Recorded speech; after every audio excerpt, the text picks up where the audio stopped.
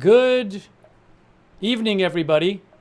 It is Steve Lookner with Agenda Free TV. Look, it's Milwaukee. It's the final night of the Republican Convention. People are outside. People are waiting to get in. Trump will be speaking tonight.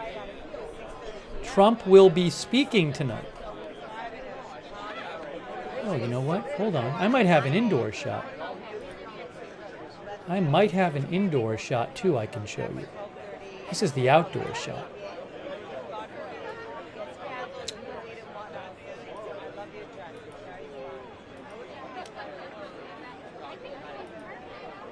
Anyways, thank you guys for joining the stream. We're ready to bring you some live coverage tonight. It is almost 5 o'clock Milwaukee time. It is 6 o'clock Eastern time. And the first speaker is scheduled for...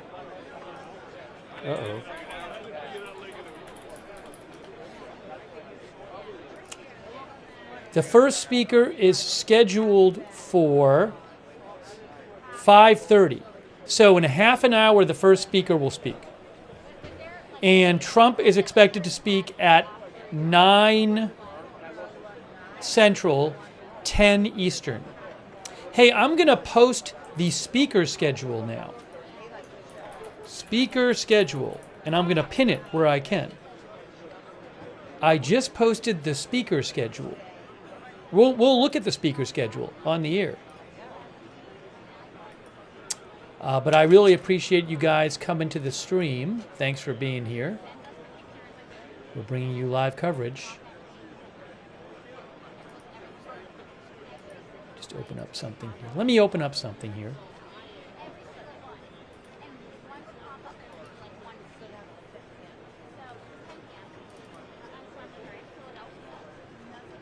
I'll put on the screen when it starts to. Maybe our mods can put this on Facebook. Can they put the speaker schedule with the rules up there? Because I can't pin 2 comments. Maybe Margaret or somebody can do that over there. Anyways, thank you all of our mods, by the way. Really appreciate all of our moderators. Let me also...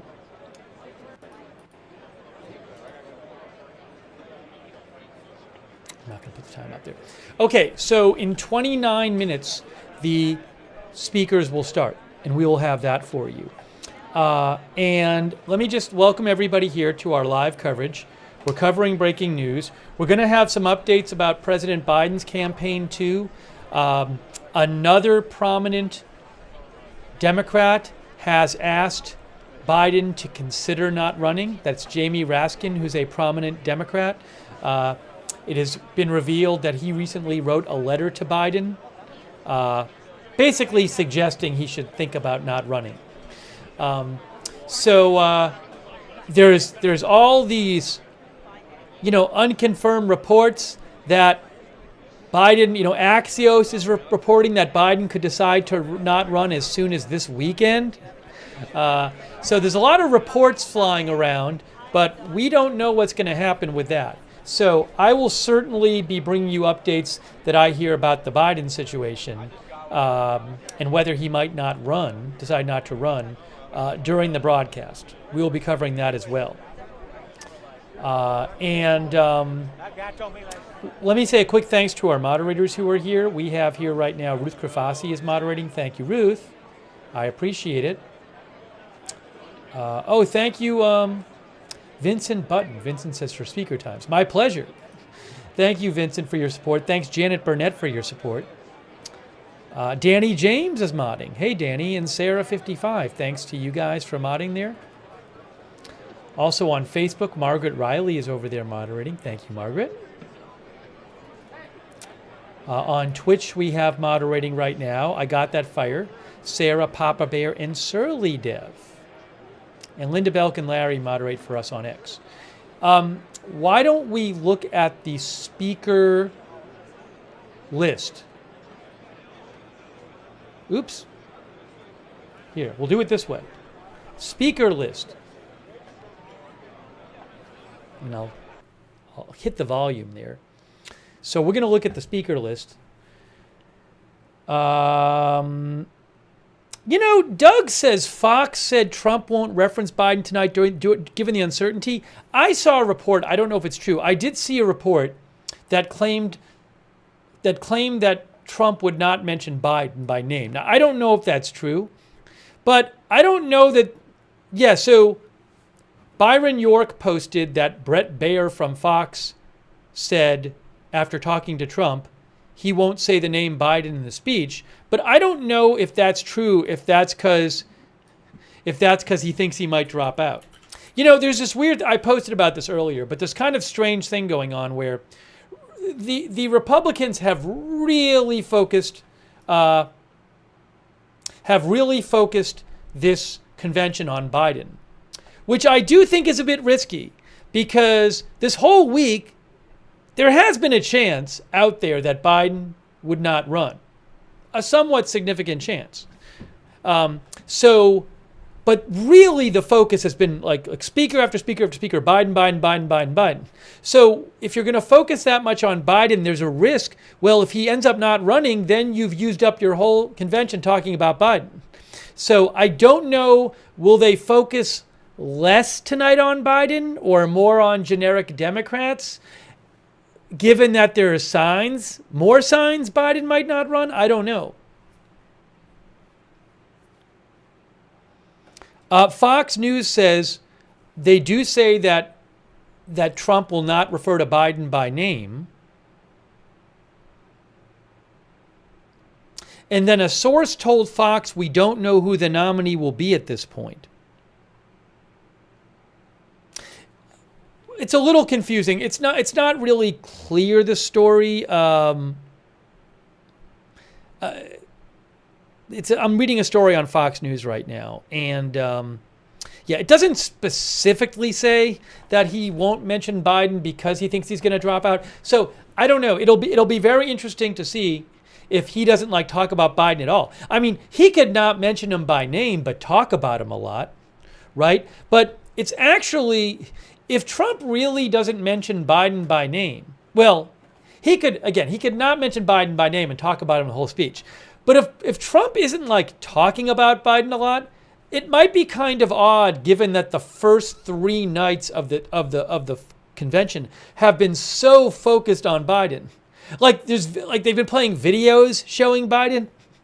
And so it'll be interesting to see, again, are the speakers who speak before Trump tonight, are they going to talk just as much about Biden as everybody else has the last 3 nights?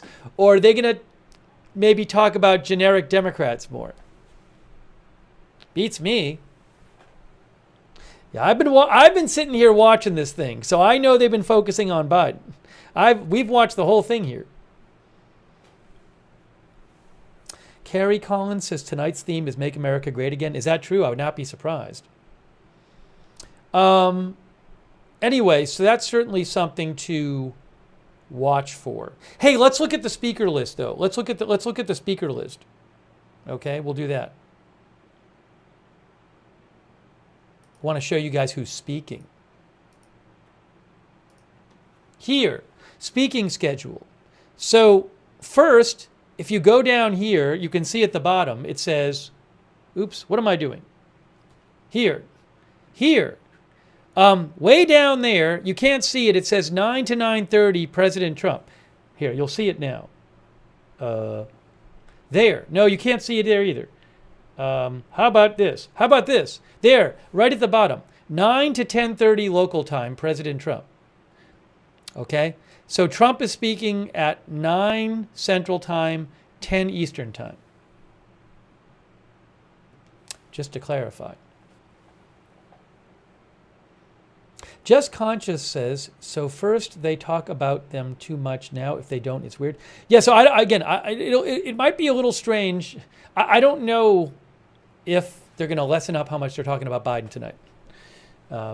So we'll have to just see. We'll have to see if they have the same amount of focus on Biden as they've had. Believe me, I'm sure this is being discussed. I'm sure it's being discussed. Okay, so let's just kind of skim through here. Steve Daines, Senator of Montana, will be the first speaker at 5:30 Central Time. That's in 22 minutes. Is that soon? They're not inside yet, though. I don't know if it's going to be at 5:30 local time. Maybe 5:45. Maybe it'll be at 5:30. Okay. Just to point out a couple people, Linda McMahon, former administrator of Small Business Administration, Mike Pompeo, former Secretary of State. Just to point out a couple different people, Alina Habba, President Trump's attorney. Tucker Carlson will be speaking at about 7:15 Central Time, 8:15 Eastern Time. Tucker Carlson. Hulk Hogan's going to be speaking. Dana White, CEO of UFC Ultimate Fighting Championship, will be speaking right before Trump. In the hour before Trump, it'll be Franklin Graham, a religious figure, Franklin Graham, Eric Trump, and then Dana White, and then Trump last. They're doing the thing with everyday Americans, but there's not as many, it's not as end-loaded with as many, quote, everyday Americans as it was previously.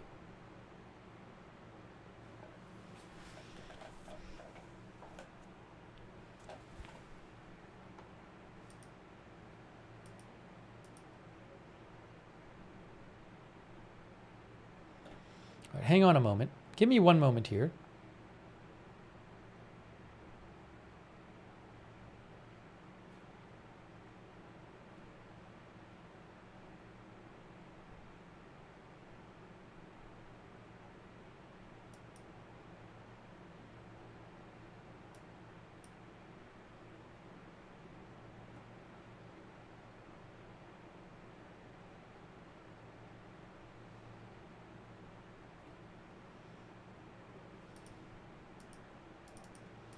Give me one moment here. All right, so let me send you back over to the live shot. Let's look at the live shot right now. Let's look at the live shot. Put that up on the screen. All right, there's Milwaukee. So is 50 Cent showing up? I don't know. Melania Trump, the former President Trump's wife, and his daughter Ivanka will be in attendance reportedly tonight, although they're not expected to speak. So in about 19 minutes, we should have the indoor footage for you, although I might have some earlier than that. Oh, I have some indoor footage. Hang on. Let me put the indoor footage up. I have it from a different source.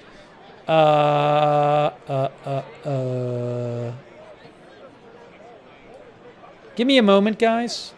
Got to get this going.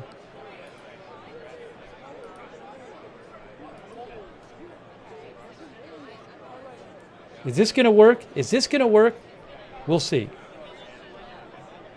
Oh, it is. I think it's going to work. Hey, we got some footage.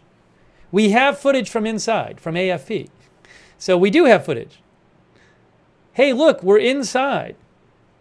We are. I can't play the music, but we're inside.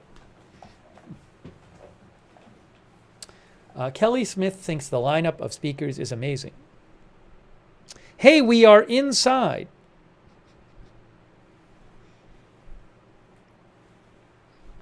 That's the AFP feed.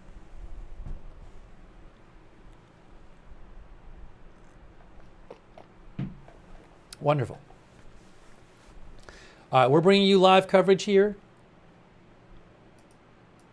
Let me check for, I'm going to be kind of constantly checking for like Biden updates too.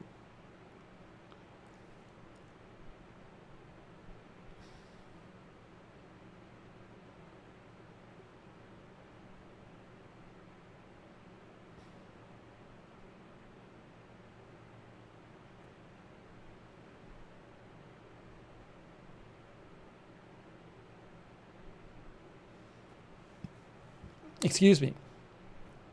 Yeah, let me just mention real quick some of the, while we wait for the Republican convention to start, let me just give you some of the updates that have come out today about Biden. So CBS News reported, this is Weijia Zhang from CBS News. She reported that two senior House Democrats said they expect the question of Biden's candidacy to be resolved within 3 to 5 days. However, the choice is totally up to him. As I mentioned, multiple outlets, including Greg Sargent of The Atlantic, reported on, and I actually reposted this. Multiple outlets posted a letter that was apparently written by prominent Democratic Congressman Jamie Raskin, who's a Maryland representative in the U.S. Congress. And he suggested that Biden should think about pulling out of the race. And according to this letter, I'm reading from the screenshot of the letter that Greg Sargent posted.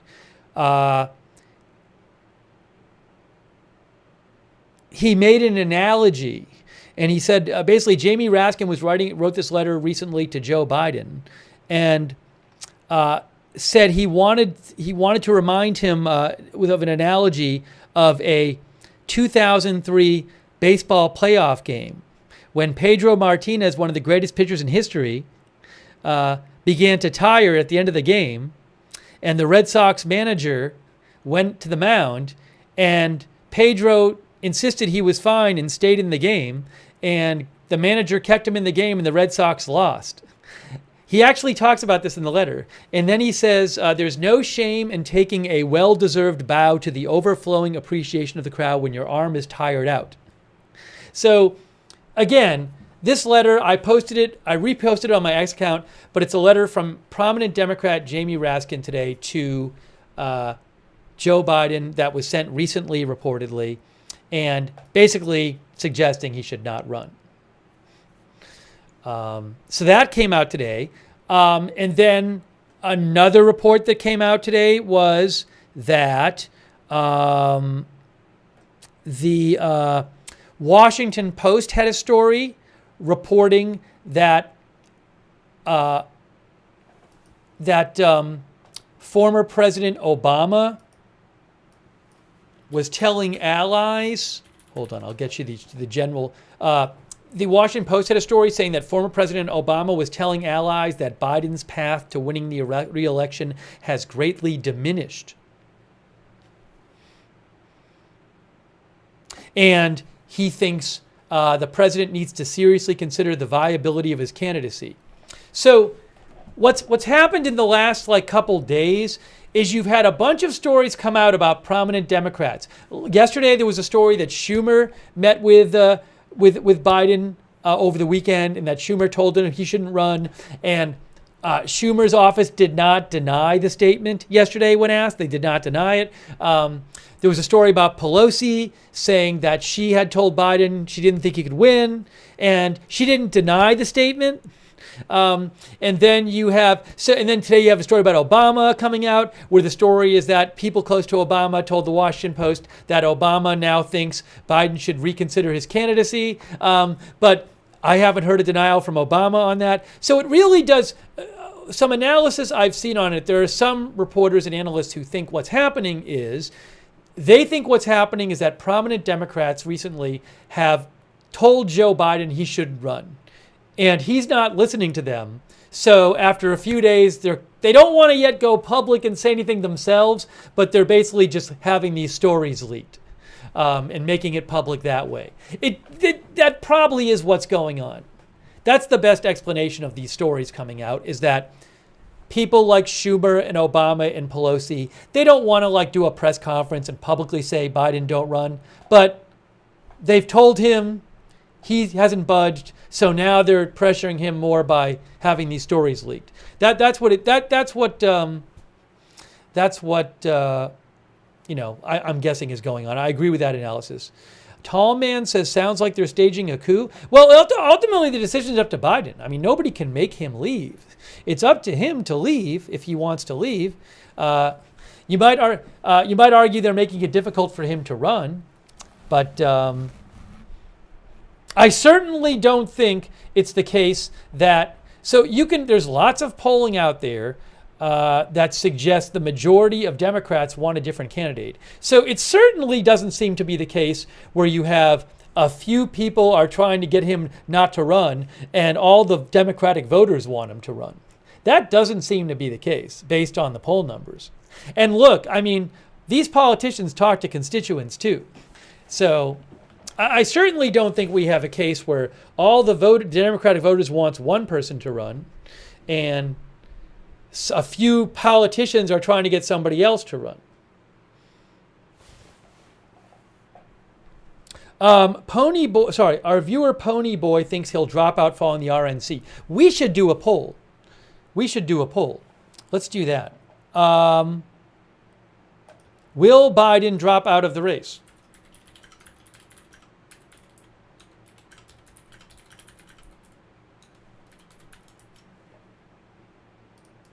Let's do this real quick.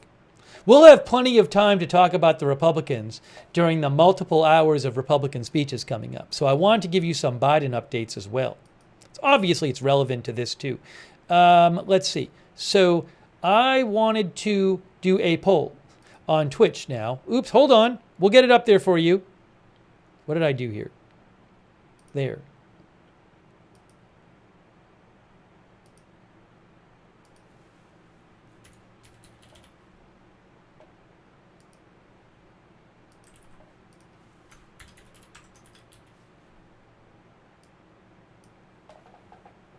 Okay, I'm going to show you the current results on YouTube right now.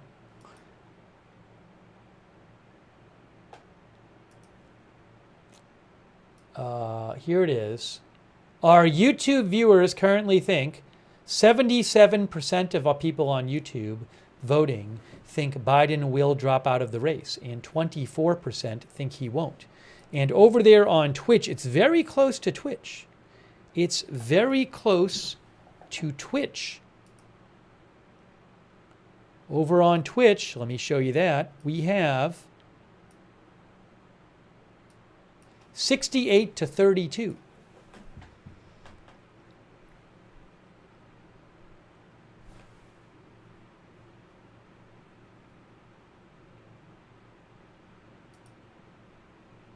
Now, personally, I just think from everything we're hearing reported, it's more likely than not at this point.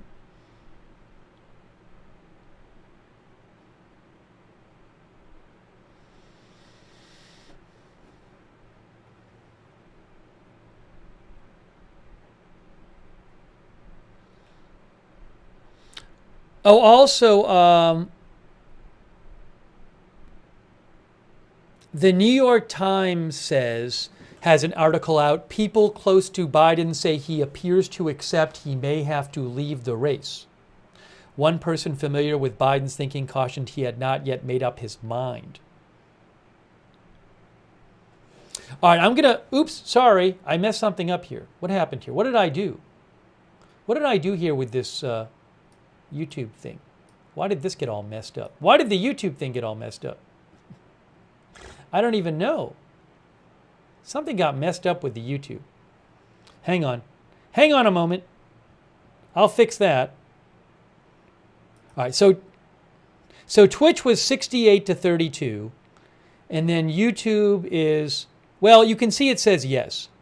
Will Biden drop out of the race? You can see it there. 77% say yes on YouTube. I kind of messed it up a little bit. 77% say yes, and 23% say no. Okay? So most of you think he's going to drop out. At least most of you that voted. Hey, thanks so much to Red Squirrel. Thanks, Red Squirrel. I appreciate it. I'll be checking my X messages soon. Thank you. Also, thanks to the speaker schedule is pinned at the top of the chat. It's pinned to the top of the chat on both. Why is it not pinned on Twitch? I pinned it on Twitch. Shouldn't it be pinned on Twitch? What happened to it? Did Twitch replace it with the poll? How about Facebook? Yeah, Kay posted it on Facebook. I don't know what happened on. Oh, it is pinned on Twitch. Okay, when the poll disappears, will it go back on Twitch, or do I have to pin it again? Yeah, I guess the poll got pinned on Twitch. All right, I'll have to pin on Twitch again. Hey, thanks. Avoid the. It's at the top of the YouTube chat. Hey, thanks, Robin, for your support. Thanks, Robin, for shouting out the moderators.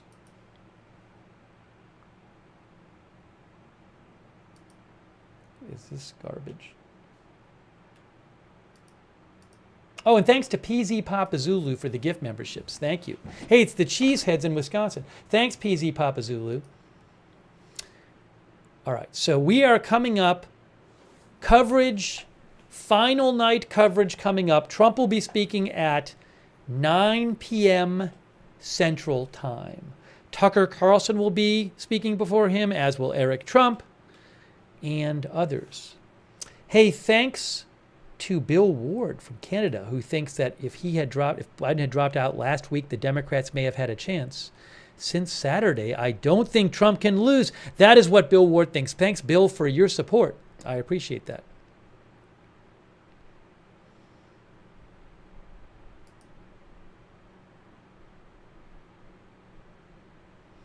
Thanks also to John Wayne for your support. So in a few minutes, the speakers will start. Just in a few minutes, say thanks to Bin Lizzy for subscribing on Twitch. And thanks to Pragmatic Realist for subscribing on Twitch. Thank you. All right, let me just make sure I'm not missing any updates here, guys. But just a few minutes till the speakers start.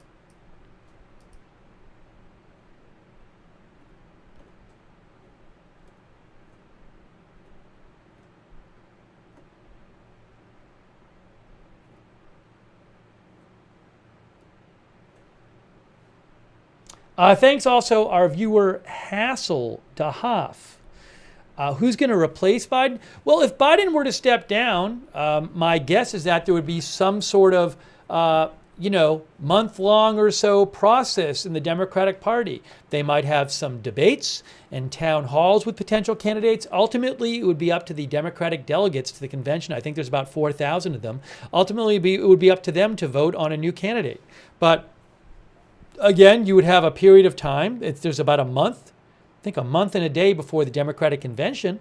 So, if Biden, say, dropped out this weekend, you'd have a month for Democrats to, organize some debates, have some town halls and speeches, and have like a mini campaign, and then have the vote at the convention, I would think. I may be wrong. Hey, thanks, Hustle DeHoff. Also, K. Michelle M., thanks for your support. And who thinks it's time for Biden to pass the baton. Thanks to Marcy for your support. Gregory Albright. Wow, Gregory gave 50 people memberships. Gee whiz. Hey, a lot of people just got memberships from Gregory Albright. Make sure you thank Gregory. That's very nice of Gregory. Thank you. Hey, thanks also Lucas Malik for your support.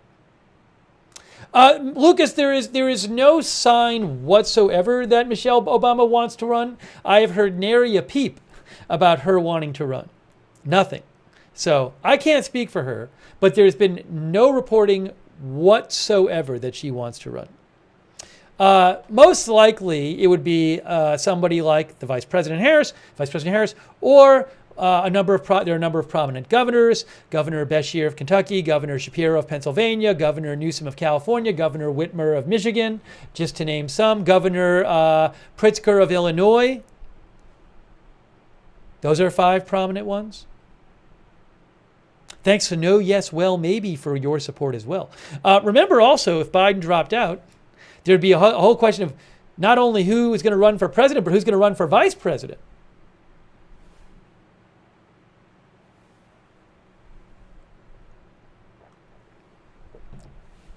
So while this, hey, thanks World Champ for subscribing, if I didn't thank you already on Twitch. While this is, we got, thanks for Sarah for posting the speaker list up on Twitch there. So while this is going on tonight, I'm going to be checking for updates, and I will bust in, and if I see any breaking news about Biden or other breaking news, just like I did last night, I will interrupt the coverage, and I will tell you guys what the breaking news is. So I'll be checking during the speeches. This is about to start. In about 2 minutes, I think we're going to get somebody at the podium. In about 2 minutes, I also should get a different shot from indoor. Although I like this shot, but we're going to get like the Reuters shot, which shows the speakers. This is kind of a nice shot, though. This AFP one here. So, and look, we'll be covering the Democratic Convention. I assume I'll have video of it in a month. And we might be covering a convention where it's possible no one will know who the nominee is going into the convention. If it's true that Biden, if Biden does step down, I don't know if he's going to, but if he does step down and to say he's not going to run, we could have a convention in a month where the Democratic delegates are choosing a presidential candidate. How about that? Hey, Mary Arnold, that's very generous of you. Thanks so much, Mary, for your support. Really appreciate that, Mary Arnold. Thank you, and thanks for shouting out the mods, and thanks to our new member, Patrick Baum. Thank you. I think in a minute, about a minute, we're supposed to get speakers. And yet, look, Trump is going to speak tonight. First appearance, first speech since the assassination attempt. I don't have the indoor shot yet, but at any moment I should be I have this indoor shot, but I should be getting the other shot with the angle of the speakers. All right. It is, all right, it's 6:30. It's 6:30 Eastern Time, 5:30 Central Time. This thing is about to start. Hey, thanks, Tamau, who says, bless the mess. Thank you, Tamau. I appreciate that. I don't want to miss any speakers, but nobody's speaking yet, thanks to our member, Fiery Patriot, as well. So I'm just focused here on, I'm about to get the other footage to show you, but I don't have it quite yet. Any moment now, I'll switch angles, and we'll get the other footage. Thanks also to David Solavi. Hey, thanks, David. That's really nice of you. Thanks, David. And A to Z. Hey, thanks, A to Z. It's really kind of you. Thanks for your support of the channel, guys. That's really nice of you. Thanks. A to Z, thank you. Okay, I got it. I got the other angle with the speakers. Oh, it's just starting now. Oh, my gosh. Get ready. We're going to go other angle. We're about to switch the angle, guys. Here we go. I gotta turn the sound down, though. I got to turn the sound off. Here it is. There we go. Oh, look. Oh, my gosh. There it is. We're at the convention. Oh, but they're playing music. All right. We're there. We're in. We're inside. We were in before, and now we have the angle that's going to show the speakers. So this thing is about to start. I'm going to actually change this to live. Live. Final night of convention. I'm going to say Trump speech 10 ET. Uh-oh. Ladies and gentlemen, please take your seats. The 2024 Republican... I can't play the music. They're saying take your seats. Hold on. I didn't even finish typing the headline.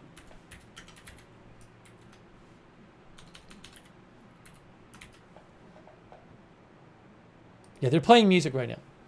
Oops, I'm missing a colon in my headline. Missing a colon in my headline. All right. Okay.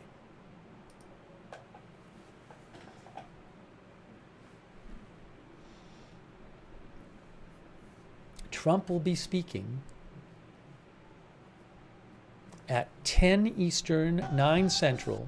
Oh, nope. We're going to bring you live coverage of all the speakers. Wow, what a night. It's the final night of the Republican convention. Trump is going to be speaking, and there's all this news that Biden might be pulling out of the race soon.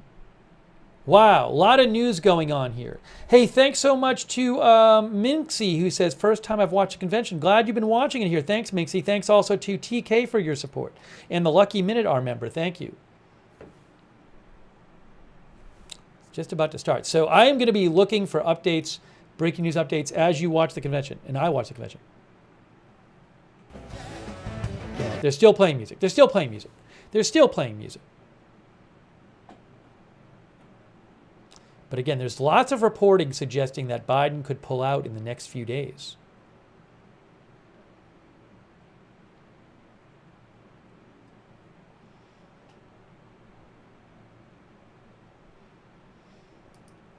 So I got to check them. People are sending me messages.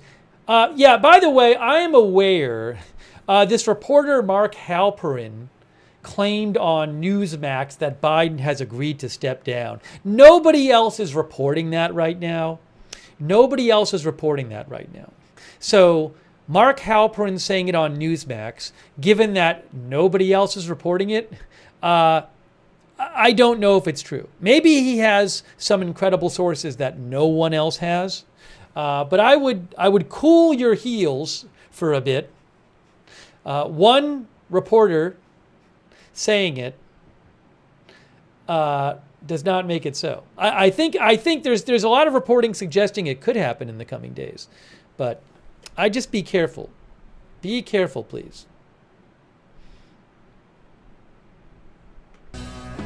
Oh, music. Oh, Marty Hagwood. Hey, that's so generous of you, Marty. I appreciate that. Thank you so much, Marty. And thanks for all your support, Lewis R. Lewis says on Predicted, Harris is in the 60s, Whitmer and Biden flipping back for second and third at 15%. So in the betting market, you're saying, this was happening last night when I looked, I haven't checked today. The betting market, you're saying more and more people are betting that Biden will drop out.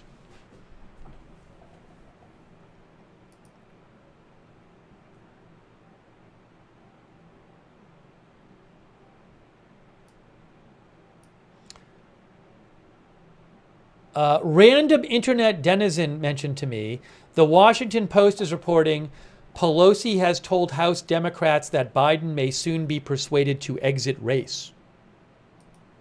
How about that? That's a story from Washington Post that they are reporting. Thanks to Random Internet Denizen for sending that in.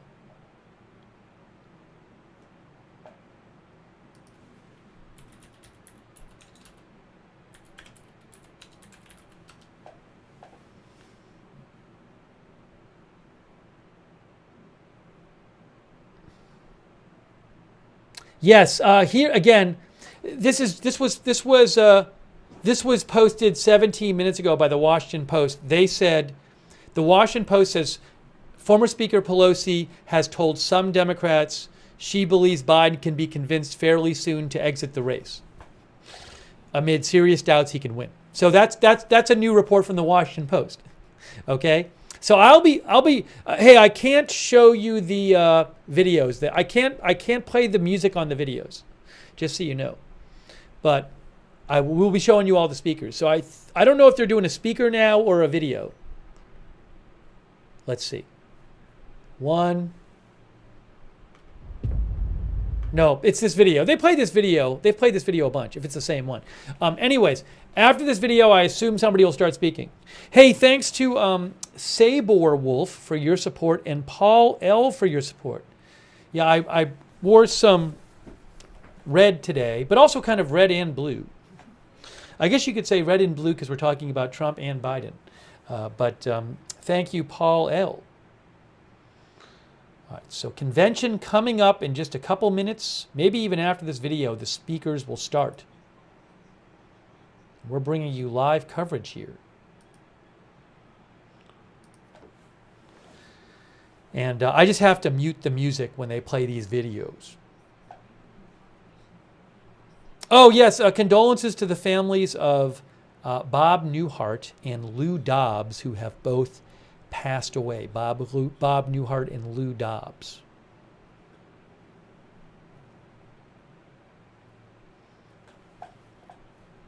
I posted about those earlier on my X account.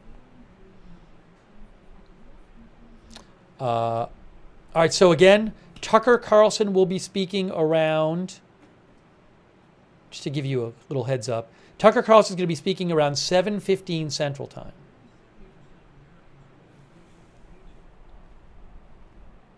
And then Trump will be speaking at 9 Central Time, assuming they stick to schedule.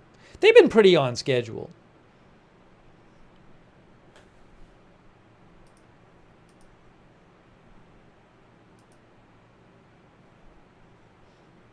Yeah, Underdog 63 also wrote me about the Newsmax report.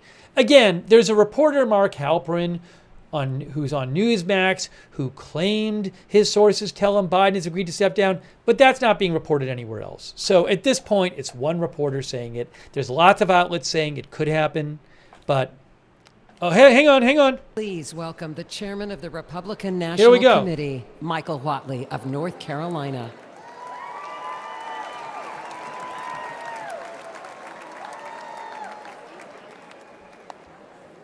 Good evening.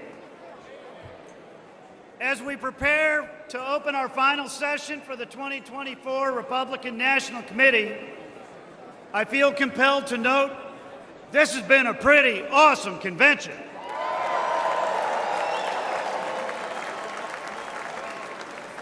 We've heard from governors, senators, members of Congress, candidates, and leaders from across our great party. We've heard from real Americans who've shared their stories of loss and heartbreak, of their bravery and their vision for a better America. We've heard from the Trump family, Donald Trump Jr., Laura and Tiffany. You have all been incredible. Almost as good as the president's granddaughter, Kai.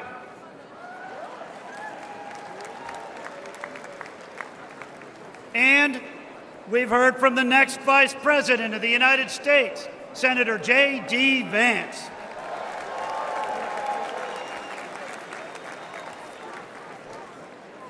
I also feel compelled to note once again that it is a miracle that we are here tonight.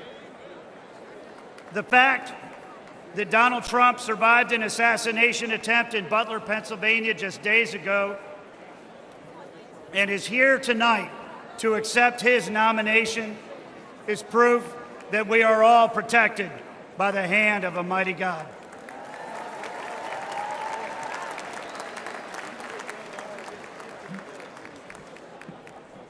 We have a lot of work to do in this election cycle. Tomorrow, we will all go back to our respective states, roll up our sleeves, and get to work to win this election. But first, we have some business to attend here tonight. Are you ready? Are you ready to hear from the man who has the vision and strength to make America wealthy again? To make America safe again? To make America strong again? And to make America great again? Are you ready to hear from the next President of the United States? Then let's get this show on the road. I hereby open the final session of the 2024 Republican National Committee.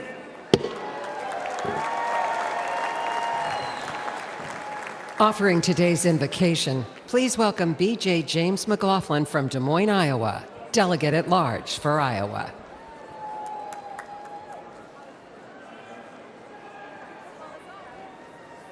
Good evening. If you bungle raising your children, nothing much matters. Jackie Kennedy's words speak louder today than when she said them over 60 years ago. And this is why we gather on this historic occasion, isn't it? We as parents and grandparents would move heaven and earth to protect our children and the opportunities that a strong, free America offers them. Raising our children is the single most important job we have, which is why we dedicate endless hours organizing, volunteering, and advocating on behalf of President Trump. We owe it to our children to give them the kind of America we all remember growing up in, the proud, patriotic, and safe America that President Trump wants for all of us. Thank you.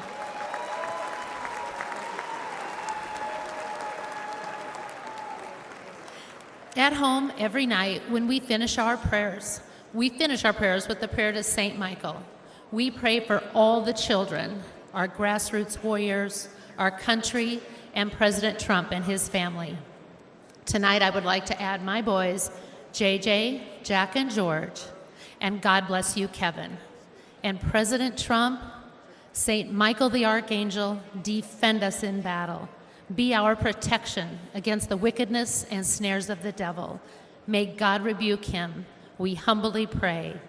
And do thou, O Prince of the heavenly host, by the power of God, cast into hell Satan and all the evil spirits who prowl about the world seeking the ruins of souls. Amen, and God bless President Trump. Please rise for the presentation of colors. The colors are presented by Veterans for the Flag Honor Guard.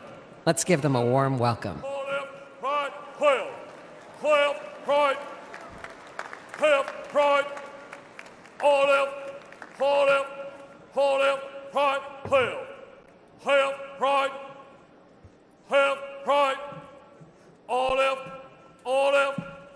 left, right, left, right. Color guard. Mark time, mark. Detail, halt. Left, peace. Please remain standing for the Pledge of Allegiance and the National Anthem. Halt.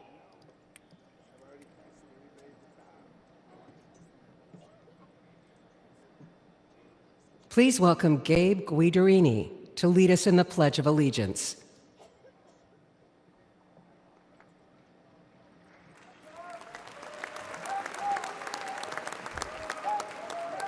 Ladies and gentlemen, please join me in the Pledge of Allegiance. I pledge allegiance to the flag of the United States of America and to the republic for which it stands, one nation, under God, indivisible, with liberty and justice for all. Thank you. Thank you. And may God bless our great nation. Now to perform the national anthem, please welcome award-winning international singer, Mary Milben.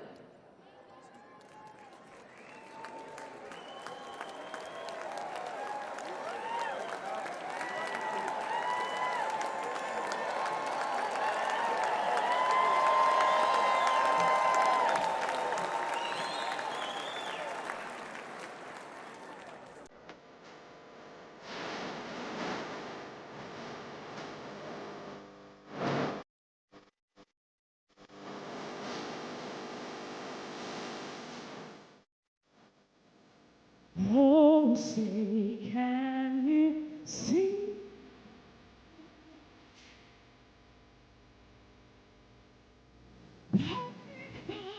over the night.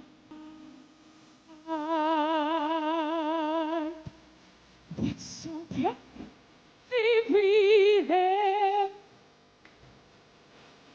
The time has come.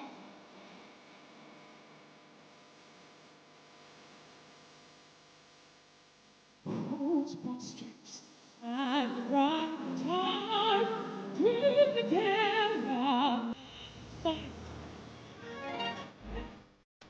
We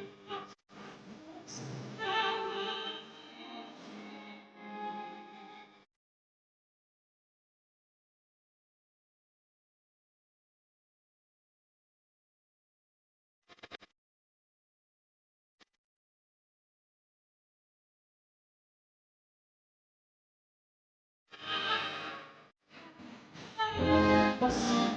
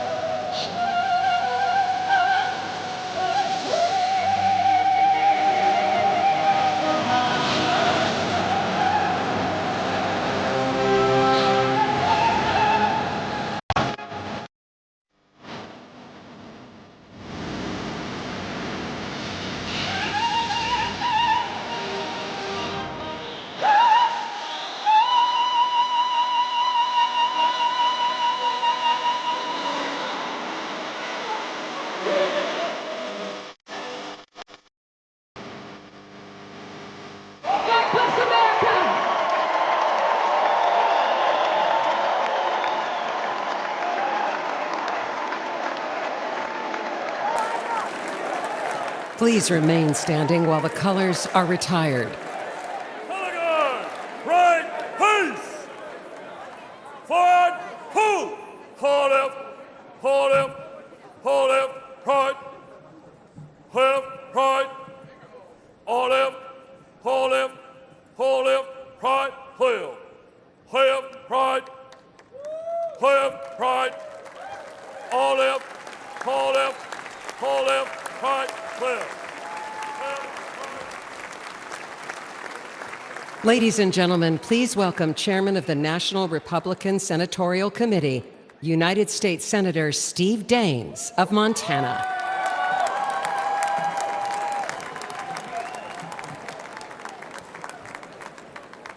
Wow, how about that national anthem sung by Mary Milman?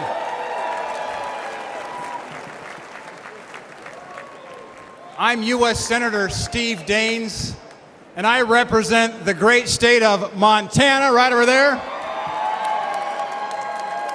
You know, when I was a kid growing up in Montana, my grandma taught me an important lesson, and that is to have a thankful heart, to count your blessings. So this morning, as I was headed down to breakfast,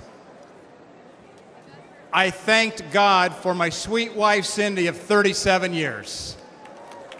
I thanked God for our 4 children and their spouses.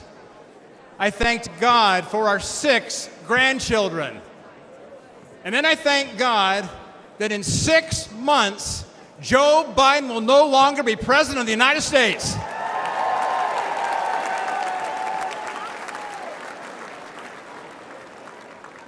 Now think about this moment we're in here this evening. It was just 5 days ago. We were a quarter inch away from having a memorial service instead of a nominating convention. And we thank God here tonight for protecting President Trump.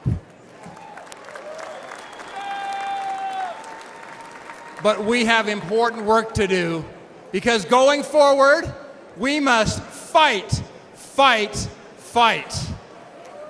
And I will tell you, as chairman of the National Republican Senatorial Committee, I'm working with President Trump to win the Senate majority and to fire Chuck Schumer.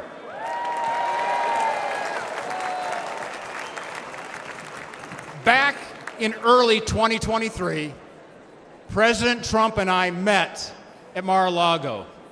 We agreed our highest priority is electing an America First Senate majority that has his back. Senators that will stand with President Trump. And tonight I want to speak directly to the voters of West Virginia, of Montana, of Ohio, of Pennsylvania, of Nevada, of Michigan, Wisconsin, Arizona, Virginia, and New Mexico. And here's why. Because your Democrat senators are lying to you. Look, they talk like moderates, but they vote like radicals. You know, they say they're with you, but they vote with Joe Biden.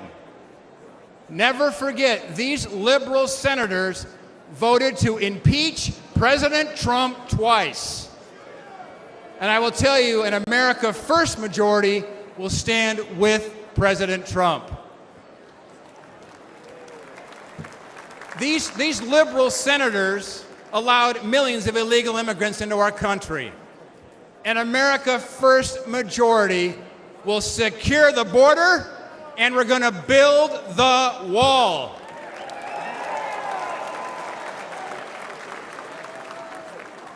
These liberal senators shut down the Keystone Pipeline. An America First majority, we're going to drill, baby, drill.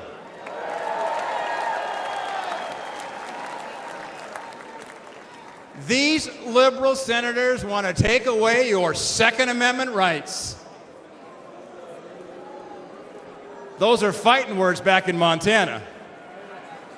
An America First majority will protect your precious right to keep and bear arms.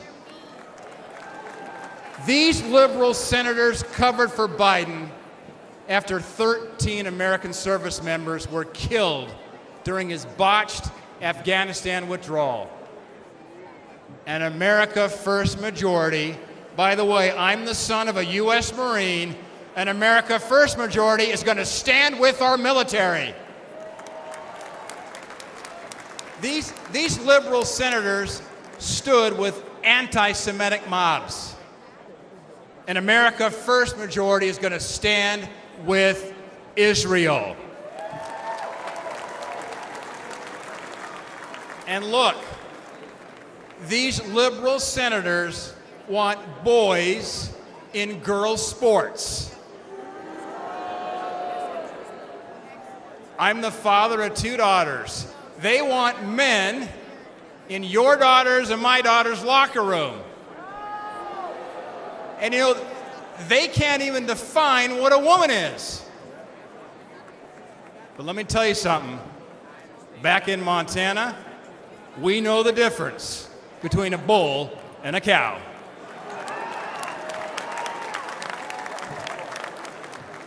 We must replace these liberal senators with great Republican leaders like Jim Justice and Baby Dog in West Virginia, like Tim Sheehy in Montana, like Bernie Moreno in Ohio, like Dave McCormick in Pennsylvania, like Sam Brown in Nevada, Mike Rogers in Michigan, Eric Hovde right here in Wisconsin, Hung Cao in Virginia, Nella Domenici in New Mexico, and of course, Carrie Lake in Arizona. We must elect an America First Senate majority that will stand with President Donald J. Trump. But look, right now, the left-wing billionaires are massively outspending us. That's what's keeping me up at night. And we need your help. You can go to Senate24.com. Senate24.com today. Help us fight back. Because together, we're going to win back the Senate. We're going to grab that gavel out of Schumer's hands. We're going to deliver a historic victory for President Trump. And we're going to make America great again. God bless you.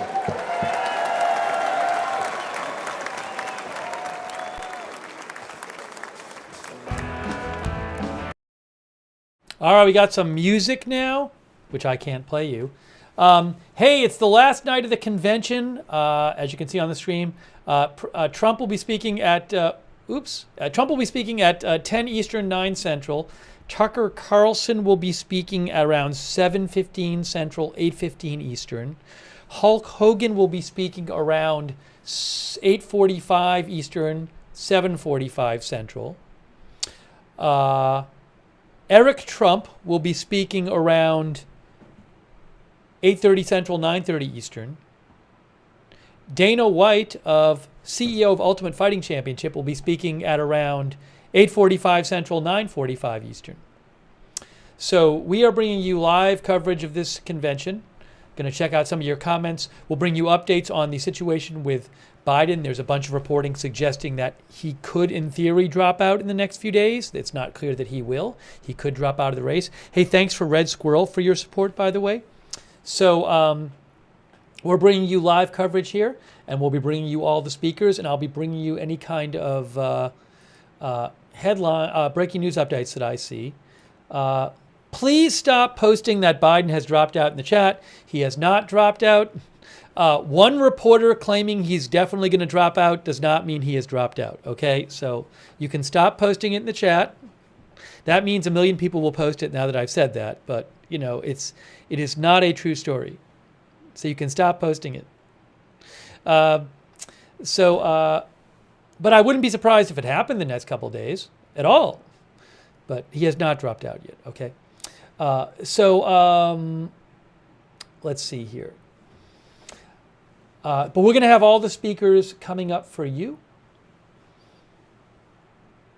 Gregory Albright thinks Biden's not considering dropping out. That's what Gregory Albright thinks.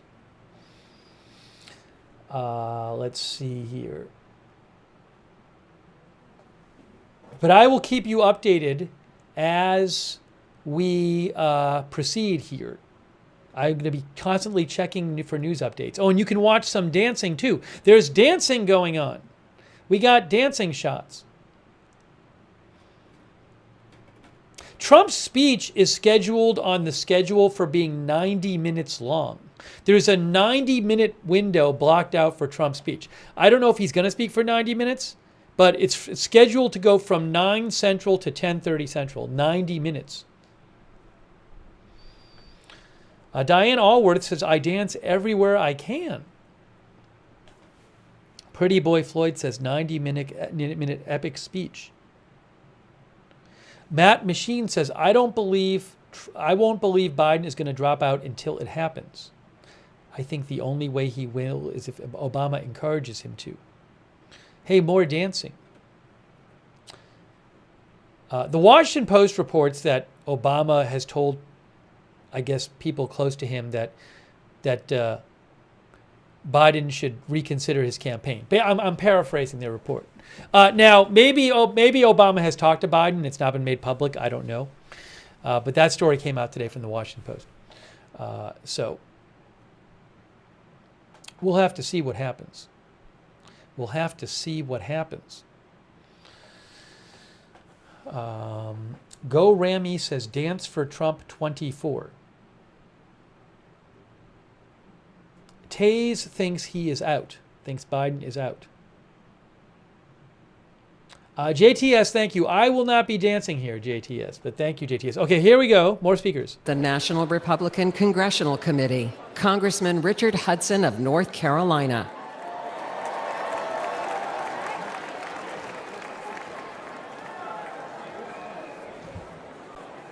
My name is Richard Hudson, and I'm a congressman from North Carolina. Great to see my North Carolina folks over here.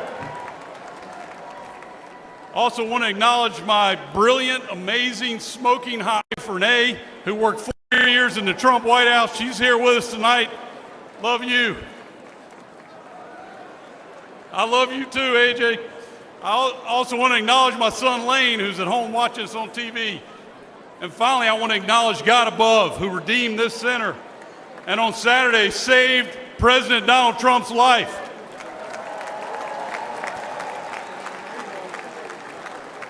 Now, my job as NRCC chairman is to grow the House majority.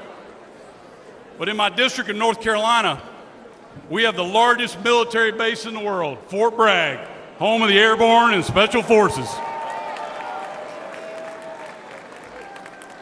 The men and women there, the men and women at Fort Bragg are willing to give their lives for the flag.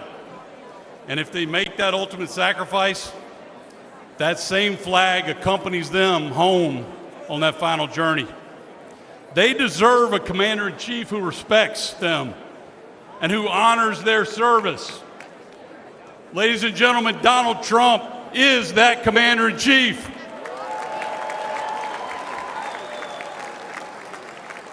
You see, Donald Trump loves America. He literally embraces the flag. But extreme Democrats, they'll burn it in the streets and on college campuses.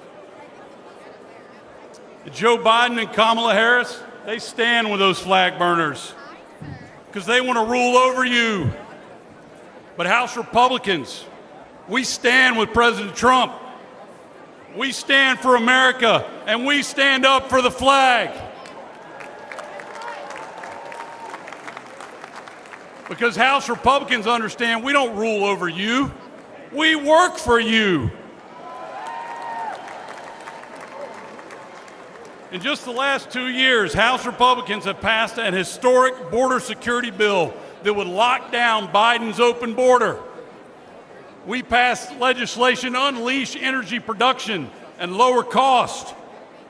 We passed legislation to remove woke indoctrination from our military.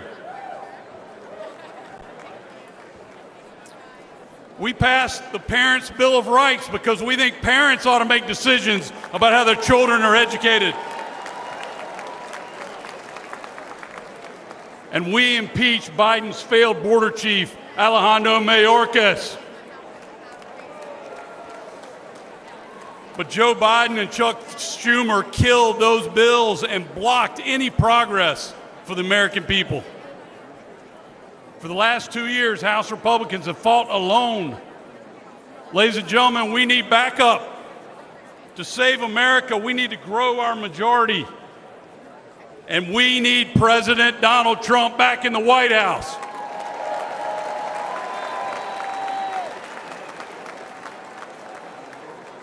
A Republican House is also essential to ensuring Donald Trump's success as our president. Can you imagine what Nancy Pelosi's protege, Hakeem Jeffries, would do if he was Speaker of the House to undermine Donald Trump? If Democrats control the House, they'll block every tax cut, budget, border bill, and crime bill that he proposes. They'll hold sham investigations and hearings to bog down his agenda. They'll impeach him for doing his job. But we're not going to let that happen. Together, a Republican House and President Donald Trump will preserve the historic Trump tax cuts and eliminate taxes on tips. Together, a Republican House and President Donald Trump will fund the police. We will rebuild our military. We will stand up to communist China. And ladies and gentlemen, we will finish the wall.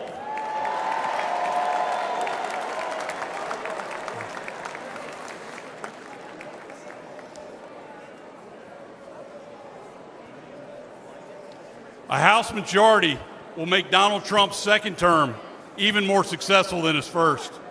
So let me ask you, let me hear from you. Who can we count on? Who can we count on to return us to unprecedented American prosperity? Who can we count on to stand up to our enemies? Who can we count on for a secure border and safer neighborhoods? Absolutely right. We can count on President Donald Trump. So let's work together. Let's elect President Donald Trump. Let's grow our House Republican majority. Together we can make it happen. Thank you. God bless you. God bless Donald Trump. And God bless America. Thank you. Ladies and gentlemen, please welcome American businesswoman Diane Hendricks.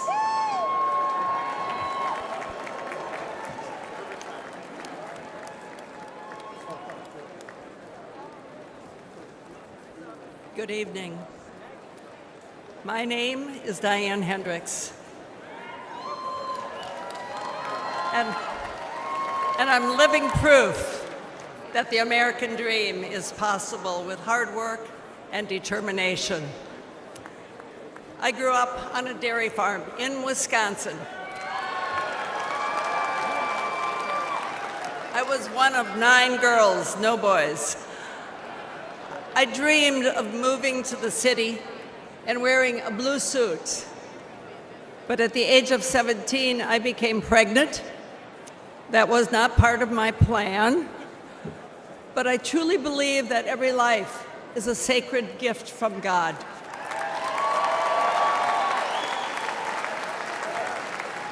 And I give thanks every day for my son. As a single mom, I worked 2 jobs to pay the bills. I found my passion in the field of real estate, which is still my passion. When I met my husband, Ken, he was a roofing contractor, and together we saw an opportunity and a need to develop a distribution chain. And we risked everything we had to start that company. Today, ABC Supply employs over 22,000 Americans. We are the largest roofing distributor in the country. But what's even more important is we are creating these jobs right here in the United States of America.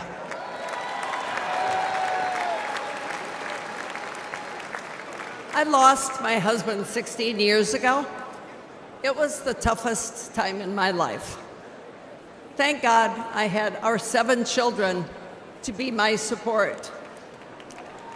But I had to decide whether to fight or fold, and I chose to fight.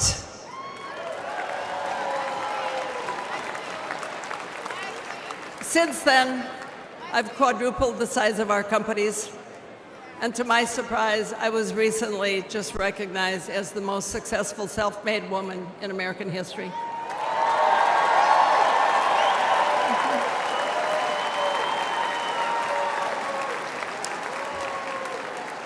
So to all of you aspiring entrepreneurs out there, if I can make it, you can make it too. My success story as a teenage mom without a college degree was only possible because I was so blessed to be born in the United States of America. But today, the American dream is under threat. Since Joe Biden and Kamala Harris took over the offices, prices have risen over 20%.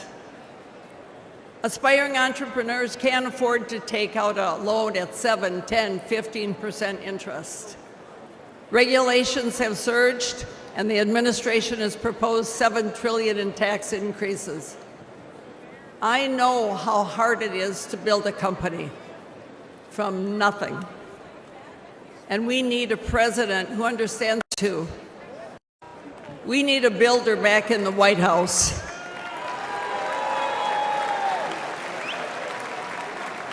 Someone who will cut the job-killing regulations, lower taxes on working families, and give the power back to the American people.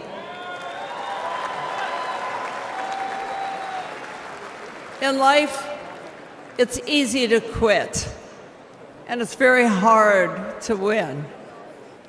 President Trump is not a quitter.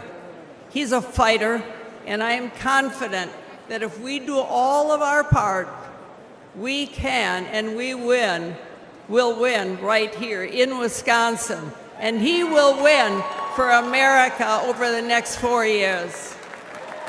Thank you. God bless you. God bless America.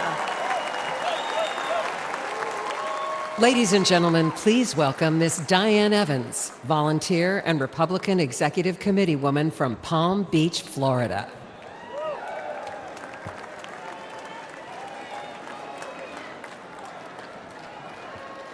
Hello, Milwaukee. My name is Diane Evans. I'm a volunteer with more than 1,000 hours working for the Trump campaign since last year. If you told me I'd be here 5 years ago, I'd have said you're crazy. But here I am, and I'm very excited to re-elect Donald Trump as President of the United States this November.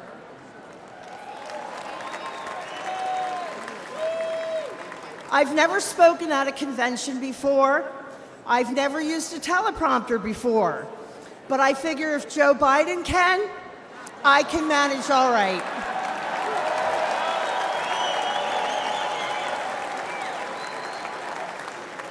I'm pretty new to politics. I voted my whole life, but I've never got involved as a volunteer. I was busy raising my family, spending time with my husband, starting a small business, and walking the dog. Moms are busy people. When it came to politics, I always figured let everybody else take care of it. But then the 2020 election happened. After that, you better believe I got involved. I joined my local Republican Executive Committee. And when Trump headquarters asked for a volunteer to help with office staff, I started showing up whenever they needed me, or if they didn't need me, I showed up anyway.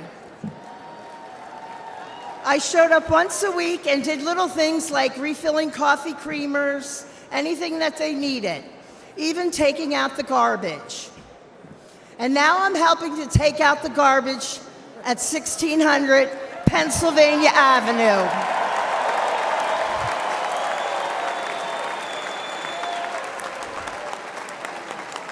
As long as I can remember, these politicians have said what they think we want to hear, then they do just what the hell they want.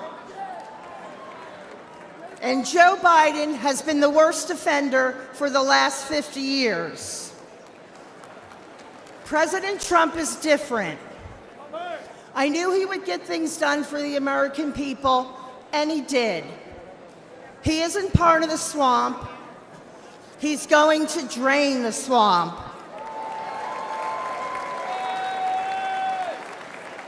The Democrats are going to do everything in their power to stop him. We can't rest for a minute. If you're not sure how to get involved, reach out to your local Republican Party. And most important, get out and vote Republican on November 5th.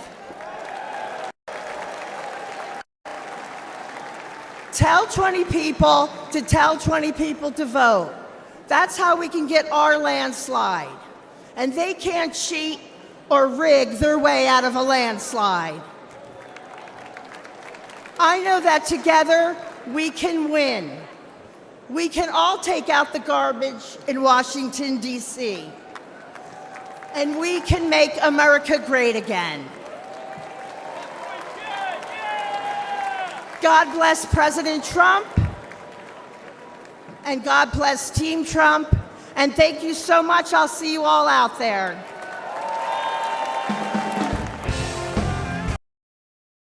All right, we got some music now.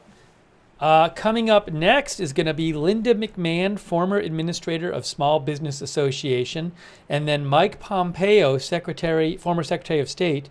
And then coming up in about an hour, Tucker Carlson will be speaking in about an hour. Tucker Carlson at around 8:15 Eastern, 7:15 Central. Thank you so much for being with us during our live coverage. As I'm guessing you know from the headline, Trump will be speaking at 10 Eastern, 9 Central. And I want to say a quick thanks to all of our moderators who are in our chat rooms. I really appreciate them being there, keeping the chats civil and respectful. Ruth Krafasi is over there now on YouTube. Thank you so much, Ruth, for being over there. RJ is there as well.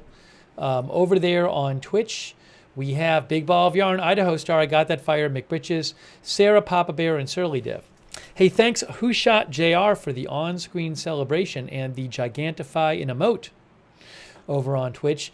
Big thanks to our Facebook mods, Kay Lowry Body, Margaret Riley. Thanks to you. Thanks to our Facebook subscribers, also like Diane Walworth, Robert Rial II, Jane Summers, Kay Lowry, Body, Margaret Riley, all of our other Facebook subscribers. And thanks to Linda Belk and Larry who moderate for us on X. Appreciate all of your modding. Thank you. So a lot of speakers coming up. I am looking for new news about Biden. There's lots of stories suggesting that in the next few days he could step down from the race. Not step down as president, but say he's not going to run. But we don't know if that's going to happen yet. So we talked about some of that in the pre-show. I am looking for new updates. If I see anything big, I will cut in and report it. I will cut in and report it if I see big updates. Oh, hold on. Here we go. Another speaker. Here we go. Linda McMahon.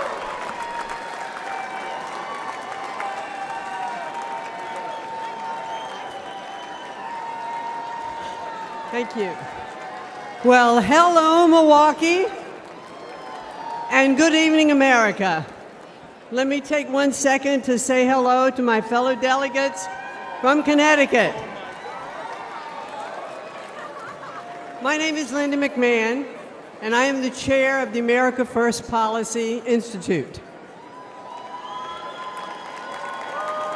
I'm perhaps one of the few people who's been privileged to call Donald Trump a colleague and a boss, but he's also a friend. Let me share a little story that's probably not the typical Donald Trump story. I had a meeting scheduled with him at Mar-a-Lago, and as he welcomed me, his little 4-year-old granddaughter ran up to him. He scooped her up with delight and asked her, "Who's the most beautiful girl in the world?" And she said, "Me." Then he asked, And who do you love the most in the world? And she said, you, Grandpa. And he kissed her on both cheeks. Then she whisked off his hat and mussed his hair. And he smiled with the love that only a grandfather could have given. I first met Donald Trump when I was the CEO of World Wrestling Entertainment. For fun, he became part of some of the most compelling and highest rated storylines. And when he became president, I was honored to serve in his cabinet, running the Small Business Administration. I traveled the country, talking to business owners and job creators. They knew they had a president who understood them and fought for them. He knew that small businesses are the engine of the American economy, and the Trump tax cuts proved to be like rocket fuel for them. Almost every business owner I spoke with was using their tax savings to grow their businesses. And ladies and gentlemen, the U.S. economy was flourishing. But at no moment during my time in the government was more poignant for me than one that happened in 2018. I traveled with the president to view the destruction which Hurricane Florence had levied on my hometown of New Bern, North Carolina.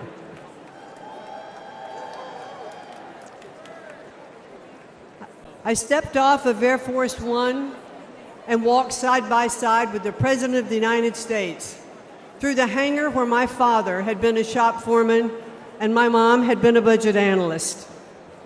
I watched Donald Trump walk through neighborhoods of my childhood, comforting those who had suffered such great damages. Because he was a builder, he talked to them about what it would take to rebuild, what kind of materials they should use. And he didn't just show a personal interest, he was one of them. But now Joe Biden and the Democrats want to penalize small businesses again by hiking their taxes. But when he's reelected, Donald Trump will make those tax cuts permanent. And he will also offer new tax cuts like no taxes on tips. Instead of taxing American companies, Donald Trump put tariffs on China that raised billions of dollars and protected American industries. And if reelected, he'll do it again. President Trump is a job creator and the best friend American workers have ever had in the White House. He is a champion of the forgotten men and women, as I have experienced firsthand. But the media doesn't like to acknowledge that very often. Donald Trump is not only a fighter, ladies and gentlemen, he is a good man.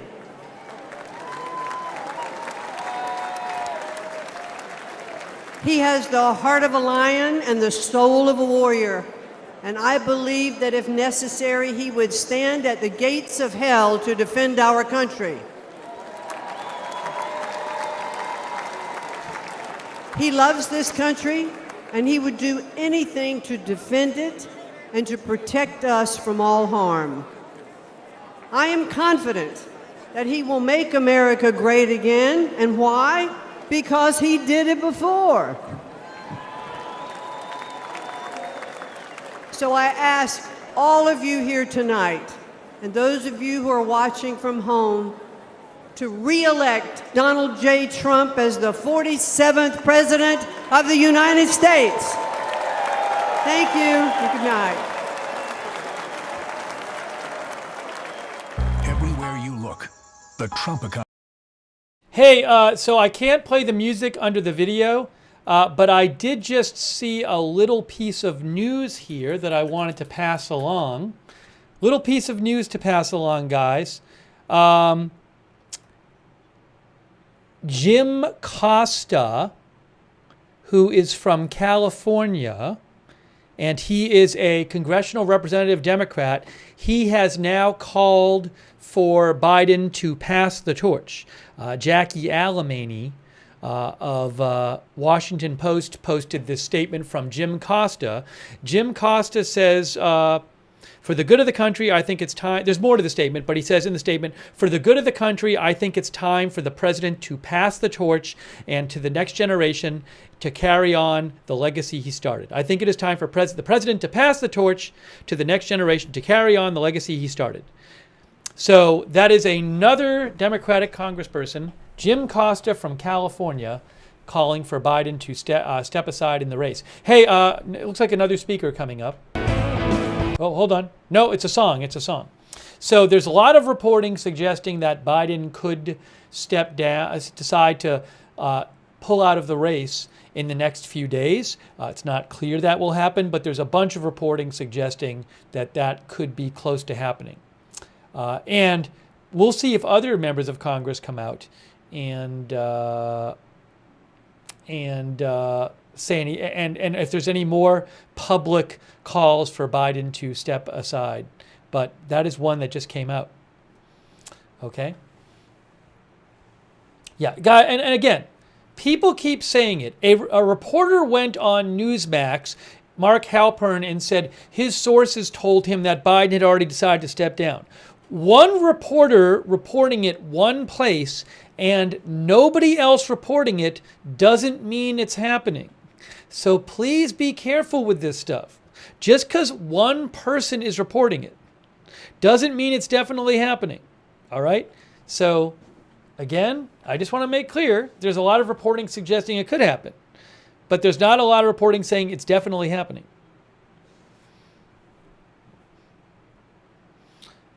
So we'll have to see. Certainly it could be happening, or it could happen, but we don't know. So I'll bring you updates on that. Tucker Carlson's going to be speaking in about 45 minutes. He will be speaking about 45 minutes. And just in about 2.5 hours, Trump will be speaking. Trump is scheduled to speak for 90 minutes. Fox News claims that Trump will not mention Biden's name. We'll have to see if that happens. Hey, thanks so much. Gregory Albright gave 50 more people memberships. Wow. Thanks, Gregory Albright. That's really kind of you. Thanks. Make sure you thank Gregory if you got a free membership. Hey, thanks to Stinky for your support. Thank you, Stinky. And also our member, Sherry S. Thank you. Let's see. Nicholas Sprouse says this band has been playing for 4 days straight. Amazing. Let's see here. So we have more speakers coming up.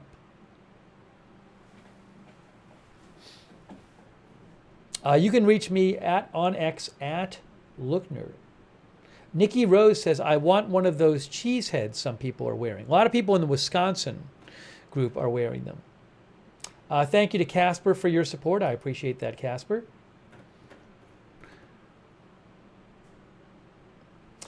Phony Pixie Dust says Kamala polls worse than Biden versus Trump. Personally, I am not really reading into polls much of anyone besides Biden because, you know, America hasn't been exposed to these people too much. And even Vice President Harris, I know she's vice president, but it's not like she's been campaigning. So I'm really not reading too much either way into polls about Kamala Harris or Governor Whitmer or Governor Newsom or Governor Shapiro against Trump. You know, I feel like if Biden drops out, there will be some sort of mini campaign. America will get to know these people better and decide if they like them better or worse. Maybe they'll like them more than the numbers say now. Maybe they'll like them less. But I personally, I'm not going to really get into comparative polls when the people in the polls are people who a lot of Americans are probably not that familiar with. Even Vice President Harris, I don't think a lot of Americans sit around all day going to the White House site and watching some appearance that Vice President Harris made speaking somewhere. So I'm gonna hold off on seeing what America wants or what Democrats want and Americans until if and when Biden steps down and America gets to see these people more. And maybe be in a few debates and that kind of thing. Thank you, Back Garden Astronomy, who says Sky News in the UK has a ticker on screen saying Democrats calling for Biden to go. The pressure is on, says Back Garden Astronomy. Thank you. Saying that the pressure is on is what Back Garden Astronomy said. Thank you, Back Garden Astronomy. Isn't Biden leading the polls? No. CBS News came out with a poll today that had Biden down, I think, 5 points. That was the CBS News general election poll. In July, they had Biden down 2 points, and now it's Biden down 5 points. That's just one poll, but that's the CBS poll that came out today. So I'll keep. I'm going to keep checking out for updates for you. And if updates happen while people are speaking, I will come in on the air and tell you them. Nicholas Sprouse thinks all these are within the margin of error. By the way, also there's a concern that among a lot of Democrats that Biden could drag down Senate and House candidates. What is clearly the case is Biden is greatly underperforming many Senate candidates. There's many Senate races where the Democratic Senate candidate those candidates are many, many points ahead of Biden.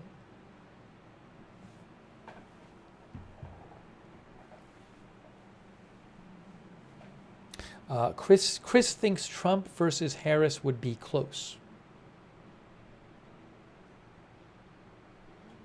Hold on. Here we go. Another speaker. 70th United States Secretary of State, Mike Pompeo.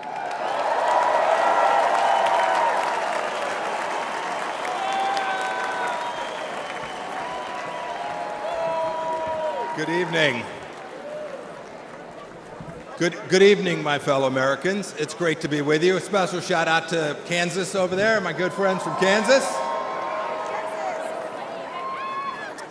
You know, I had the incredible privilege to serve as President Trump's CIA director and Secretary of State. It was my greatest honor to work with him every single day to serve you, the American people.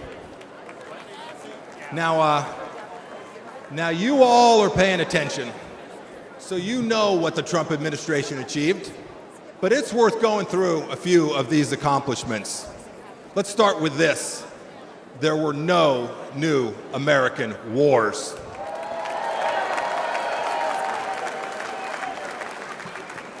Our border, our southern border, closed.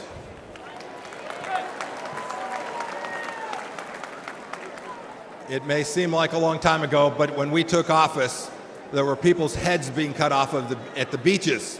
We destroyed ISIS and its caliphate. And you know, here's another fun fact. We never lost our Secretary of Defense for 2 weeks either.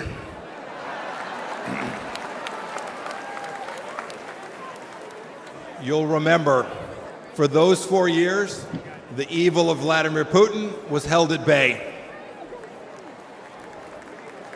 When we walked out, January of 2021, the Iranian regime was afraid, and the people of Israel were strong and secure, and we treated them like the friend and ally that they need to be. Everywhere we went, religious freedom was protected. We held 3 summits in North Korea, and North Korea was quieted. We'd begun an honorable exit from Afghanistan, and not a single Chinese spy balloon flew across the United States of America. 4 years. Had I been the Secretary of State and a Chinese spy balloon flew across our country, I would have been the former Secretary of State, and rightfully so.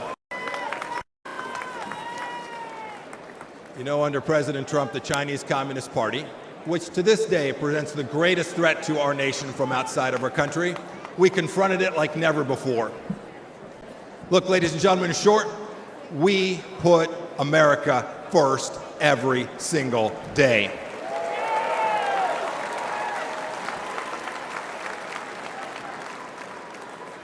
42 months on, what has Joe Biden and Kamala Harris done? And their leftist handlers, what have they delivered to us for security and prosperity? Almost nothing. Let's start with this. You saw some of them last night. 13 new Gold Star families from Afghanistan. As an Army veteran, I want to speak to everybody who served in Afghanistan. I'm disgusted by the Biden administration's incompetent pullout from that country.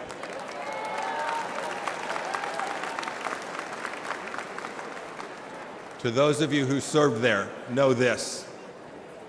Know that your service was honorable, that you saved American lives, and that the Pompeos love and admire you for what you did for America. Thank you, and God bless each and every one of you.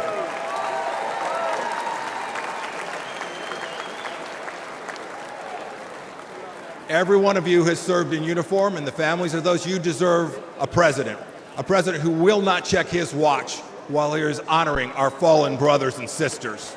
It was indecent. And of course, it was that very weakness we saw in Afghanistan that prompted Putin's butchery in Ukraine. Last week, we saw what it meant. A children's hospital bombed, innocents killed. It did not have to be.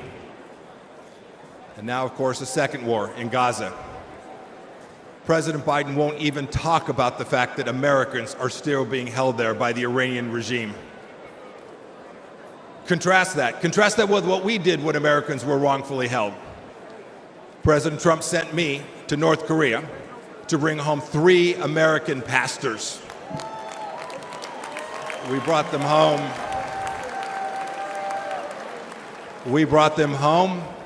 Along with dozens of other hostages, and we did so without paying one single penny to the terrorists.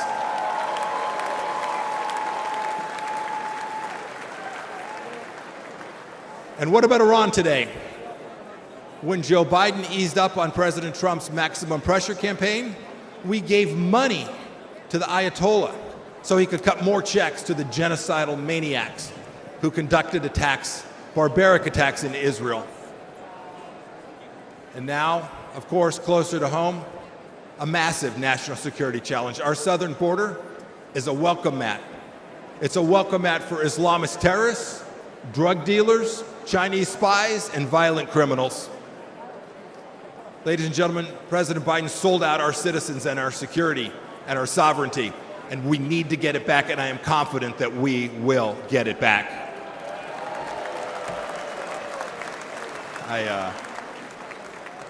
I had this incredible privilege to serve as your top diplomat. I saw how the world always looks to our nation as the unrivaled example of what a free society should look like. But unfortunately, President Biden struts the global stage. Maybe I should say he shuffles the global stage. He talks a big game about American values. But what's he done at home?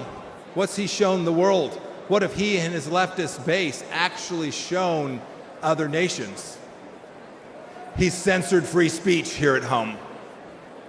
He's put woke into the military that I and you so desperately love. We must reclaim it. He put it in our schools as well. He's weaponized the justice system against our political opponents. And even to this day, as we hear today, he and Vice President Harris are providing appeasement to the pro-Hamas radicals on our streets here inside the United States.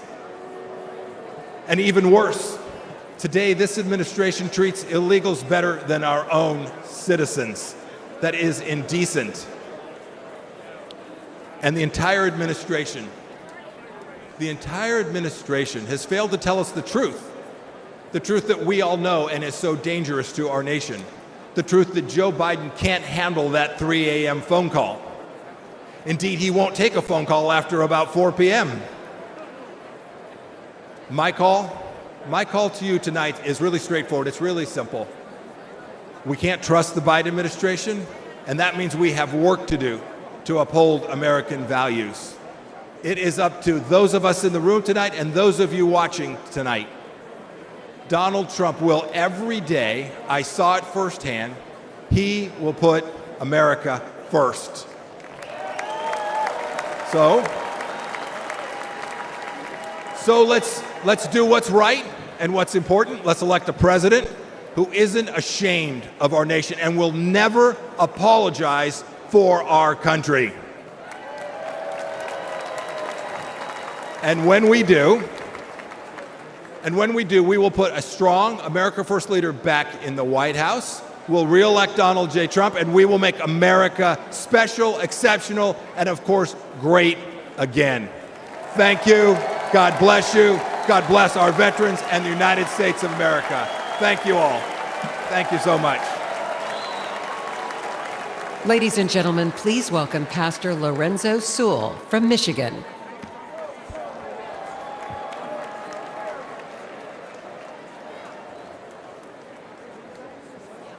My name is Pastor Lorenzo Sewell. I have the honor and the privilege of being the senior pastor at 180 Church.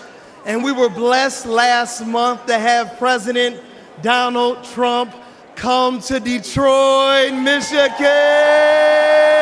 Let's go! Can you imagine it?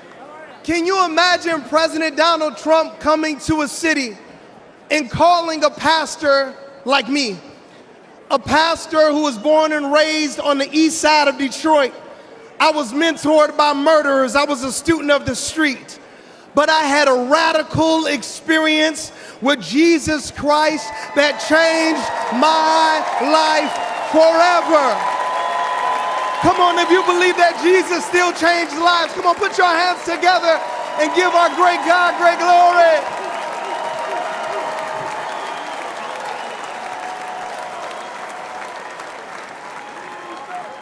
President Trump came to a church that is in a Democratic stronghold. He came to a church to listen to average, everyday Americans like you and like me. He came to a church not to speak to us, but to listen to us. He came into a church, and a lot of people, they were upset. A lot of people, they would ask me questions. Why would you allow Donald Trump to come into your church? How many know that the Bible says we are all sinners and we all need the grace of God? How many know that the Bible says, he who has not sinned, let him cast the first stone?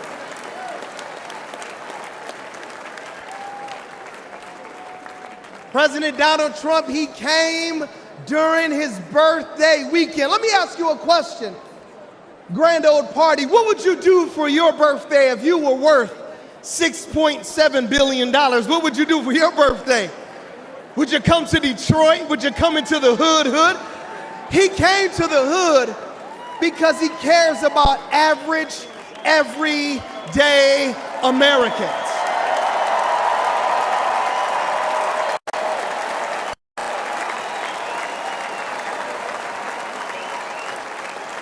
Grand old party, I need to ask you a question. What would you ask for your birthday? If you could go to Mar-a-Lago or if you could go to New York, what would you ask for your birthday? He asked for prayer.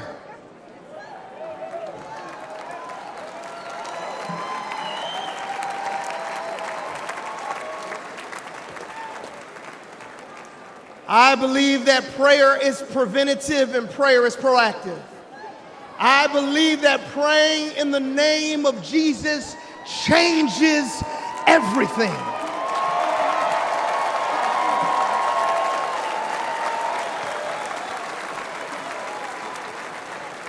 And when we prayed for President Trump, only God knew that 30 days later, there would be a miracle by a millimeter.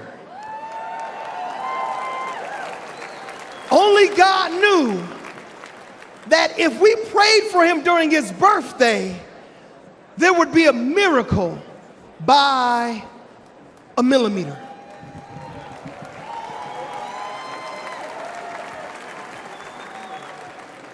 If President Trump had moved 1 millimeter, he wouldn't have been here on Monday to talk to us about how America was going to be made wealthy again. If President Donald Trump would have moved just a millimeter, he wouldn't have been here on Tuesday to talk about how he was going to make America secure again. If President Donald Trump would have moved just a millimeter, he wouldn't have been here on Wednesday to tell us how he was going to make America strong again. And if President Trump would have moved just a millimeter, we will not be hearing tonight how he was going to make America great again.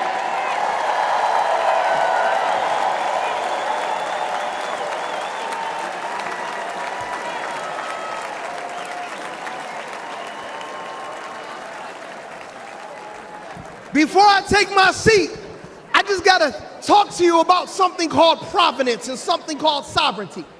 God's sovereignty is his ability to be able to do what he wants when he wants because he's God. And God's providence, it's when he does what he wants, when he wants for all of you.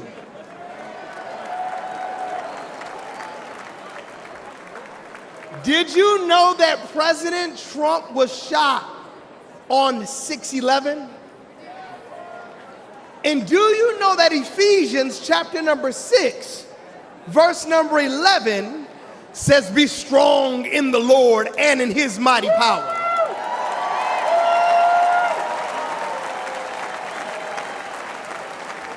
To all my Democrat friends, I want to ask you one question. Do you know anybody that was the 45th president? He was convicted of 34 accounts. He raised $53 million in 24 hours and could be the 47th president of the United States in America, and he was shot one time. Do you know anybody like that?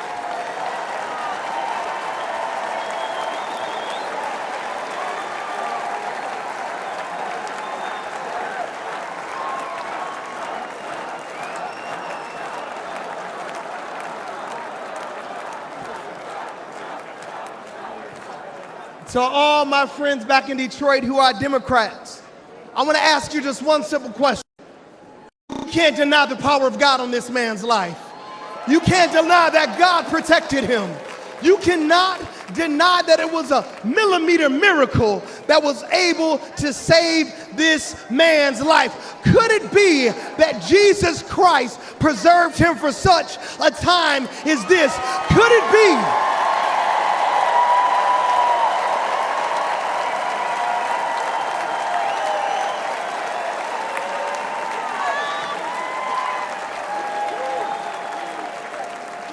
Could it be that when we prayed for him when he came to the round table in Detroit, that Jesus asked and he received, that we sought him and then he found protection? Could it be that the King of glory, the Lord God strong and mighty, the God who is mighty in battle, protected Donald Trump because he wants to use him for such a time as this? If you believe that, come on, put your hands together and give our great God great glory.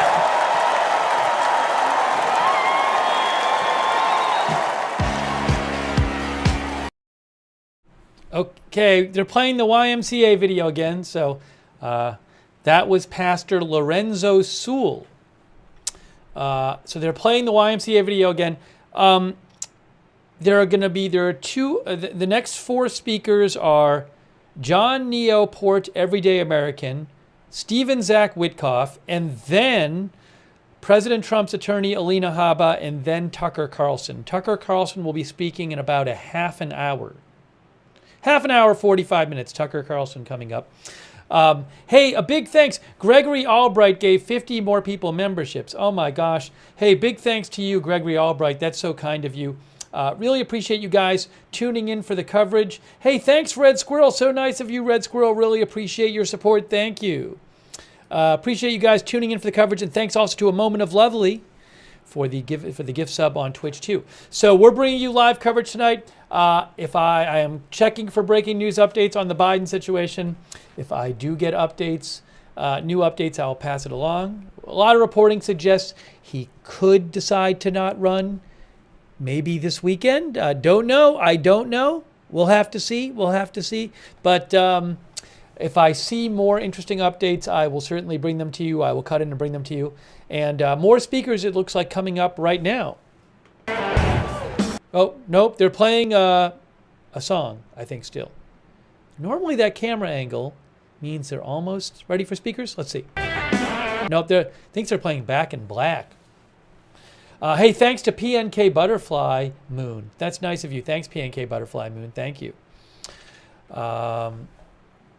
Andrew S. says, I hope they give it to Kamala. What an entertaining few months it will be. Yeah, so if Biden does decide to not run, then it's going to go to the Democratic delegates to vote on it. Oh, Trump is showing. Hey, Trump is here. Trump is here, guys. Breaking news. Trump is here. He has arrived. He will be speaking in about 2 hours. But he has arrived. Oh, no bandage. No bandage for Trump. Am I right? Did I see no bandage? I'm looking again. No bandage? No bandage? Does he have a bandage? I can't see. Oh, he does have a bandage. Oh, there is a bandage. Okay. I thought maybe he had no bandage. But he turned aside and he definitely has a bandage on. Okay. I thought maybe he had healed up enough to not have the bandage. So sorry, I was wrong. I was wrong in my initial, what I was seeing there. Hey, thanks to Stormthrower for your support. I appreciate that, Stormthrower. Thank you. Clearly does have a bandage. We have not heard any, by the way. There's been no official announcement about what exactly the nature of the injury. I mean, he said he got hit with a bullet, but in terms of there's been no official doctor announcement. Ronnie Jackson, who's a member of Congress, who's the former White House doctor, I believe he said he helped treat him, and he went on some conservative talk show and talked about it. But there's been no formal press release saying, "Hey, I'm a doctor. Here is the official report on his condition." So, I mean, he looks okay, but there hasn't been any kind of announcement like that. So anyways, if I get one, I'll let you know.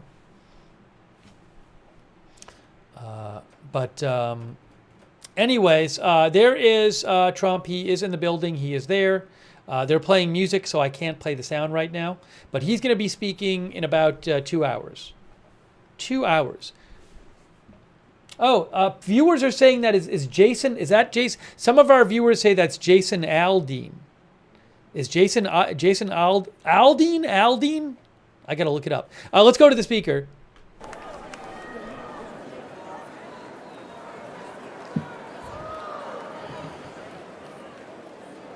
It's an honor to be here this evening. I'm the PGA head golf professional at Trump International Golf Club in Palm Beach, Florida.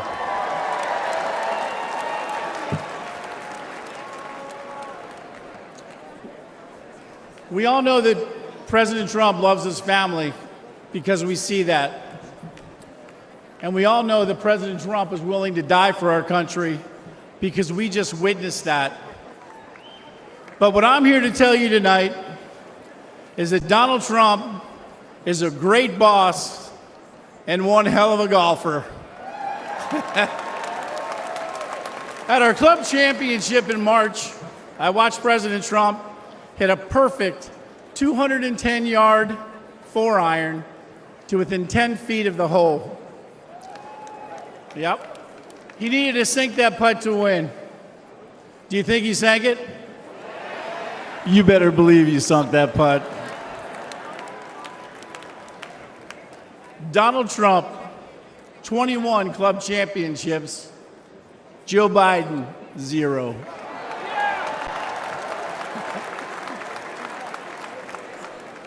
For non-golfers out there, that's a pretty good record. That's real good. That's not good, that's great. 25 years ago, I was working multiple jobs. And one of those jobs was caddying at Trump International. And that's where I met Mr. Trump. My caddy job eventually would turn into a full-time job. One day, I was out caddying for Mr. Trump when he mentioned to me that he needed to find a teaching pro. He knew I could play, so he said, tomorrow, dress like a golf pro and come out and play golf with me.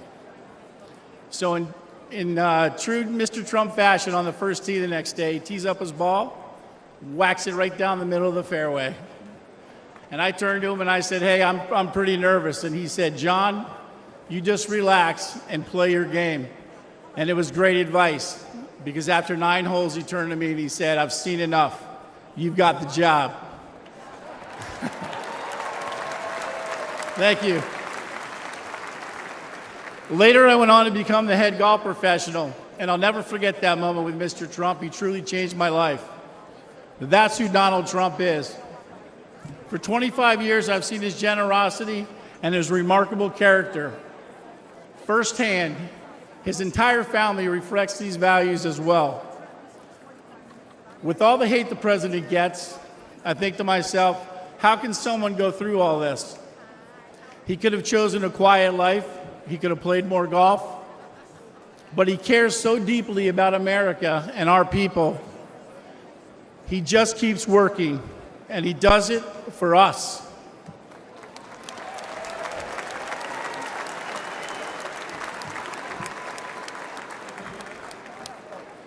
Now it's our turn to support him. So let's help America great again. That's it. Thank you, President Trump, for believing in me and in our country. As much as I'll miss him in the White House or in the clubhouse, we need to vote him back in the White House. Thank you very much.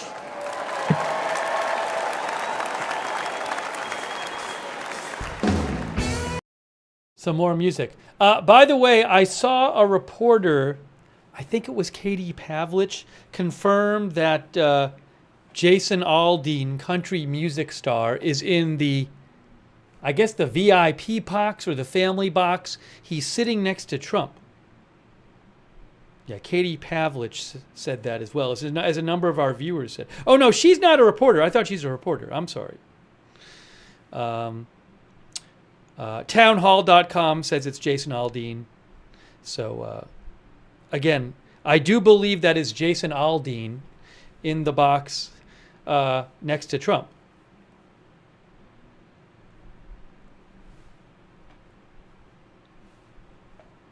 I'm going to try to get the shot of the I don't know, maybe we might have the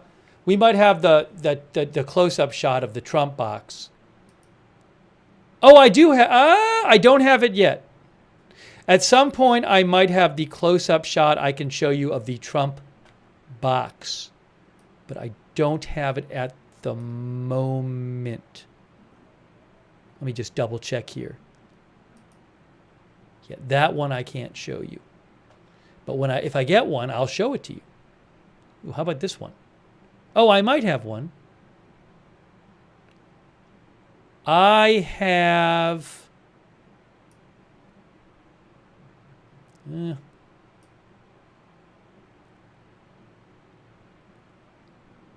I'll keep an eye on the one I have.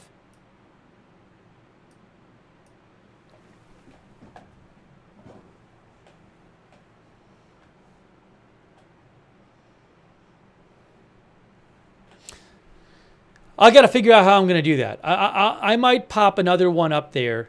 The one I have is a little, well, it's kind of, it's in a distance. I should put that up on the screen though. All right, let me figure this out. I'll figure it out. Hey, thanks Tiffany Gribble for your support, and David Spivak and Stormthrower. Tiffany thinks Trump is milking the year thing. Wow.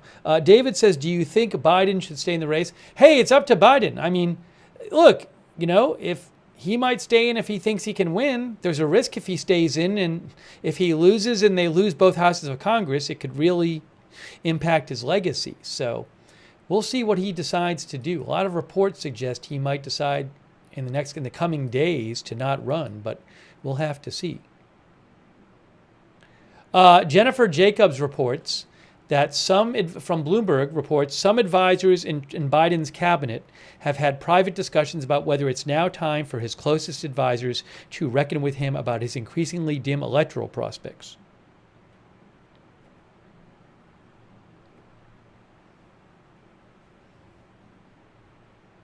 By the way, just in case you were wondering, hold on a second. We got a speaker coming. Good evening, Milwaukee. I'm Zach Witkoff. I am deeply honored to stand before you tonight and introduce my father. This moment holds special significance as I'm about to become a father myself. Thank you. The nation my son is born into in December will be shaped by the choice we make this November. I saw my father's remarkable journey from relying on a small loan to becoming one of the country's most successful developers. He showed me that success comes from hard work, not handouts.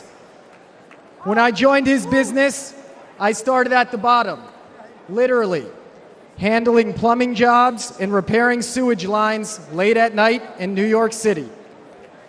That's how he started too. I vividly recall him spending New Year's Eve fixing a broken sewage tank with a bear of a man named Shecky. You see, they couldn't afford to call in a crew. They were the crew.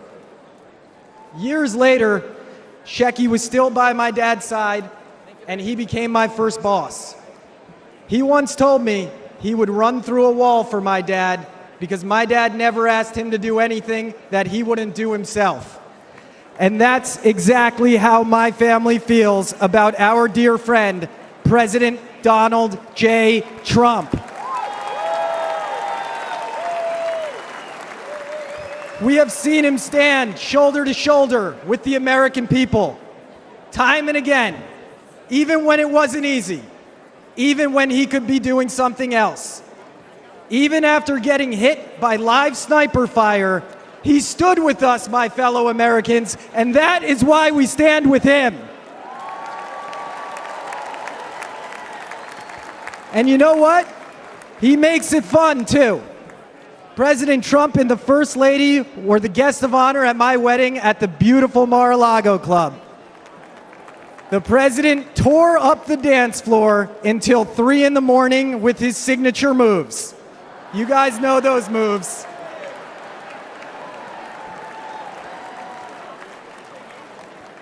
The essence of what my dad taught me: hard work, unwavering loyalty, and perseverance. That is the essence of Donald Trump.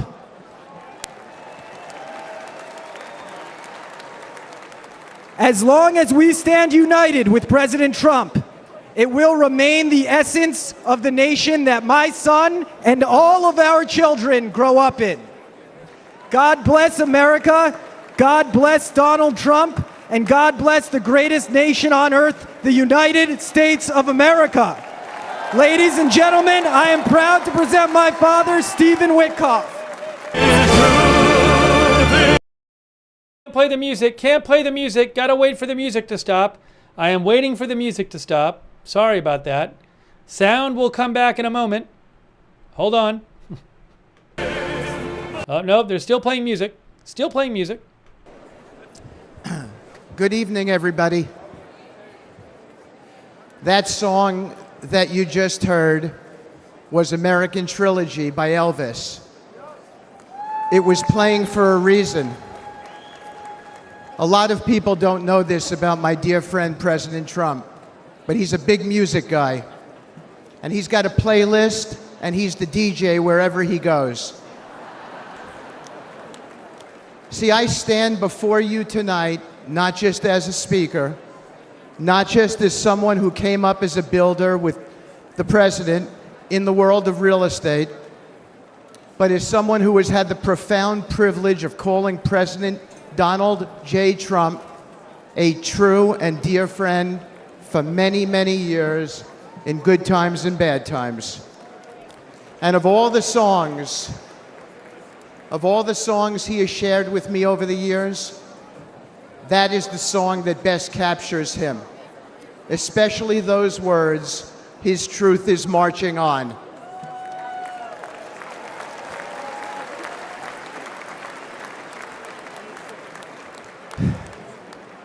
I thought of that song after my dear friend was shot a few days ago. I gave him a call. I expected to leave him a voicemail, so it surprised me when he answered the phone. His first words surprised me as well. He'd just come within an inch of his own life ending, but he picked up the phone and said, "Hi, Steve. I'm really glad you called. How are you? How are your kids?" It surprised me, but it shouldn't have. I know this man very well. President Trump is as kind and compassionate a man as I've ever met in my lifetime.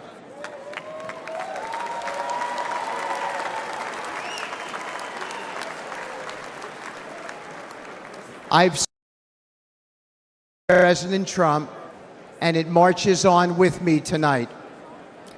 I know that many here and watching at home have felt that kind of a connection with the president. It's real.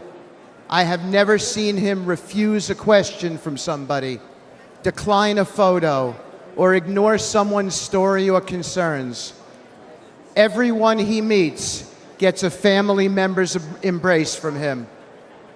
I have felt that warmth so many times over the years. Just last week, I told the president about a moment I had with his 3 sons and how impressed I was with them. He looked at me with a wistful smile, blowing a kiss, and it was a special moment between us as fathers. When my dad fell gravely ill, President Trump didn't just send a note. He didn't just offer words of comfort. He showed up as he always does. He was there, treating my parents with kindness and respect.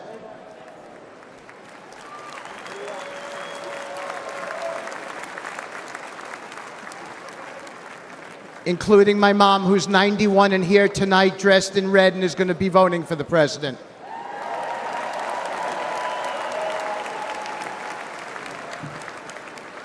Many Americans have only witnessed his leadership on TV, but I have seen his humanity in the quiet moments, away from the spotlight, in hospital rooms he didn't have to be in, where his presence brought real solace in a dark hour for my family and many other families.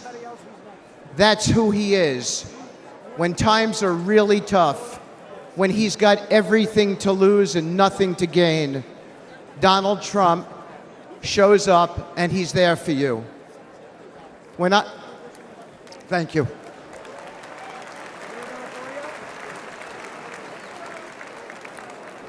When I lost my boy Andrew to an opioid overdose, the pain was unbearable.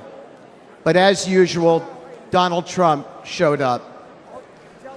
After he became the President Trump, even amid all the responsibilities of his office, he reached out and invited me to speak about Andrew at a conference on opioids hosted by the First Lady, providing a platform to honor my son's memory.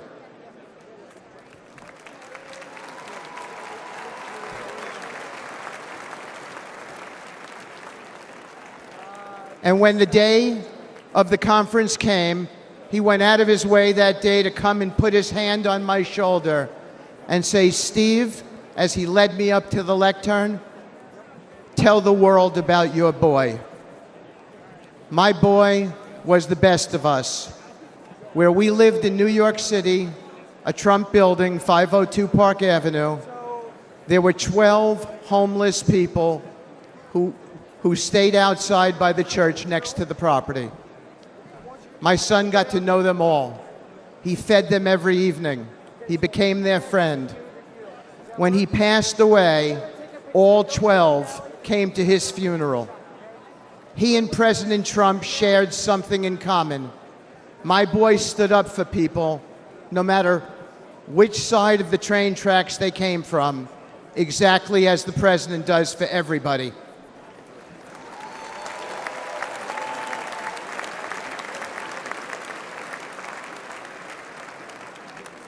Standing here today, I still feel my boy's hand on my shoulder.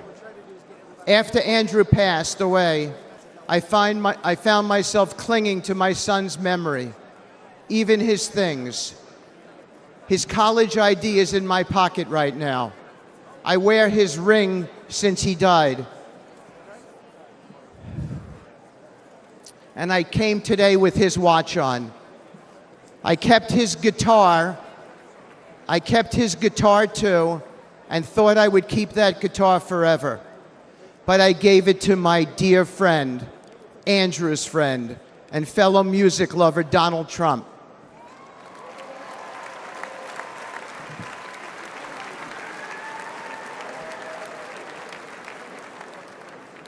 I wanted President Trump to have something with which to remember my son.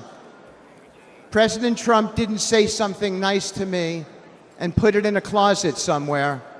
Put it right out front at his Trump International West Palm Beach property, where he and I both see it whenever we walk in and play, and where everyone who walks into that beautiful building sees it as well as an acknowledgement to my boy. A sacred tribute to a true friend who's gone, and a cause that remains opioid abuse.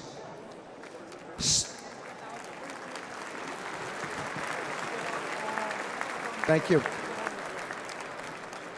Standing here today with my boy's hand on my shoulder, I know I'll never hear his music again.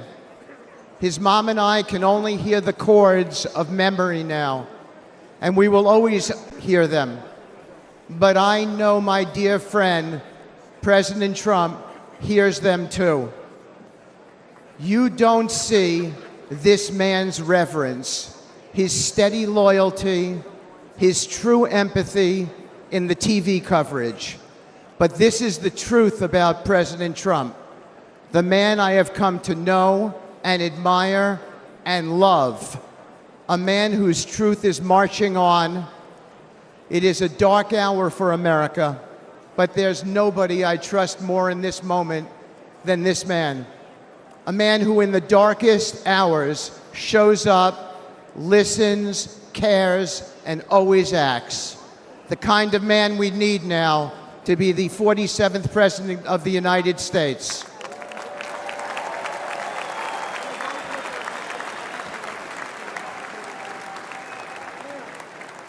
Thank you. May God bless you all. May God bless President Trump and his extraordinary wife and his wonderful family. And may God bless America. Thank you so much. From the very first day that we take back the White House from crooked Joe Biden, the worst president in the history of our country, I believe that we're going to have 4 of the greatest years in the history of our country. I will once and for all secure our elections. We're going to go to paper ballots. We're going to have same-day voting, voter ID. We're going to do it properly. We're going to have good, secure, beautiful elections. We never want what happened in 2020 to happen again. But until then, Republicans must win. And we must use every appropriate tool available to beat the Democrats. They are destroying our country. Whether you vote early, absentee, by mail, or in person, we are going to protect the vote. That's the most important thing we have to do, is protect the vote. Keep your eyes open, because these people want to cheat, and they do cheat. And frankly, it's the only thing they do well. We will make sure your ballot is secure and your voice is heard. Many Republicans like to vote on Election Day, and we must swamp the radical Democrats with massive turnout on Tuesday, November 5th. The way you win is to swamp them. If we swamp them, they can't cheat. It just doesn't work out. But if you can't make it, you need to make a plan, register, and vote any way possible. We got to get your vote. So with your vote, we will win a victory the likes of which no one has ever seen before. We will evict crooked Joe Biden from the White House, and we will take back our country on November 5th, 2024, the most important day in the history of our country. That's what it's going to go down as. Thank you. Ladies and gentlemen, please welcome attorney and senior advisor for President Donald J. Trump, Alina Habba.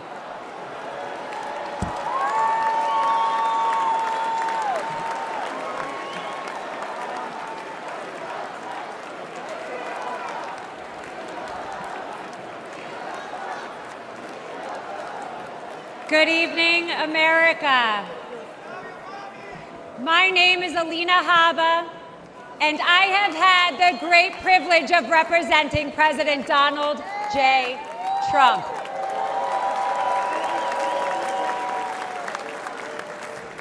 Now, I know you're all used to hearing me shouting outside a courthouse, but tonight, I want to take you behind the law and behind the headlines, share with you a side of President Trump that reveals his character, his kindness, and his commitment to saving this great country.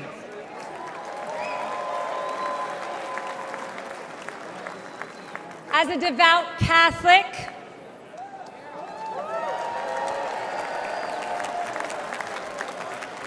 a proud first-generation Arab-American woman, and a feisty Jersey girl who is fed up with far-left corruption in Washington. President Trump championed my journey, empowering me to be who I became today.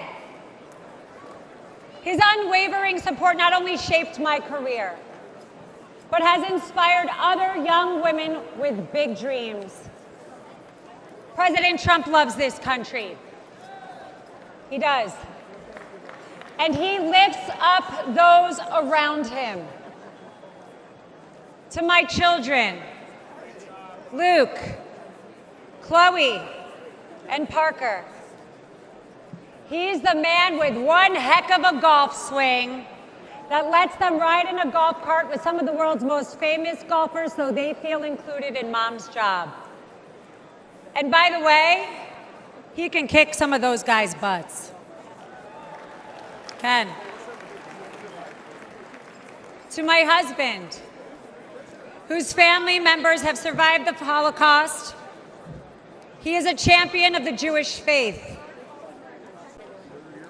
To my Iraqi parents, he is a mentor to their daughter.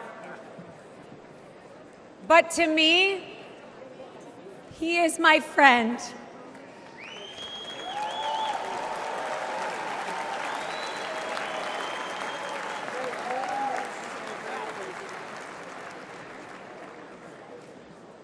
Not too long ago, a supporter shouted, "God bless you and President Trump," in the middle of Manhattan after one of our trials.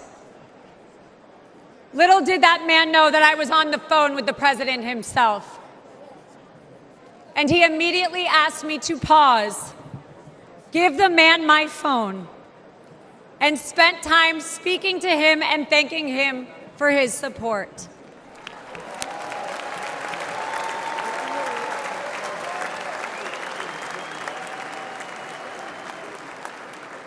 Despite the lawfare and the politics, President Trump loves the American people and he loves this country.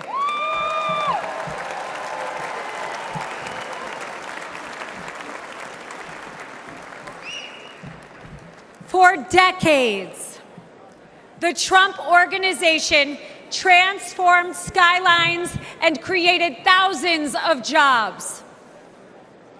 His buildings and businesses are a testament to his commitment to excellence and his drive to turn dreams into reality. but his greatest construction project was yet to come. The left has tried to demolish President Trump, but there is no bulldozer big enough or strong enough to remove the legacy that he has built or the future he is creating.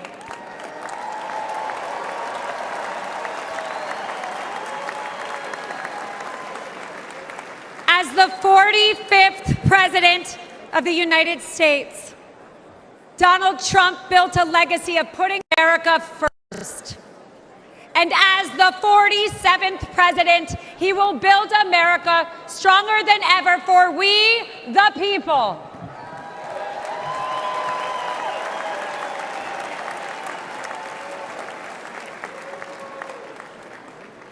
As we stand on the brink of a new chapter in America's story, I am reminded of the country my family fled 4 decades ago. A place marked by religious persecution, oppression, and a lack of freedom. They came here because America is a beacon of liberty and opportunity.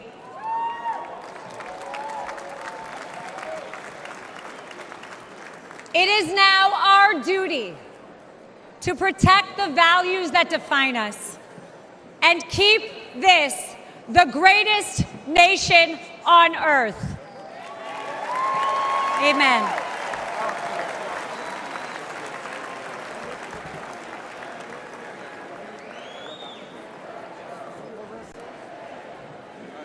That's right.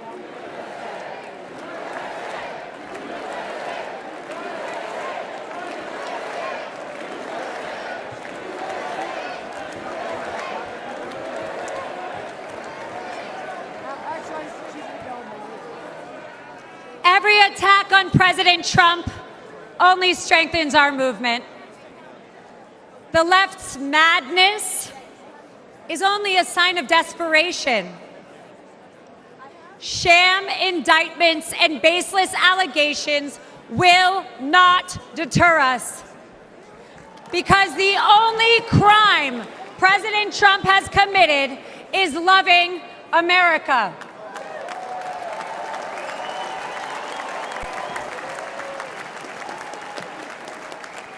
And America, we are winning.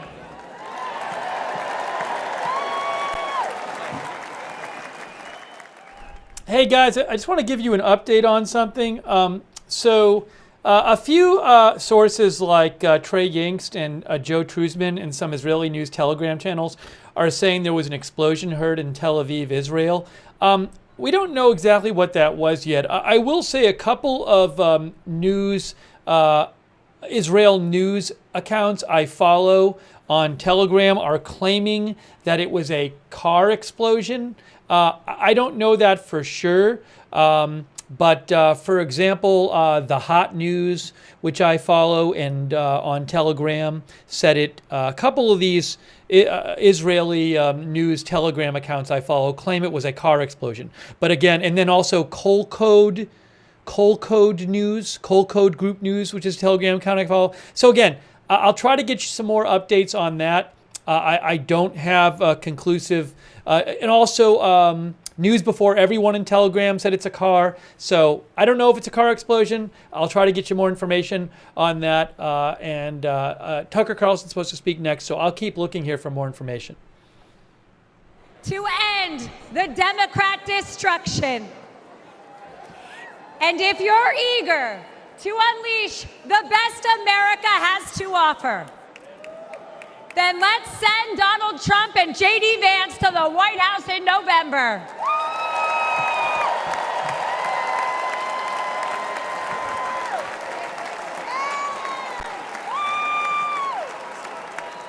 The future of America and the world is bright, and it begins with the unwavering spirit of each and every one of us.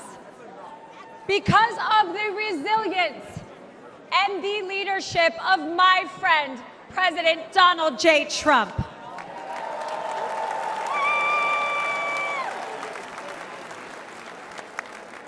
So let us not forget that President Trump did not just take a bullet in Butler, Pennsylvania. He has and will continue to take them for each and every one of us. God bless President Trump. God bless you all. And God bless the United States of America.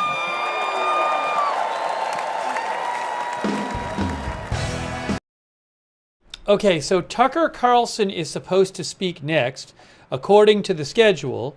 Really quick, thanks for your support on Twitch. Big Dog Gaming, Who Shot JR, A Moment of Lovely, Rain Mist, and Ma Florida, and Copium Hustler, and Trouser Skidmark over there on Twitch. Thanks for your support.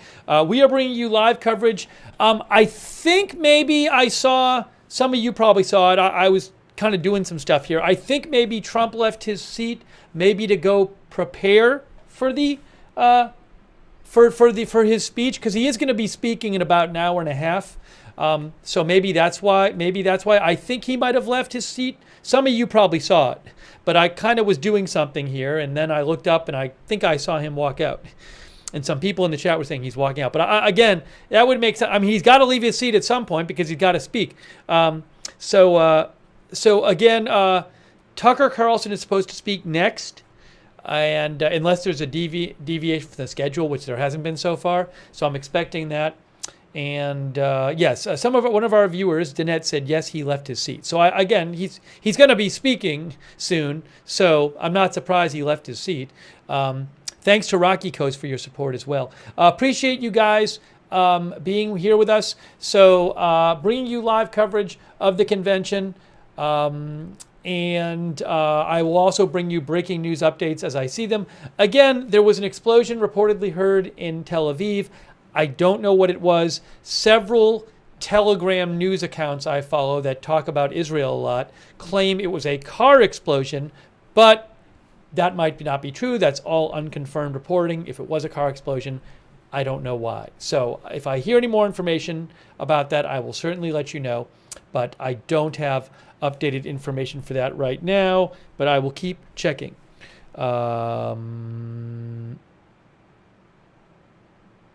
Yeah, so I will keep checking for more information about what might have exploded. I'm looking at a bunch of sources now. No, Biden did not step down. That is false. He has not stepped down. He may decide to not run in the coming days. There's a lot of reporting suggesting that, but no, he has not decided to not run. That has not happened. Big thanks to all of our moderators who are in our chat rooms. Ruth Krafasi is moderating. Thank you. Oh, by the way, thanks Atomic Blonde for your support, and Tiffany Gribble and David Spivak. Thanks, Ruth, for moderating. Really appreciate it. And thanks to our moderators. Hang on a second while I have a second. Bastion Girl, Big Ball of Yarn, Good Luck Duck, Idaho Star, I Got That Fire.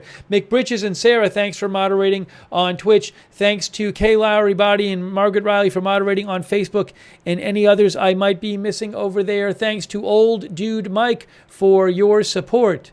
Old Dude Mike, thanks for your support on Twitch. Okay. And soon we have coming up, we have Tucker Carlson. I believe in like a minute or two, he will be speaking.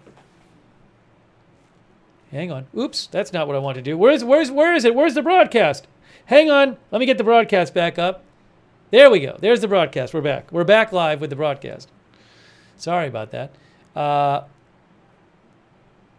One moment here. Trying to see if I can get you any updates. Oops, let me mute this. Trying to get updates about what exploded in Tel Aviv. I just don't have that information yet. I'm sure it'll come out soon. Oh my gosh, Gregory Albright just gave 50 more memberships. Gregory has given out, I'm not kidding you, hundreds of memberships tonight in the YouTube chat. That is so generous of Gregory. Please thank Gregory if he gives you a membership. Gregory, thank you so much. That's so kind of you. Wow, so many memberships from Gregory Albright. Thanks, Gregory. Very kind of you. Really appreciate it. Thanks for giving all those memberships. I am checking right now to see if I can get you more information about what exploded in Tel Aviv. It's not exactly clear yet. I am looking around to see. I am checking some Telegram channels to see what they're reporting. But as soon as I have anything about it, I will give you updates. So I don't know what the explosion in Tel Aviv was yet. I am looking at some videos being posted on Telegram, but I just don't know what it was. So as soon as I find out, I will give you more information. I haven't seen any videos yet showing what exactly exploded.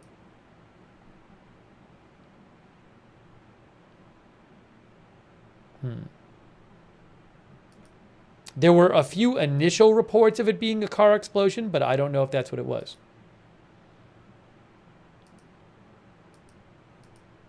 What time is Trump on? It says right on the screen, 10 p.m. Eastern, 9 Central.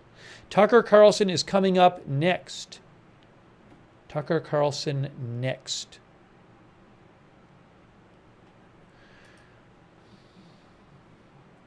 Thank you for joining us.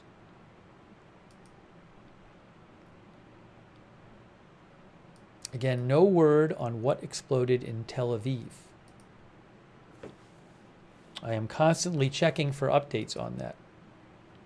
What is this? I don't know. I do not know.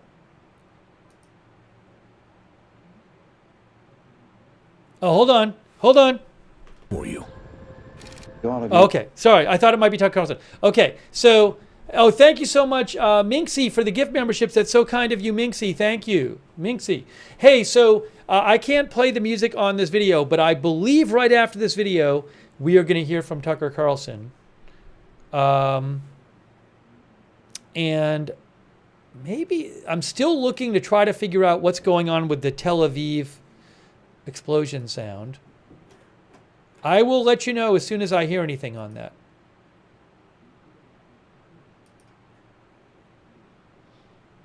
Still trying to find out.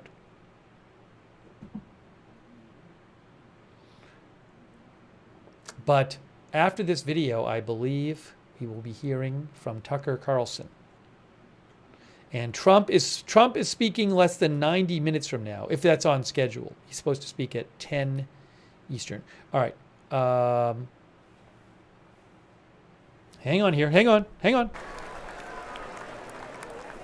Ladies and gentlemen, please welcome journalist, author, and American citizen, Tucker Carlson. So fun! Thank you! Oh, this is wild. Thank you! I've been... Good to see you. Thank you. I feel like I know about half the people in the room. This is wild. What are you doing? Justin Wells. Thank you, guys. Okay. Can I just say, Peter Navarro is back. Welcome to Peter Navarro. Suffering the fate that has happened to so many who are friends with Donald Trump. Thank you for having me. I have been to many conventions. I have never been to a more fun convention or a convention with better vibes. They literally let Navarro out of prison. First of all, thank you. This feels a lot different from what I thought it was going to feel like. I can't hear you, but I know it's something good.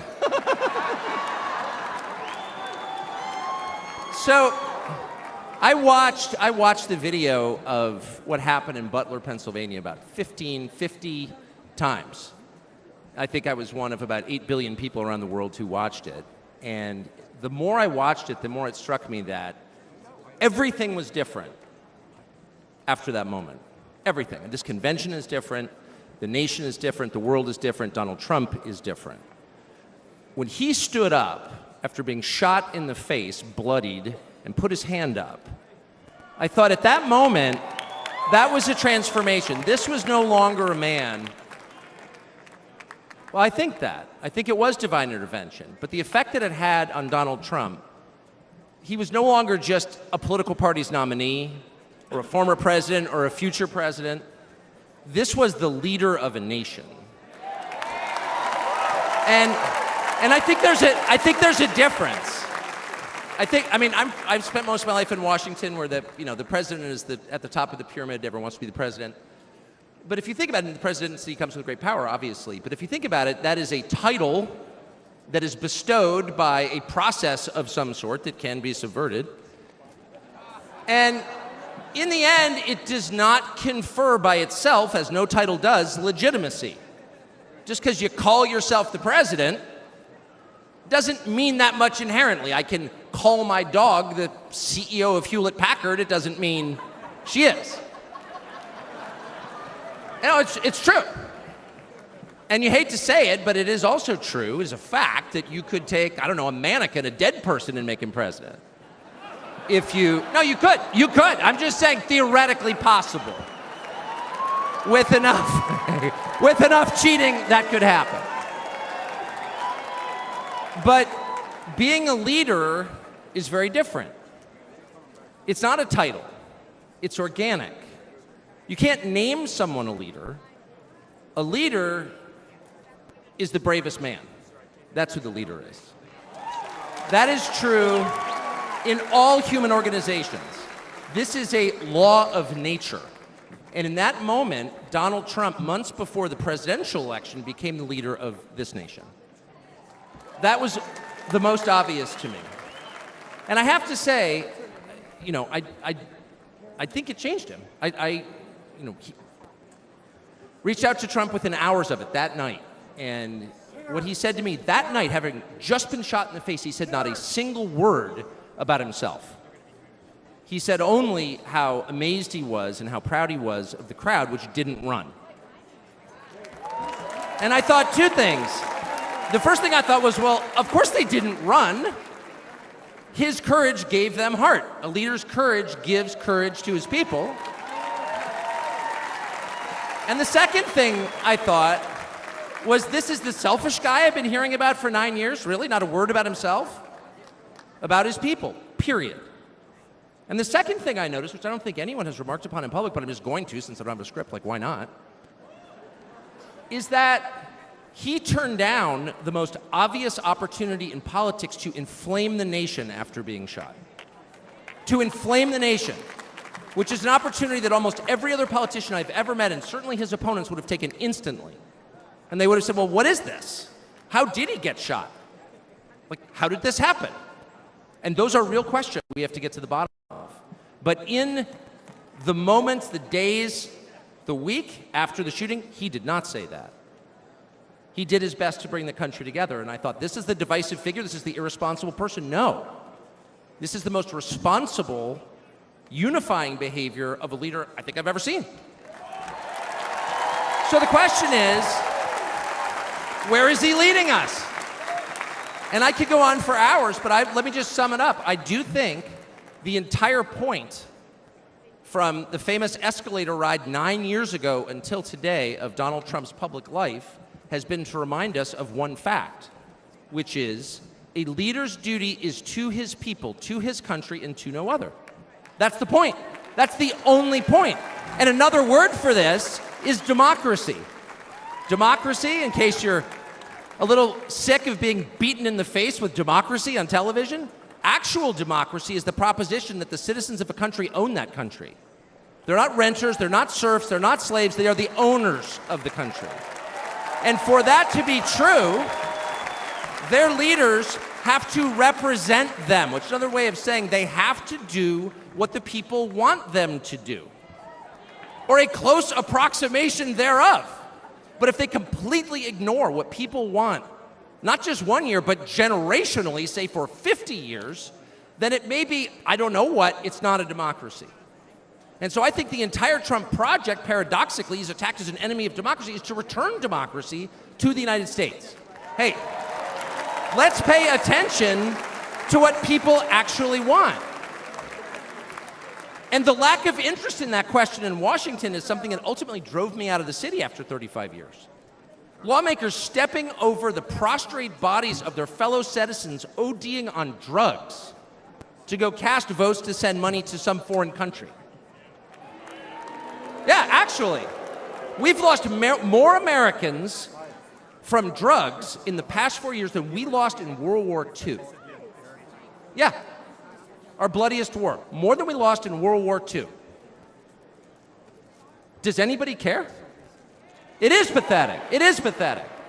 And do you hear a single word from Washington about doing anything about it? We know where the drugs are coming from. We know the supply routes. The U.S. military spent billions bombing the Ho Chi Minh Trail. You don't see our commander-in-chief suggesting that we use our military to protect our country or the lives of its citizens. No, that's for Ukraine. And it's too much, actually. It's too insulting. It's too insulting. It's a middle finger in the face of every American. It's a very clear statement, which is unmistakable. And that is, we don't care about you. And Donald Trump, whatever you say about him, and I think he's a wonderful person. I know him well. By the way, the funniest person I've ever met in my life, actually. You can't be funny without perspective or without empathy, which is true. But everything else about Trump aside, he actually cares because he's interested in the people who live here because that's his job. A father's job, his duty is to his family. An officer's duty is to his men. A president's duty is to his citizens. And he seems to be the only one who thinks that. And in his choice for vice president, J.D. Vance, he's made that really clear. J.D. Vance, I'll say this about him, is a thoroughly decent man, and I'll just admit it, a friend of mine, one of the very few politicians in Washington who actually is very close to his own wife, which is wonderful to see. And she's wonderful, actually. But J.D. Vance has views that are closer to Trump's voters than anyone else in Washington in office. Therefore, he's the vice president. That's called democracy. So I will stop on just one point, and that is what's happened over the past month since the debate, and particularly on Saturday in Butler. I think a lot of people are wondering, what is this? This doesn't look like politics. Something bigger is going on here. I think even people who don't believe in God are beginning to think, well, maybe there's something to this. Actually. And I'm starting to think it's going to be okay, actually. I do think that. In the day after the midterm elections in 2018, the Antifa came to my house. The Democratic Party's militia, okay? I was at work. It was obvious when I was at work because it was public. My wife was home alone. They tried to come in through the front door. They terrorized her. She hid in our pantry. It was on television. It was horrible, actually. It was, I mean, I'm not whining about it. I wasn't getting shot in the face, but it wrecked our day. And the next morning, we're lying in bed, and the phone rings for my wife, and it's Donald Trump, who's not like a regular text buddy of Donald Trump's. She picks it up, hello? Susie, it's Donald Trump. And it's coming through, I could hear it. You know, I'm lying in bed, whoa. And the first thing he says is, I'm gonna stand guard outside your house. And she goes, oh, it's so nice. And he says, I'll never forget this as long as I live. He says, you know, there's a lot of hate out there. And she said, you know, there is, Mr. President. And then he says, but there's a lot of love. There's a lot of love. And we are seeing that love. I don't think it's human love. And I'll just stop with this. I'm not always convinced that I'm on the right side. I've been on the wrong side many times. You'll never hear me say, I'm on God's side, or God's with me, or even I'm with God. I want to be, not sure I am. But I will say this unequivocally and conclusively. God is among us right now. And I think that's enough. God bless you. Ladies and gentlemen, please welcome Golf General Manager, Trump National Doral, Carrie Tomasco Ruiz.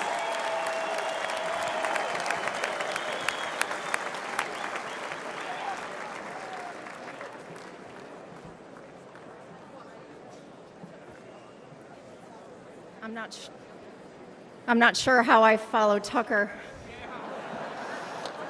but I'm going to give it a go. Good evening, everyone.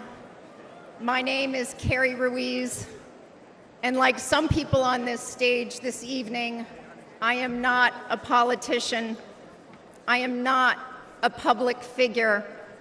I'm a mom of 3 and a woman of faith who's been fortunate to work side by side with Donald Trump and his amazing family.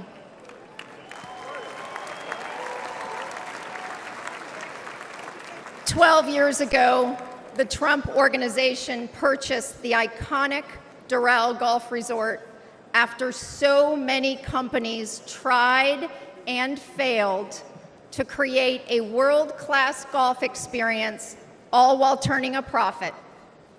With his keen eye for business and uncanny ability to make things better, Donald Trump got to work. He poured hundreds of millions of dollars and his own sweat and tears into the property. He had a hand in virtually everything, and no detail was too small. He didn't just change the carpet or apply a fresh coat of paint. He stripped this legendary resort to its core and rebuilt it the right way.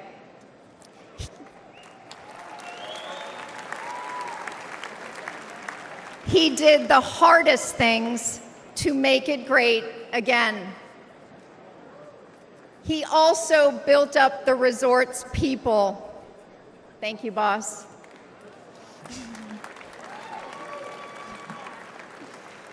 He empowered us. He listened to us, all of us, and he still does. No matter your role, he asks questions. He wants different opinions. He never demands more of us than he is willing to give. He is as generous as he is brave.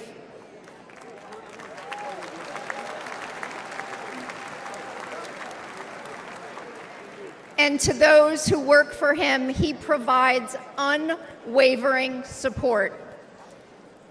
When he promoted me to the resort's golf general manager position, it was an out-of-the-box choice in a historically male-dominated industry. I am not a golf professional. I cannot break 90 yet. But none of that mattered to President Trump.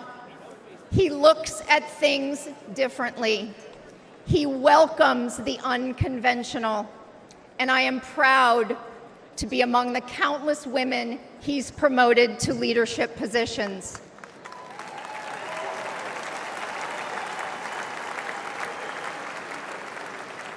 I might add, he did it all while no one was looking. The simple truth is, no one can match President Trump's vision and unrelenting drive to make things better.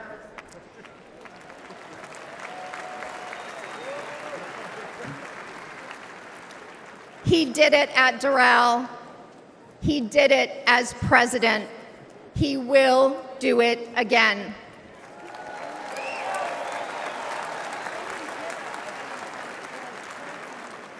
May God continue to bless President Trump, and may God bless the United States of America. Thank you.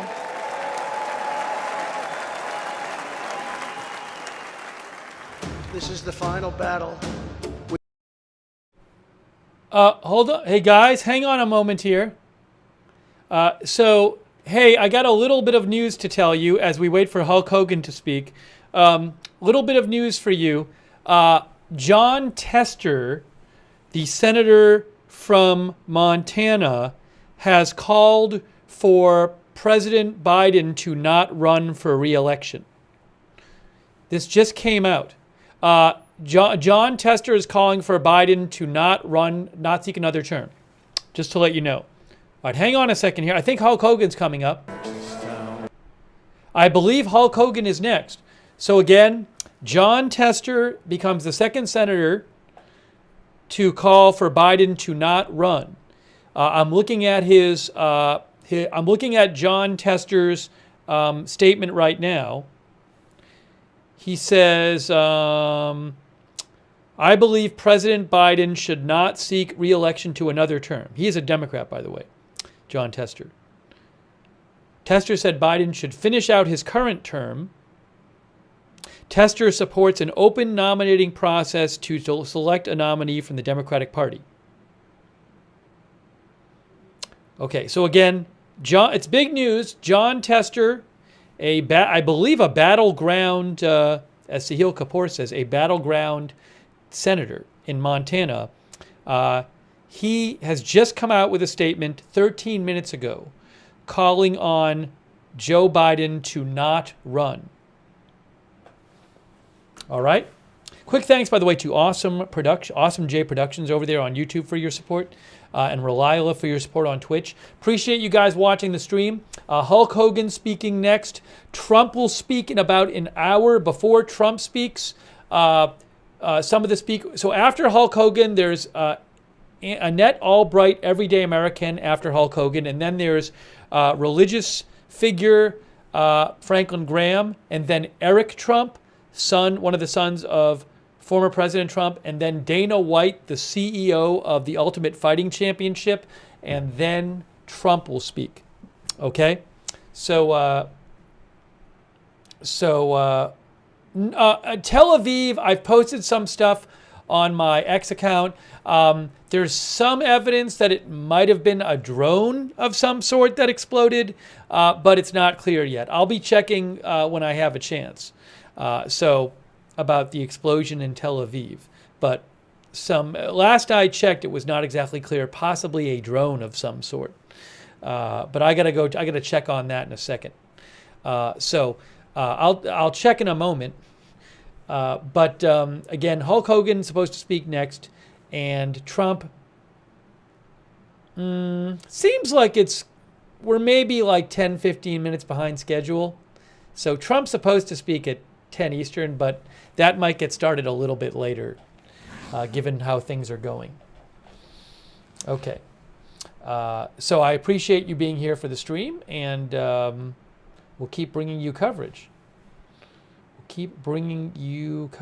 And I will let you know other breaking news updates as I see them. Earlier tonight, a congressman from California came out and said he thought that Biden should not run. Oh, hold on a second here.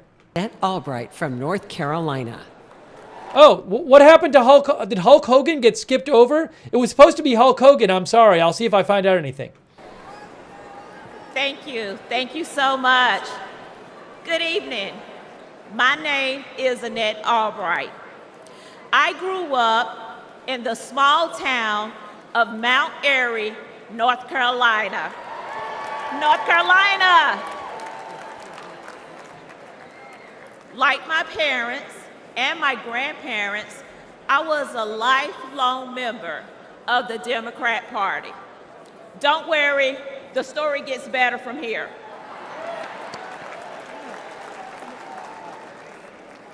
After completing a degree in criminal justice, I started a career working with the North Carolina Department of Corrections. I left my job in the criminal justice system to work for Charlotte-Mecklenburg School District to engage our youth before they got stuck in the system. It didn't take long for me to realize that public schools are a part of the problem.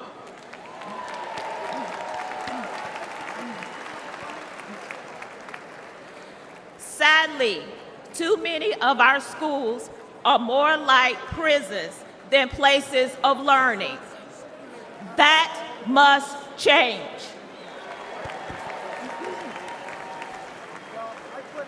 In one public high school, I witnessed a full-blown riot. I saw many violent altercations between students and physical attacks on staff.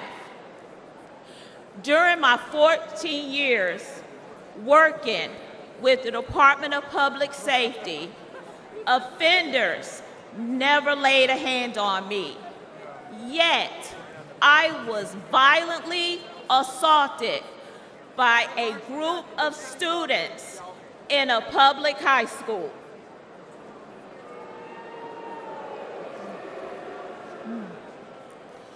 The uptick in school violence was related to an Obama-Biden policy that directed schools to reduce suspension rates and keep dangerous students in the classroom.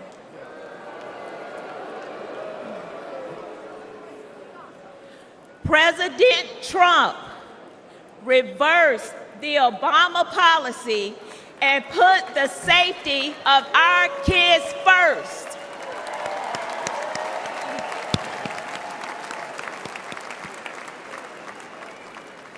Violence on public school campuses should not be a Democrat issue. It should not be a Republican issue.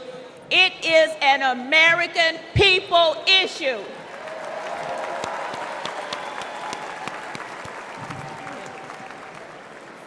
Sadly, I've repeatedly seen that the Democrat Party cares more about appeasing the teachers' union than they do about prioritizing the needs of our kids.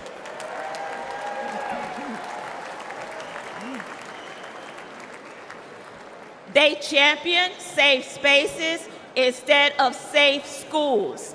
This is completely wrong.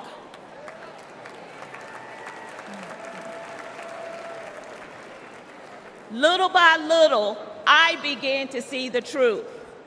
While Democrats spend more money on a broken system, Republicans are empowering parents and fighting for school choice.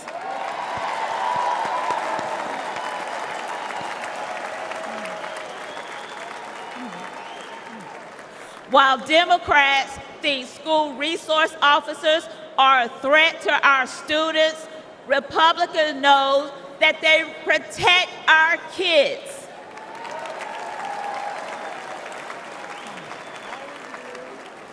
While Democrats won't admit that our schools are failing, Republicans will fix the system and make our schools safe.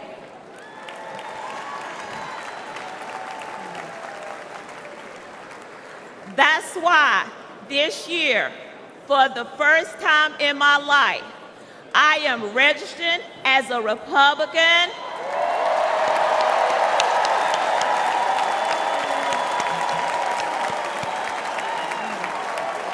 Thank you. Thank you. And in November, I will proudly cast my vote for Donald J. Trump.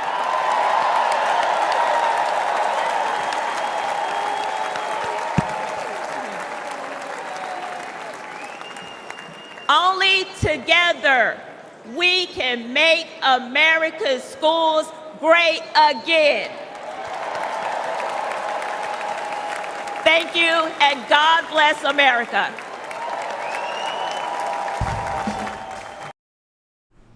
I don't know what happened to Hulk Hogan, because Hulk Hogan was on the schedule before Annette Albright, who just spoke.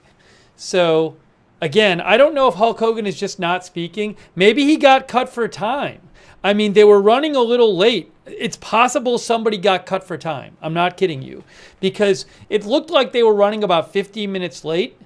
So maybe they just don't want, and they still have Franklin Graham, Eric Trump, and Dana White. So maybe they had to bump them for time. I mean, it's like, you know, like on a talk show. If the talk show is running too long, they will sometimes have a guest and the guest doesn't actually appear. So I do wonder if maybe Hulk Hogan got bumped for time. Because I think if it's a choice between having all the speakers speak and having Trump actually start on time, my guess is that they want Trump to start on time, and they're not going to cut Eric Trump, Franklin Graham, or Dana White, I don't think before Hulk Hogan. So he might have to fight his way in, says one of our viewers. So somebody said, why not bump a song? Well, I don't think this music will be as long as a speech.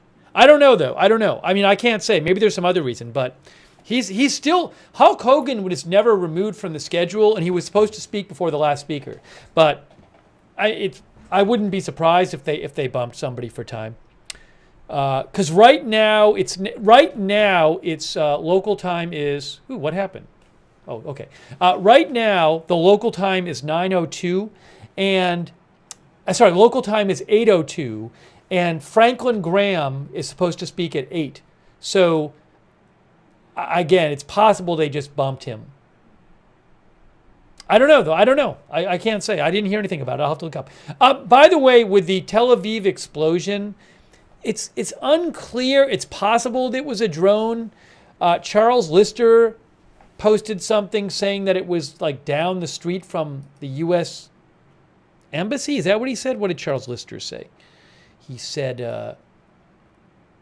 sorry, I'm going to get this up here so we can look. Charles Lister said local reports said the drone attack was at the on the same street as a U.S. Embassy branch, but it's not clear that it was a drone yet. And if it were a drone, it's not clear like where it came from.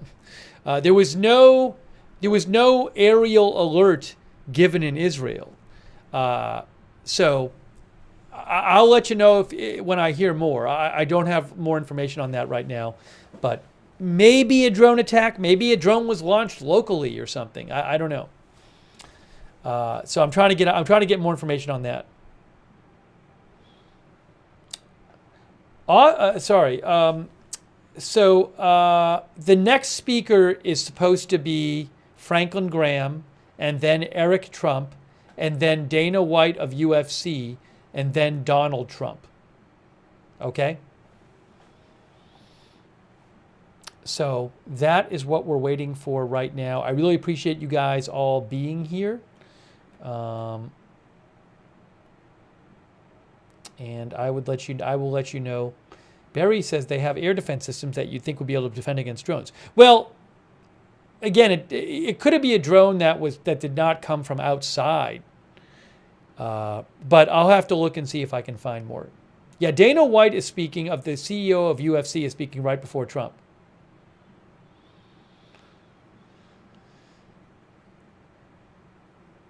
Yes, as Chicken Cowboy says, there's reporting like from Fox News that said Trump is not going to say the word Biden in his speech, but we'll see what happens.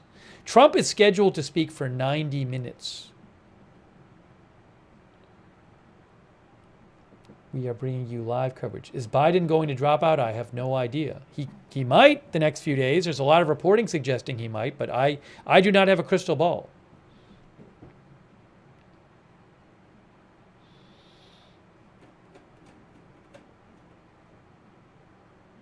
Trump is coming up. Yes, Trump is on the schedule listed for 90 minutes. Now, it's up to him how long he speaks, but on the schedule, it's listed to be 90 minutes.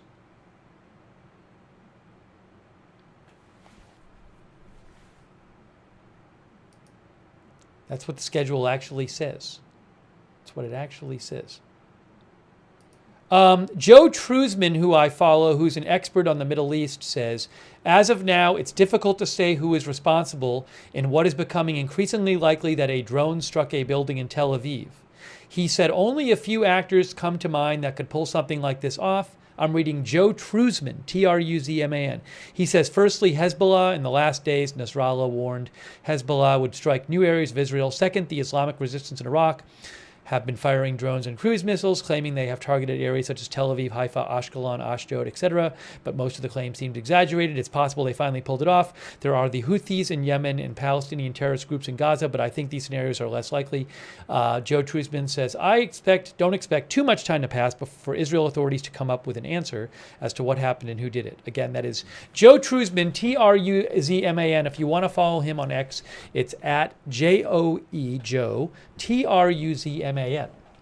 I appreciate Joe's analysis, but that's what Joe had to say. I reposted Joe's post on my X account @Lookner.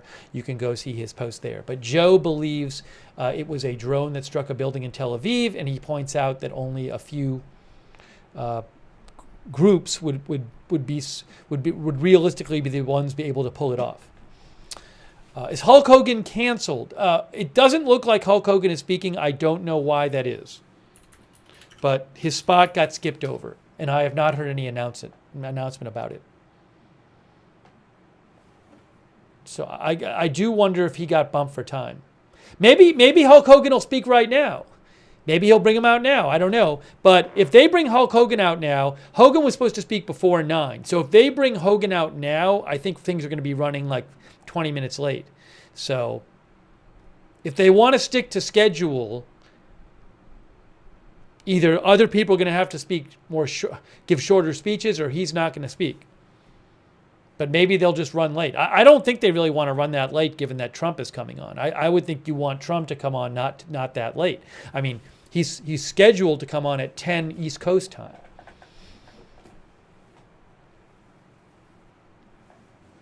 But we'll see.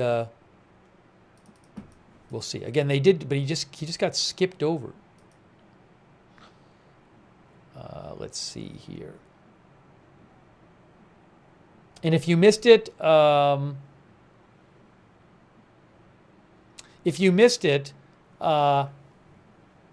Montana Senator John Tester, Democrat, came out tonight and said Biden should not run and should pull out, should stop running for president and have somebody else run.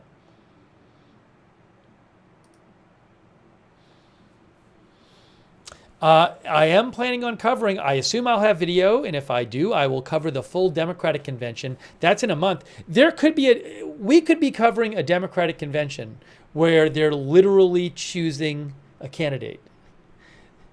Because if Biden decides not to run, from my understanding, the Democratic convention delegates would be the one who choose. They would have to choose a new candidate, and they would vote at the convention. So we could be covering in a month a convention where they actually choose the candidate.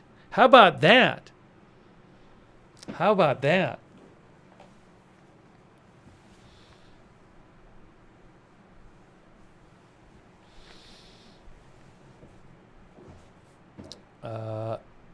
Yes, one of our viewers said it means debates beforehand. I would expect we might have debates beforehand.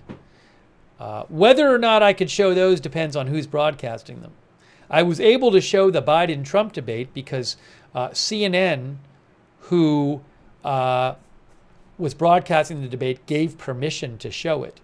But I don't know who's going to show if there are what they should do. If there are debates for the Democratic, if Biden drops out and they have Democratic candidate debates, they should just let everybody show them. Just don't even copyright them, just because to me they should want as many people to see them as possible. But I don't know how they'll do it. I don't know how they'll do it. I mean, I don't think they should be restricting that. I think they're going to want to have publicity for it.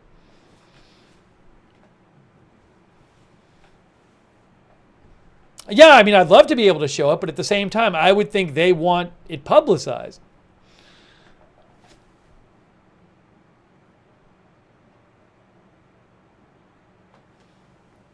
Right, as Dutchsons points out, there presumably wouldn't be a national primary. But I mean, the issue you run into is there's practical considerations, I believe, that make it so that you can't have a national, votes again in each state. So, I mean, you can imagine that you get down to a certain amount of time left before the election, and it restricts your options. So I think in an ideal world, you'd have a whole other primary with people voting in all the states. But I'm not an expert on this, so I can't tell you why, but I assume there might be like good reasons why that is impractical to do.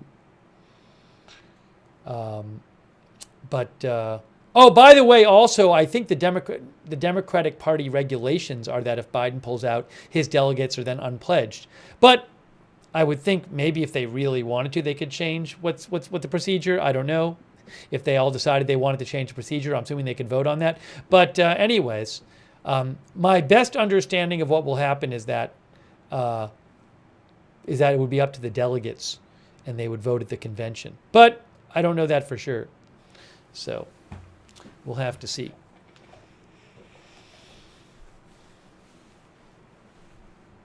We'll have to see what happens. Look, he hasn't pulled out of the race yet, so he's not out of the race until he says he is. But there's a lot of reporting suggesting it just kind of looks like that's where this is going. It's where it definitely kind of looks that way. But we'll be covering this the next couple days, I'm sure. I'm sure we'll be doing more coverage.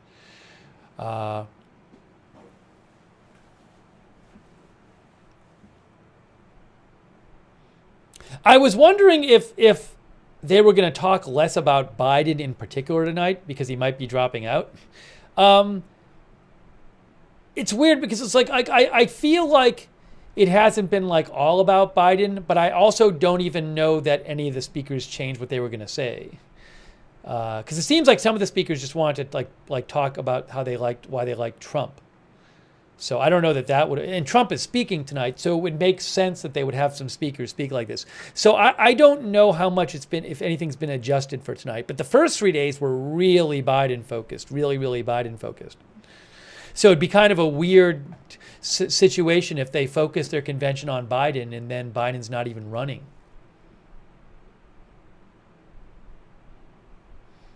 This is a bit of a long music break. I really don't think Hulk Hogan's going to speak at this point because this is a long music break. I mean, if Hulk Hogan speaks, they're going to be running really late unless somebody else doesn't speak. I think the Democratic convention is August 19th.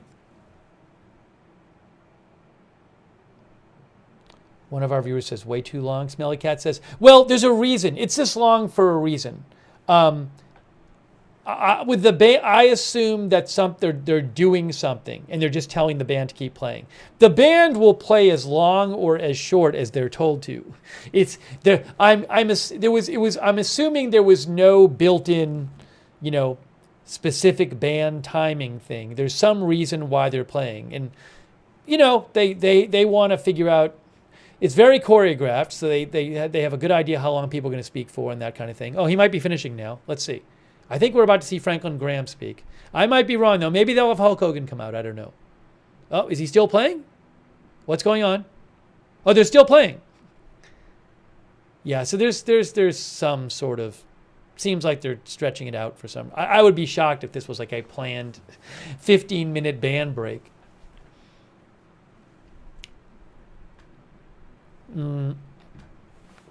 Yeah, could be for all kinds of reasons. Global merit. Tel Aviv explosion caught on vehicle dash camera. I can't show the video, but I'll post a video, which is purportedly of the Tel Aviv drone explosion. I just posted a link in the chat. Joe Truzman posted it. I haven't even listened to it yet. I'm watching it right now, but I posted it in the chat for you guys. Let's see here. You can see it like it's on a dash cam, and you see a flash on one of the buildings. So it looks like a drone. Hold on.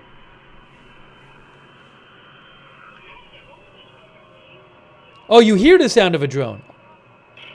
Right. So the video I just posted that Joe Truzman and some others posted, and I posted it in the chat and I posted it on my S account, you actually hear what sounds like a drone.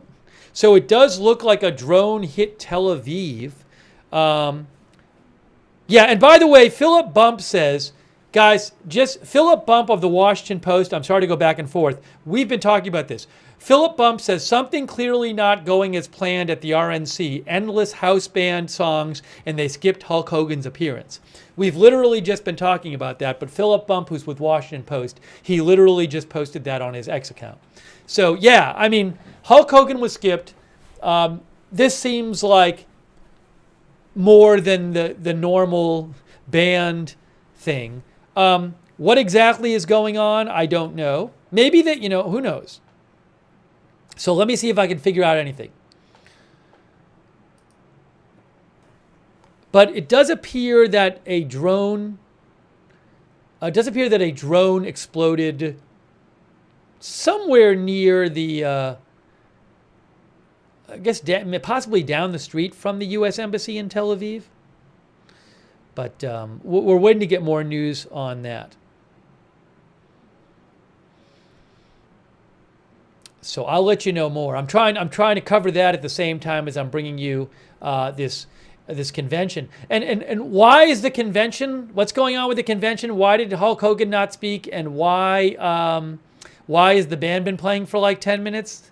That I cannot tell you. So I'm trying to see if I get any reports on that.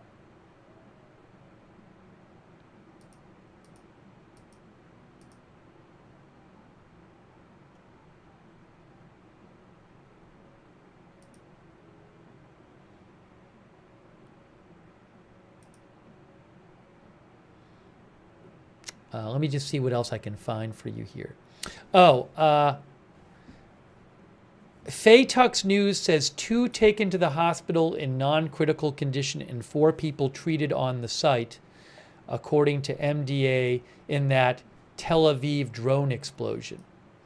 So I'm trying to figure out what's going on with the delay at the convention at the same time as I'm trying to get you updates about the drone explosion in Tel Aviv. Doing 2 things at once. So I'm doing my best. The N12 News says 2 slightly injured by shrapnel in the explosion in Tel Aviv.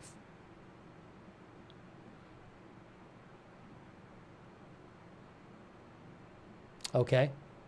So I'll give you updates on that.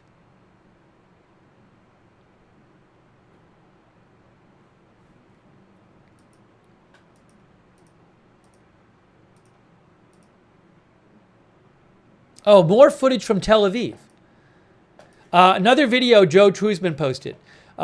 It's another video of explosion, another video from Tel Aviv. I'm posting it in the chat right now. I just posted it in the chat. I haven't listened to it yet, though. I got to listen to it. I guess you can hear the sound of a drone on it. Watching it right now and listening to it. Yes, you can hear the sound of a drone. Yep. You can hear the sound of a drone on it. And you hear the explosion. There you go.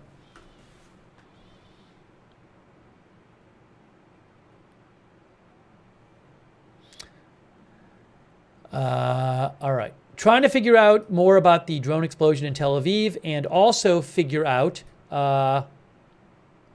what is going on with the convention. Why has the band been playing for a while now? What did I do here? I put on another shot. I didn't want that shot on. Why is that shot on? Where is it? Sorry. What's going on with the convention? What's the delay? What is the delay at the convention? The band has been playing for what, like 15 minutes? Hulk Hogan didn't speak. What is going on at the convention? Does anyone know?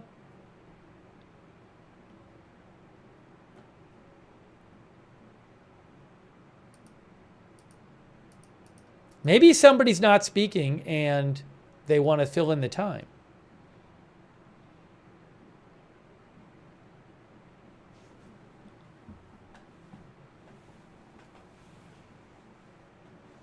One of our viewers says the band is definitely earning their paychecks.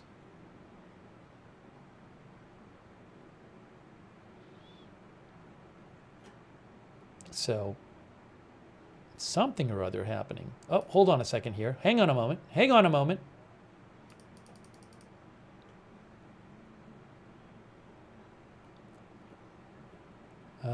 Just seeing if I have any updates. There's a photo I just saw posted of Melania in the building with Trump.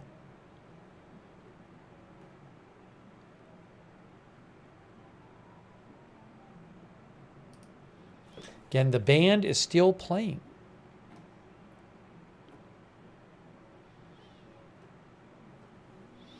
And in case you haven't heard, a drone apparently there was a drone explosion in Tel Aviv. 2 people lightly wounded from shrapnel being reported. Not clear where that drone came from. Exploded somewhat near the U.S. Embassy.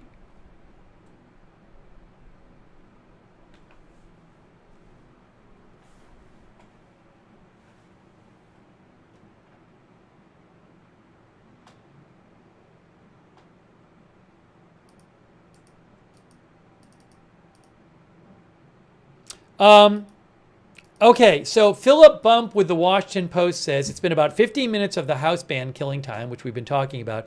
He said Trump left the room during the Alina Habba speech. Hulk was supposed to come before the teacher. Right. So that's what I talked about. So before the last speaker, oh, are they done? Or are they not done? Maybe they're done. Hold on. I think they're finishing. Okay, we might be good to go again.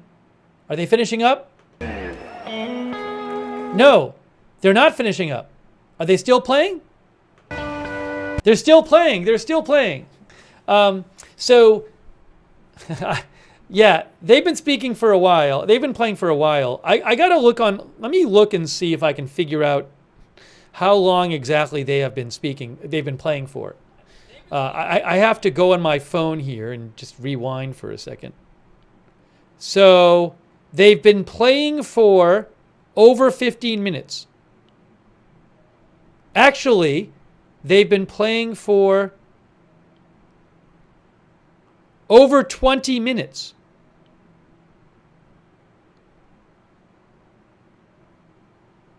They've been playing for over 20 minutes. They've been playing about 22 minutes. So the band has been playing about 22 minutes after Hulk Hogan's spot was skipped over. So I don't really know what's going on there, but the band has now been playing for 23 minutes. Yeah, this is one of our viewers said the concert broke out.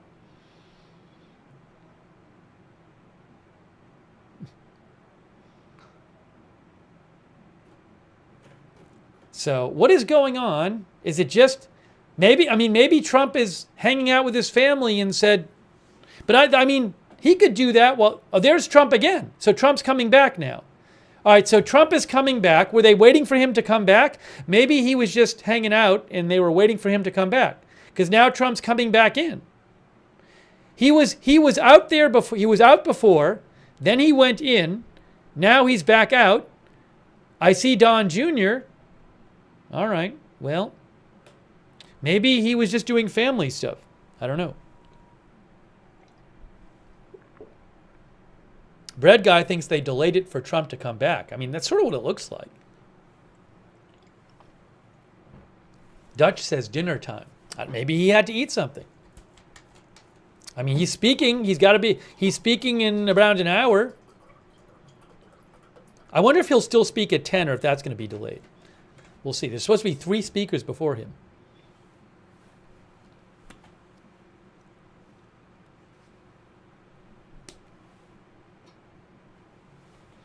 Some people think it was a bathroom break. Could have been. It could have been a bathroom break. You know? But he's back. He's back now. So there's supposed to be 3 speakers before him. I wonder if they'll all speak. Will they cut a speaker? All right. Are they still playing? There's Kimberly Guilfoyle.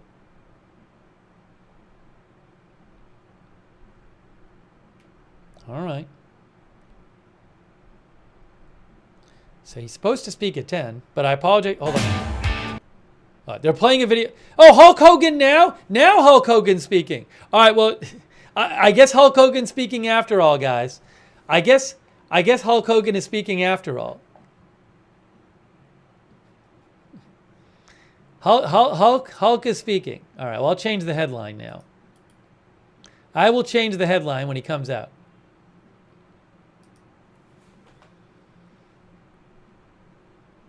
Interesting. They skipped his spot, and now he's speaking.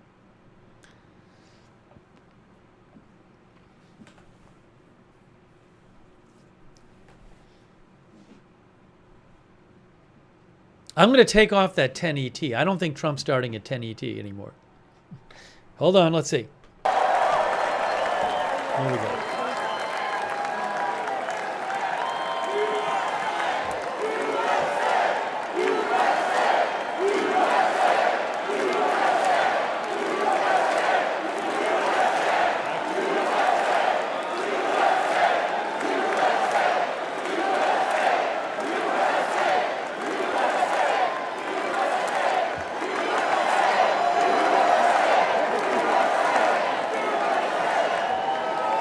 Well, let me tell you something, brother.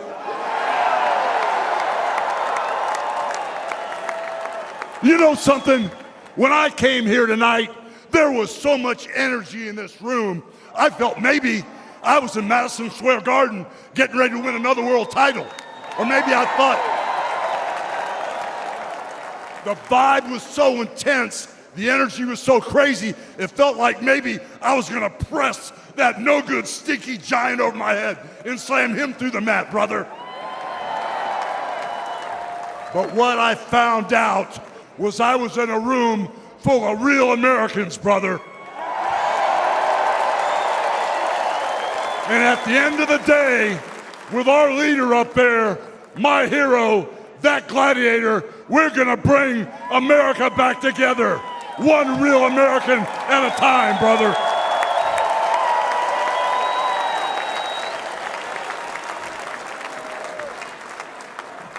You know something? I've seen some great tag teams in my time. Hulk Hogan and, ooh yeah, the Macho Man Randy Savage. But you know something? I see the greatest tag team standing upon us, getting ready to straighten this country out for all the real Americans.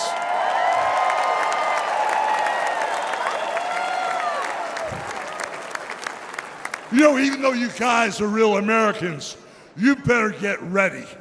Because when Donald J. Trump becomes the President of the United States, all the real Americans are going to be nicknamed Trumpites.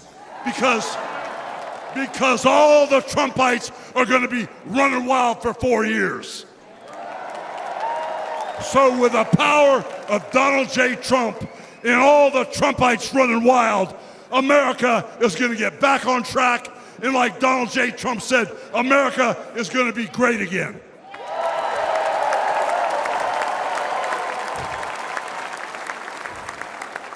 You know, when I look out and I see all the real Americans, I think about how Donald Trump, his family was compromised.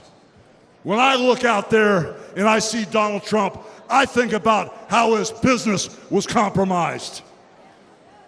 But what happened last week when they took a shot at my hero and they tried to kill the next President of the United States? Enough was enough, and I said, let Trumpomania run wild, brother. Let Trumpomania rule again. Let Trumpomania make America great again.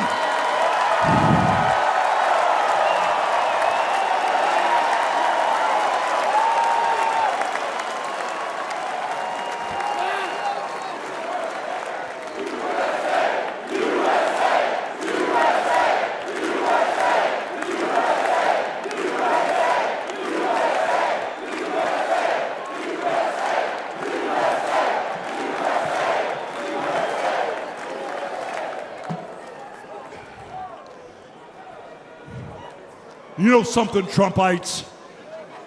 I didn't come here as Hulk Hogan, but I just had to give you a little taste. You know, my name is Terry Bollea. And as an entertainer, I love you too. And as an entertainer, I tried to stay out of politics. But after everything that's happened to our country over the past 4 years, and everything that happened last weekend, I can no longer stay silent.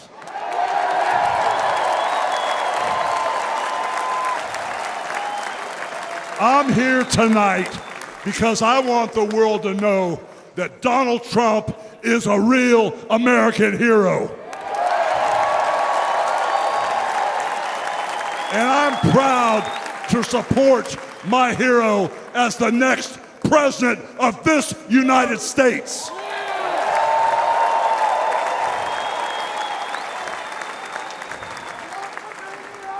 You know, guys, I've known Donald Trump for over 35 years. You know, hold on a second, hold on. I just had a flashback. Man. This is really tripping. You know, the last time I was up on stage, Donald Trump was sitting at ringside at the Trump Plaza. I was bleeding like a pig, and I won the world title right in front of Donald J. Trump. And you know something? He's gonna win in November, and we're all gonna be champions again when he wins.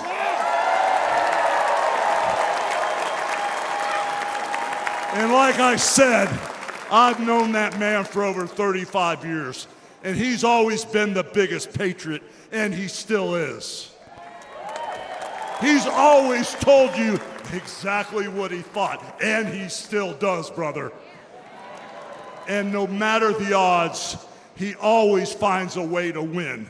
And when he's back in our White House, America is going to start winning again.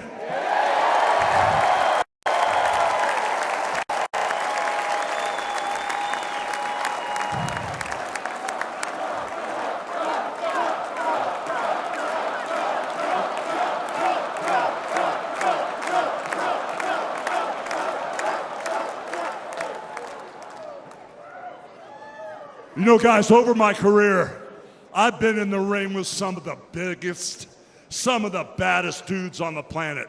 And I've squared off against warriors, ooh yeah, savages. And I've even, like I said, body slammed giants in the middle of the ring. And I know tough guys. But let me tell you something, brother. Donald Trump is the toughest of them all.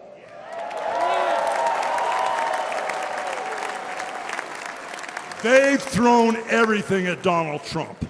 All the investigations, the impeachments, the court cases, and he's still standing and kicking their butts.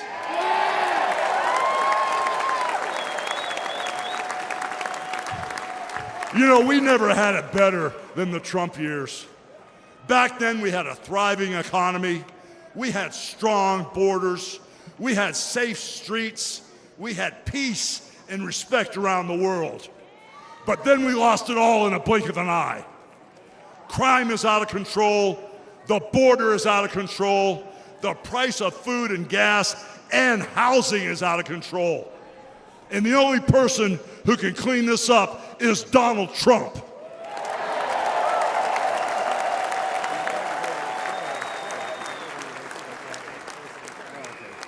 You know, guys, I really, really love this country. And I've lived the American dream. And I want my kids, your kids, and all those little teeny Hulkamaniacs out there to live the American dream too.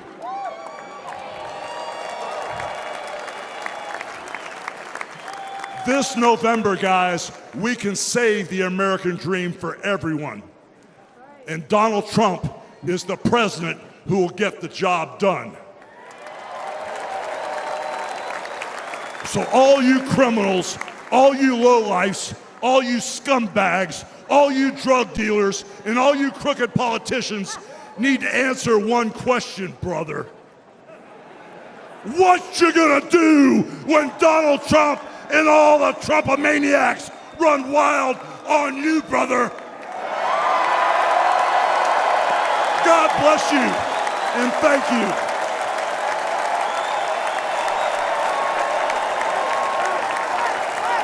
Hulk Hogan. That was Hulk Hogan. He's still there.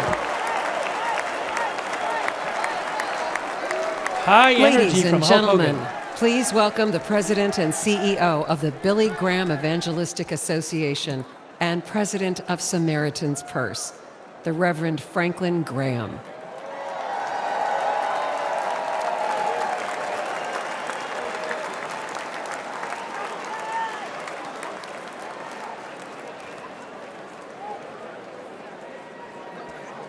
Good evening. I've got the hardest job tonight. I have to follow Hulk Hogan. But I stand here tonight as a private citizen who loves this country. I've been asked to say a few words and then to pray, and we're going to do that. Last Saturday in Butler, Pennsylvania, President Trump had a near-death experience, no question. But God spared his life.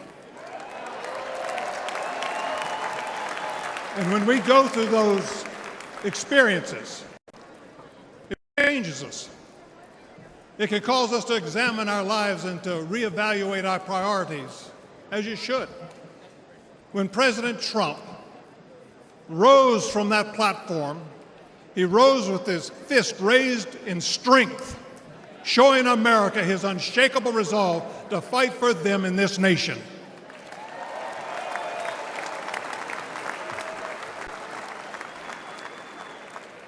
I cannot explain why God would save one life and allow another one to be taken. I don't have the answer for that. But one thing I do know is that God loves us, and he wants us to be with him in heaven one day. And that's through faith in his Son, Jesus Christ. You see, the Bible says that God so loved the world that he gave his only begotten Son, that whosoever believeth in him shouldn't perish but should have everlasting life. For as long as I've known the President Trump, I've found him to be a man of his word. Things that he said he'll do, he did. When he told me and our country in 2016 that he was going to appoint conservative justices, guess what? He did. In 2016, he said he would defend religious liberty, and guess what? He did. In 2019, I was with him at the United Nations when the first president of history of this country stood there to advocate for religious liberty worldwide.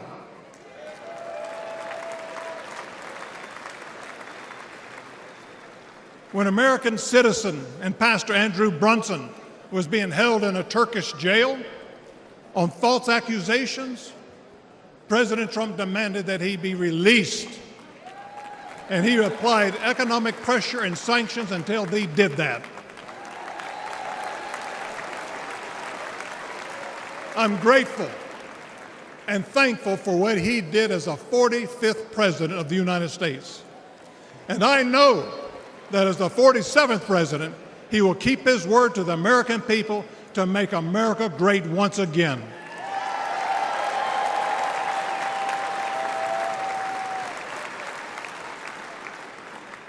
It's an honor for me to be asked to pray for Donald Trump this evening. And so what I'd like to do, I'd like us to pray, but I'd like us all to stand as we call upon the name of the God of heaven.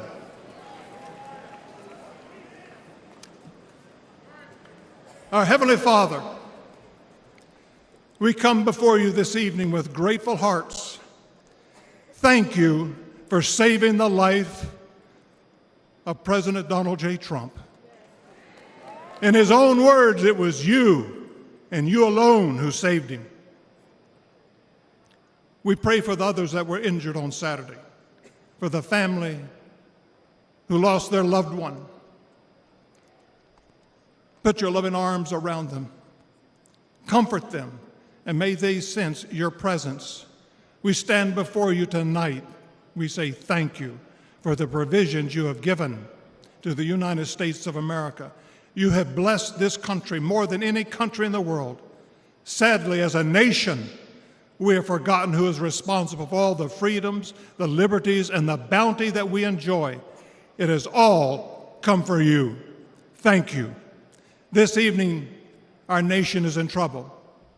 We're divided politically, racially, economically, with millions of people seeking refuge and hope in our dry and thirsty land. You're the only one who can fix the complexity of the problems that we face today.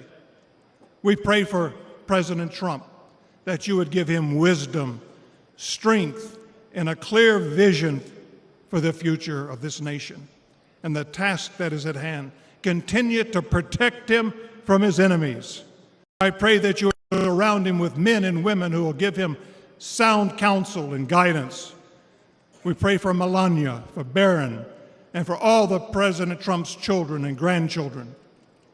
We pray for Senator J.D. Vance, his wife Ulsa, along with their young family. We're thankful for his strong stand for defending life.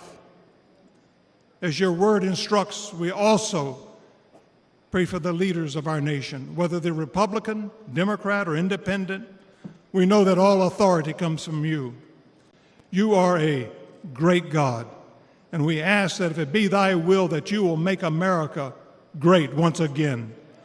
And we ask that you'll unite our hearts, bring us together, one nation under God, indivisible, with liberty and justice for all. And we pray this in the mighty name of my Lord and Savior, Jesus Christ, the King of Kings and the Lord of Lords. Amen.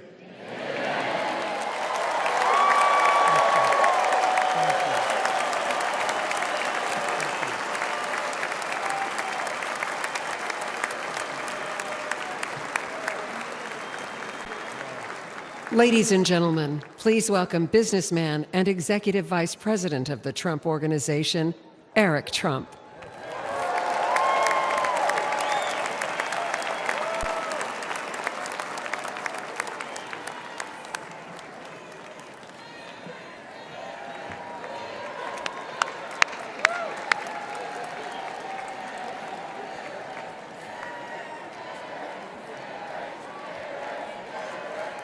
Good evening, America.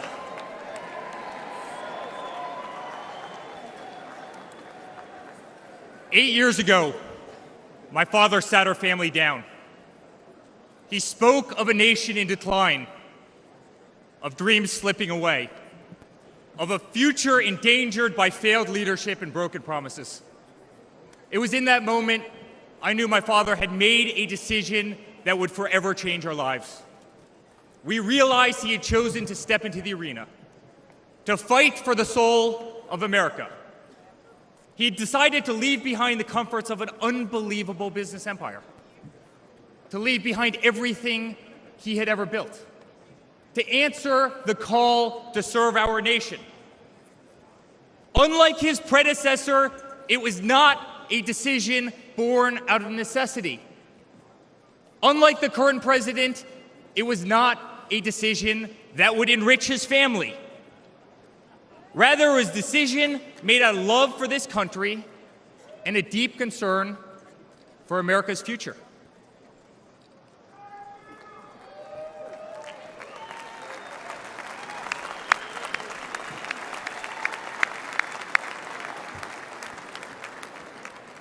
My father was clear it would not be easy, that there would be a huge price to pay, and that the attacks would be vicious. Looking back, that was an understatement.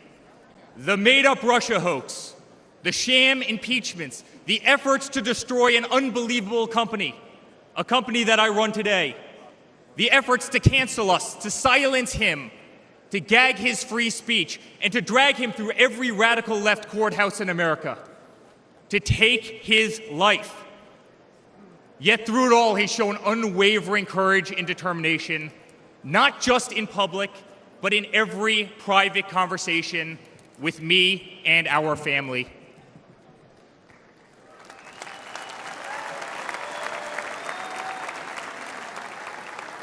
He stood tall, fueled not by personal ambition, but by a profound love for this country and a love for all of you, the American people. That man is my father. That man is the 45th president and soon to be 47th president of the United States. That man is Donald J. Trump.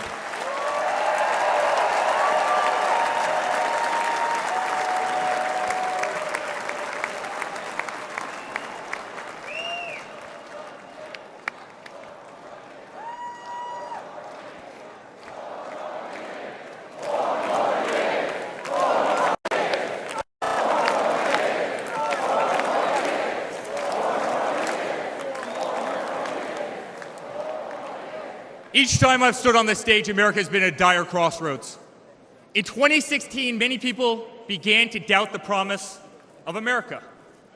Our economy was struggling, jobs were scarce, our standing on the world stage was weak at best. Veterans were forgotten, our military was in shambles, our educational system was broken, ranked 30th in the world. He could no longer tolerate an inept administration that handed $150 billion to Iran, a country that chants death to America, or witness the continued attacks on our Constitution and our religious liberty, or see the disrespect shown to our unbelievable law enforcement officers who are being disarmed, defunded, and persecuted each and every day.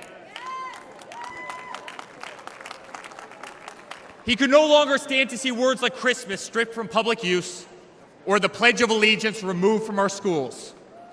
But my father saw potential where others saw despair. Donald Trump built the New York City skyline. He did so during a time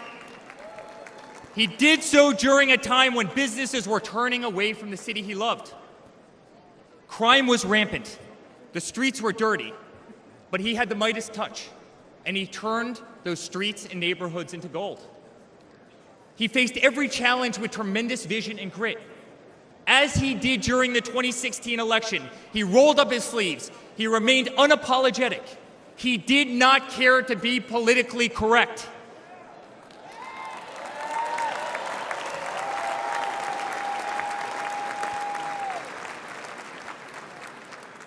He restored hope. He restored a voice to millions of Americans who had been ignored. He restored the American dream. Under my father's leadership, the economy climbed to record heights. Jobs were created at an unthinkable pace. Unemployment reached historic lows across all demographics. Wage growth soared. He cut taxes for hardworking families and businesses. He slashed regulations. We saw the greatest 401k increase in American history.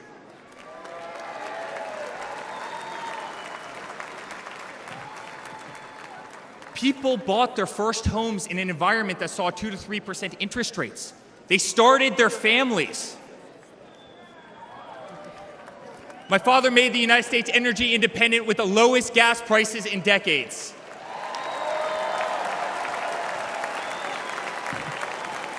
My father made the United States safe. Our borders were closed. There was peace in the Middle East. Soleimani, al-Baghdadi, the terrorists were dead.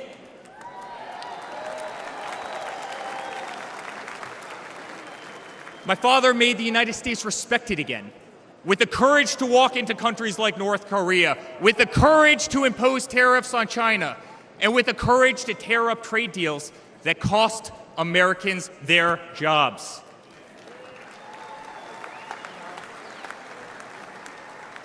He brought manufacturing back to America. Small businesses flourished. He did what he promised. He put America first. We were winning. Donald Trump made America great again.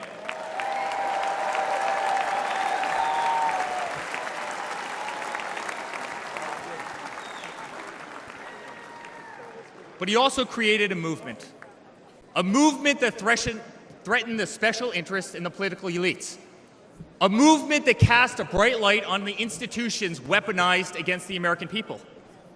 You see it in our schools. God bless the moms who fought back.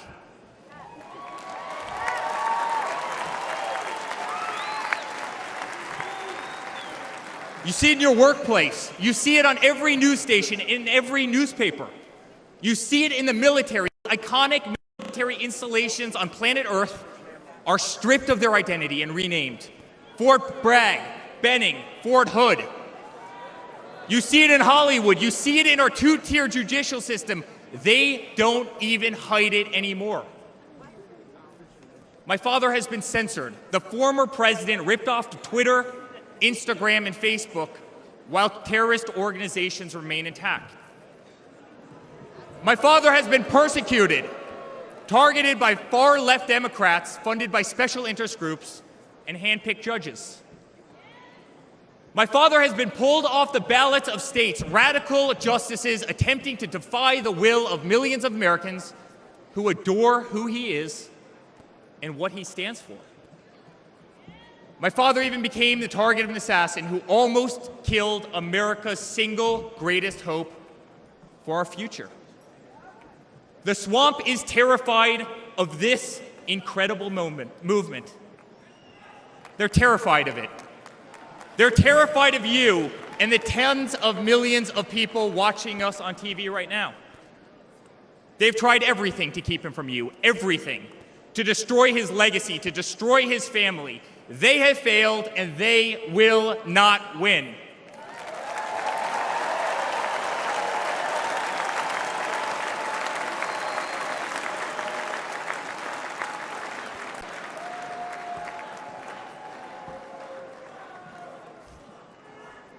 I love my Florida delegation right here.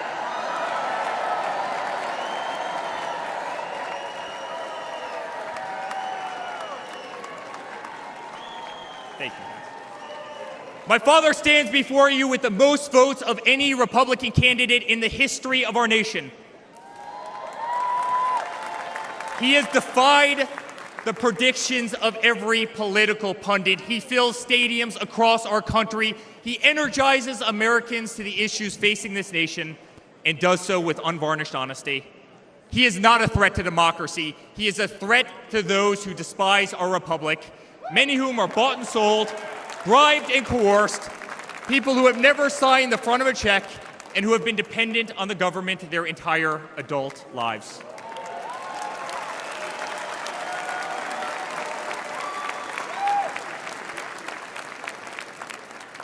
Today, as it was in 2016, America's at that crossroads again. Energy prices are soaring, interest rates are crippling, everything is unaffordable. The US dollar has been diminished, inflation has made it impossible for Americans to live, to save for their future. Our infrastructure is crumbling, our border is out of control. Millions are dead and displaced in Russia and Ukraine, a war that has no end and a war that we are funding. The Middle East has become a hornet's nest. Our greatest ally, Israel, totally under siege. Fentanyl is killing our youth and destroying families, while the current administration stands idly by, hoping their inaction will import illegal votes. Crime terrorizes our cities and our suburbs as far-left policies handcuff police. Male athletes, guys my height, 6'5", are swimming in women's sports.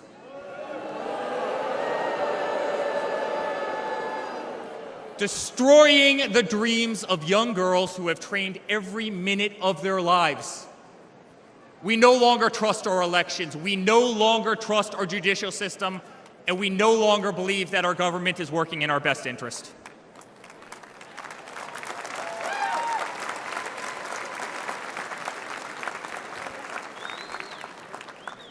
In spite of where we are today as a nation, I'd like to speak to every American. To the homeless veteran, sleeping under a bridge as illegal immigrants are housed in the most expensive hotels in New York. I'm sorry. We know it's wrong, and we will fix it.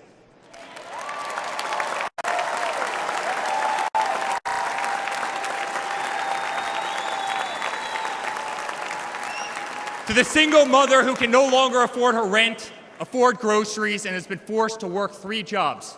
I'm sorry, it does not have to be this way. To the parents who lost a son or daughter to fentanyl, including the incredible woman that spoke the other night, while an administration does absolutely nothing.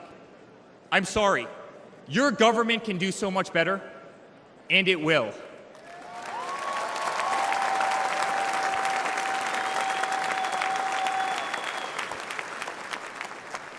To the children who are being brainwashed instead of learning the fundamentals in school, I'm sorry, there are teachers who care, and my father will empower them.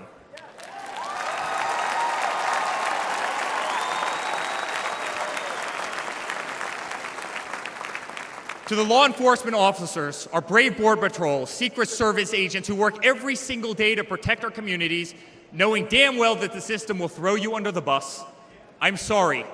We will stand behind you.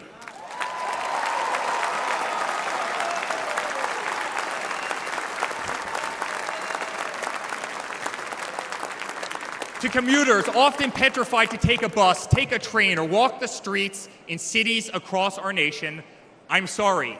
That man right there will fix this.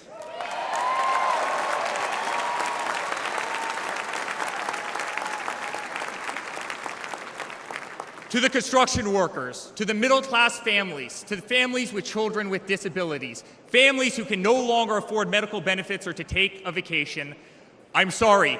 We will make America great again.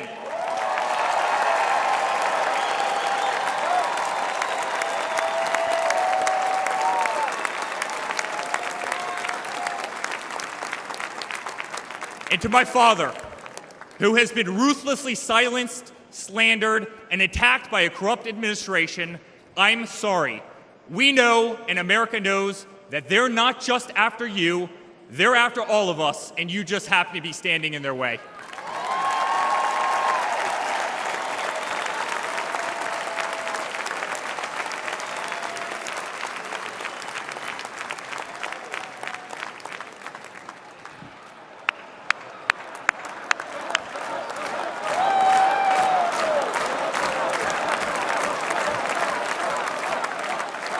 To all Americans watching tonight, the greatest retribution will be our success. Success not just for ourselves, but for our grandchildren and our children. Under President Donald J. Trump, the swamp will be drained. America will be respected. Our cities will be safe. Our streets will be clean. And our border will once again be secure.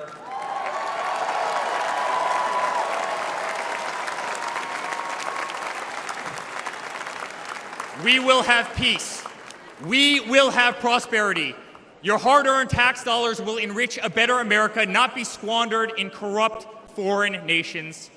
Education will be handed back to the states. We will no longer be 30th in the world. We will be first.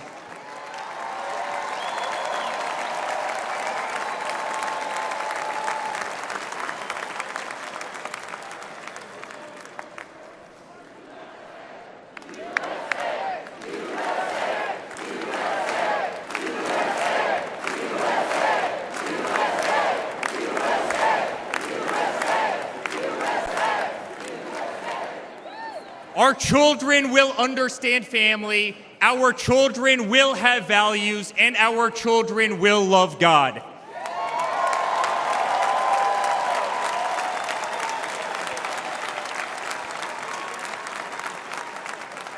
Our country will prioritize free speech, respect freedom of religion, and honor our Constitution.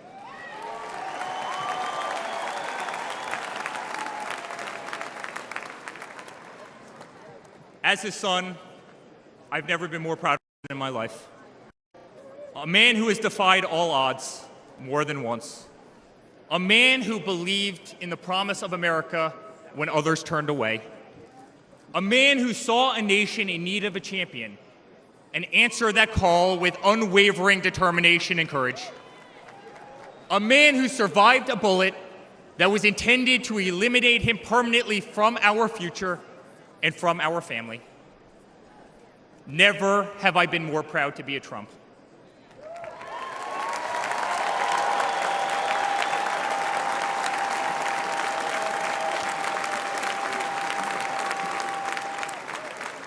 Never have I been more proud to stand by my father's side. I remain incredibly honored to be part of this journey, a journey with all of you, a journey to save the greatest country on earth, a journey with the most incredible people I have ever met. Dad, 5 days ago, Laura, Luke, Carolina, and I held our breath as we saw blood pour across your face. By the grace of God, divine intervention, and your guardian angels above, you survived.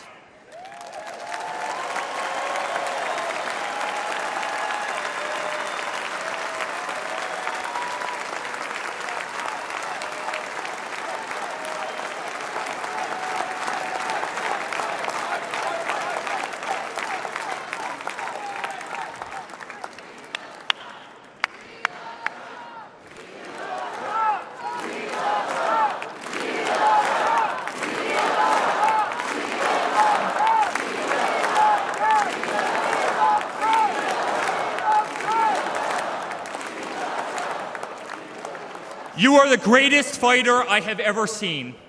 You are strong, you are full of life, and you are unapologetic. Your optimism is contagious. Your backbone is unbreakable. Your conviction to fight for what is right and against all that is wrong is truly next level.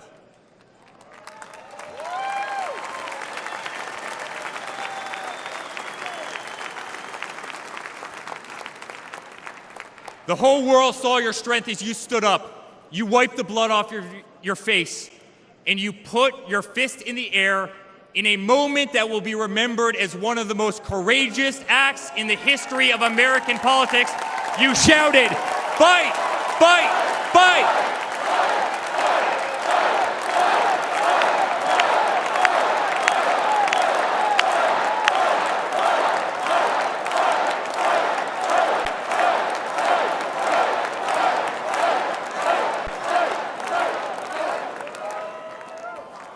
I'm honored to be your son.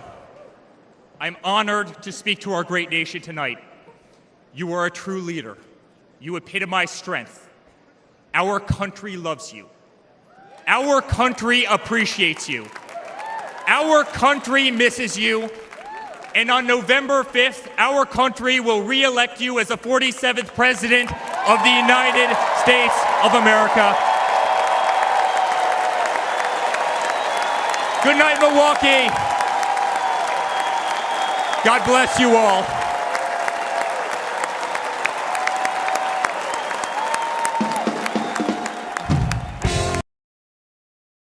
All right, that was Eric Trump, and Donald Trump is about to speak, and I believe that Dana White will come on. There's only supposed to be one speaker before Eric Trump. Dana White is going to be speaking before Trump. So Trump's got to get up from his seat. I assume, will Trump leave his seat now? Yes, Trump actually just left. Hold on, can I get this on the screen for you guys? No, I can't right now. But Trump is leaving his seat right now, and he's walking out. I had this before, but at the moment, I can't give it to you, I don't think. Anyways, Trump is leaving. He just left his seat.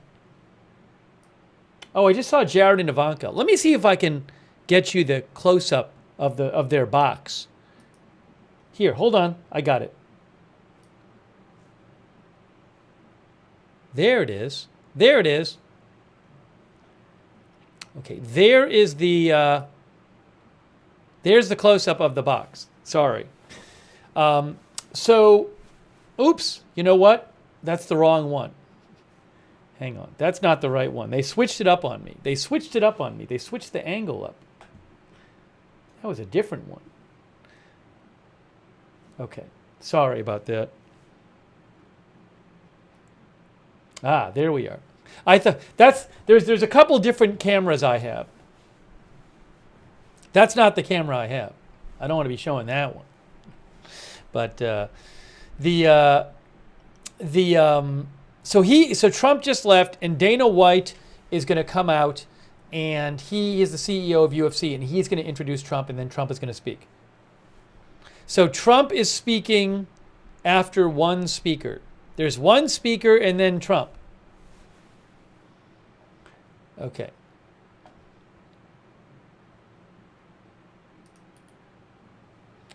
Okay, so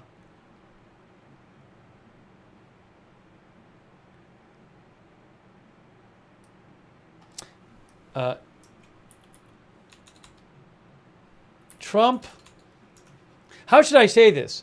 One more speaker until Trump. I'll just say Trump speaking shortly. I'll leave it like that. Sorry. But basically it's one speaker, then Trump. Hey, thanks to Denise Miller for your support, and Boomer Wow in Oom's World, and JTS92. I appreciate it. By the way, on the drone that hit Tel Aviv, it's not clear where that came from yet. A drone. I read that 7 people were slightly injured. I saw a report of that. There was a drone that exploded in Tel Aviv, and we're still waiting to hear more about that. Trey Inks from Fox just posted lots of damage in Tel Aviv. But I'll let you know if we have an update on update more. But Yemen is the Houthis in Yemen are supposed to release a statement in the coming hours. Maybe they'll claim that they did it. I don't know.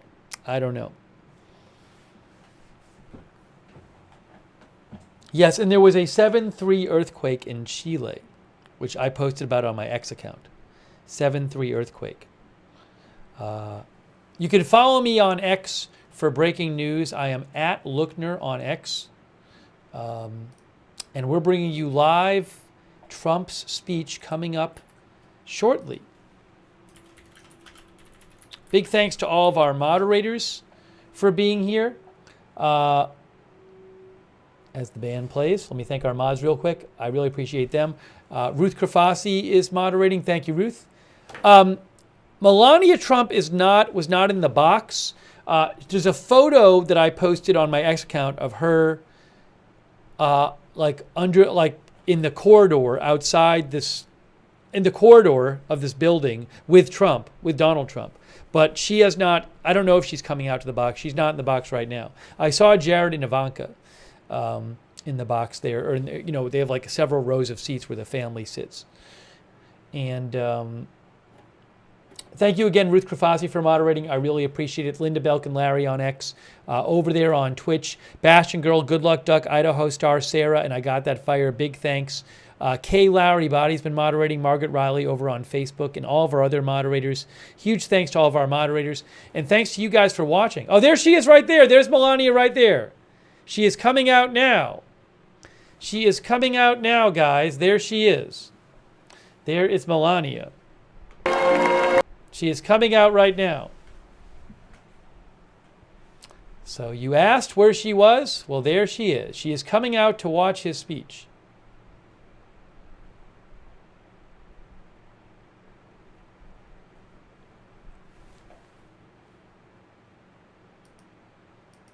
There she is. You can see her live walking up to the box area.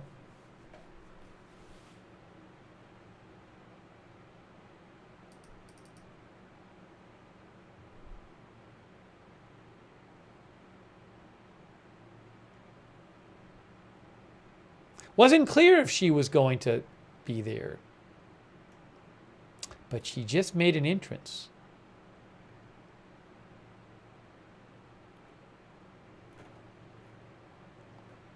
Okay, as soon as the music stops, I'll put the sound back on, by the way. No, they're still playing music there, so I gotta wait till the music ends. Oh, hold on. Oh, I cannot play the music under these videos. Yeah, I can't play the music I'm sorry, I can't play the music under the videos. It's just the way it is, so I apologize. So after this video, I believe Dana White is going to come out and introduce Trump.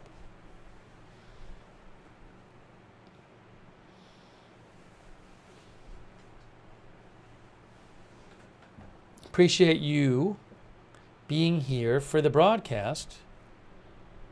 We'll get some comments from you after Trump speaks.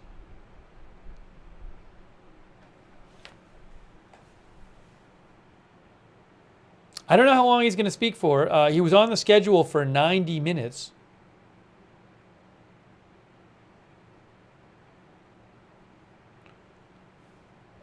Excuse me. But coming up very shortly, very shortly.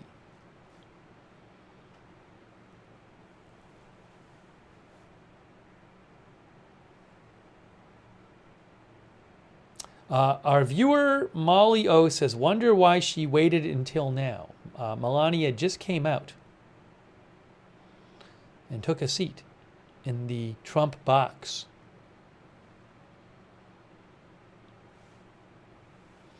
The speech was he was supposed to start speaking at 10 Eastern time. It's now 10:12, but it's not that big a difference. But 10 was the scheduled time for him to speak.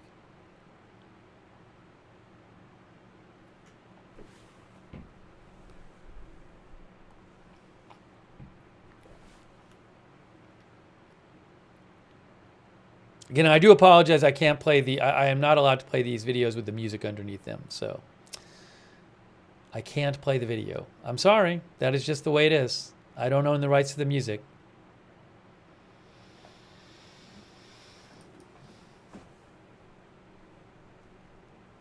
But we will take your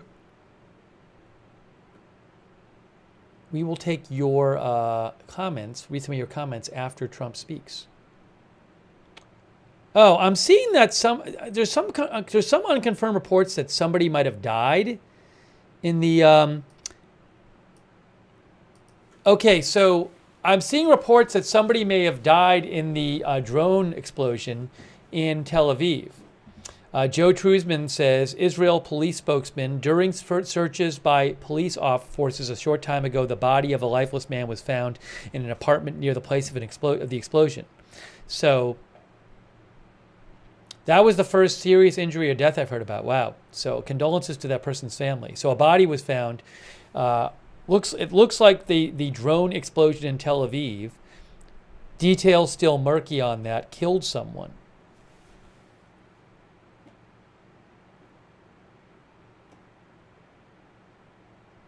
Obviously a very big deal. So I'll keep you updated on that.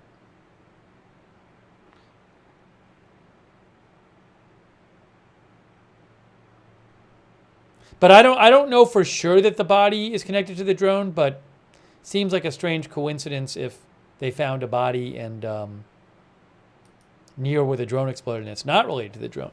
But I don't know for sure. I don't know for sure.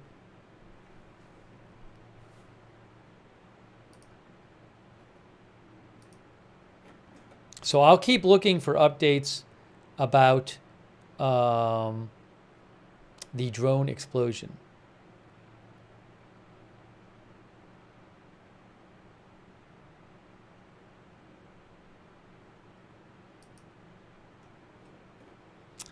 This Telegram channel I follow from News Cod Group, they do a lot of Israel news. They're saying that they heard the drone flew at a low altitude from the sea. Maybe that did happen. I'm not sure.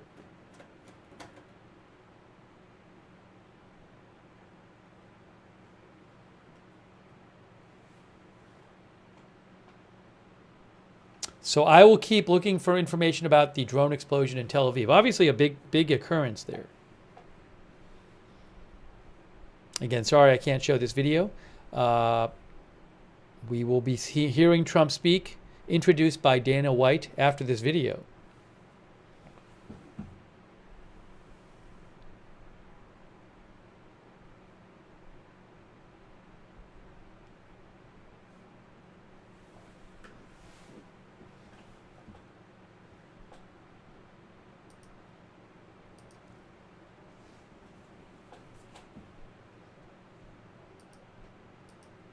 They are showing videos of Biden.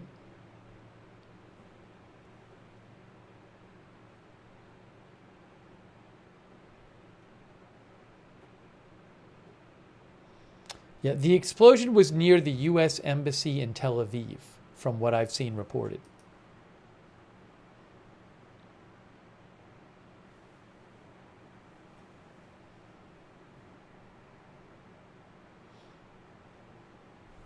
Our viewer, Stargazer, says Hogan's speech was a trip. Y'all should have seen my 92-year-old grandma laughing.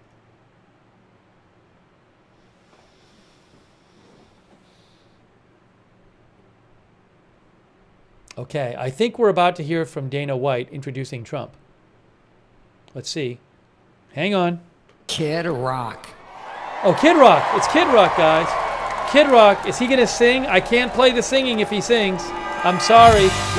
I can't play Kid Rock singing. I'm sorry. Kid Rock is singing. Is he talking or singing? Everybody to stand!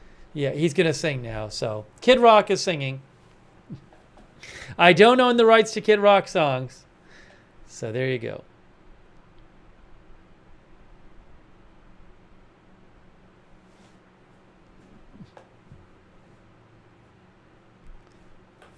Is he singing Ba with the Ba? Let's see.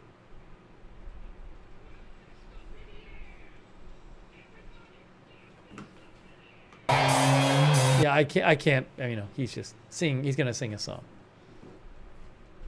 Anyways. He's saying fight. He's saying fight. Well, I can't. I'm sorry I can't play the Kid Rock music, but got to be careful with the music. If he gives a speech, I will play the speech.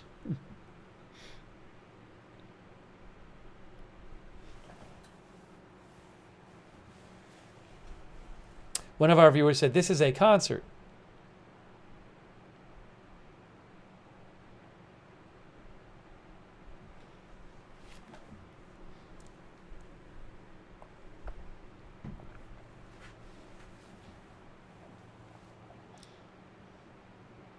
Well, if you want, you can turn on your TV and watch it on a different broadcast. If you feel like it, you can come back here after.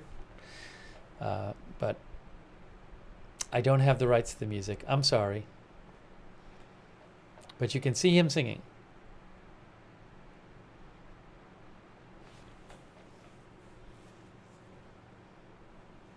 Thanks, by the way, to BDK for your support. I appreciate it, BDK.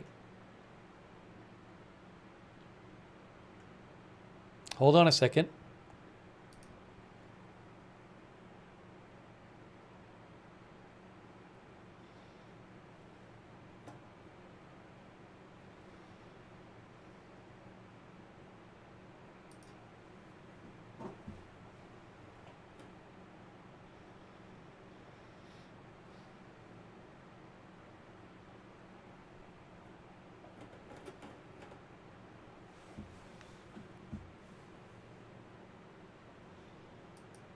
I didn't know. Some people had said in our audience that Kid Rock was going to perform.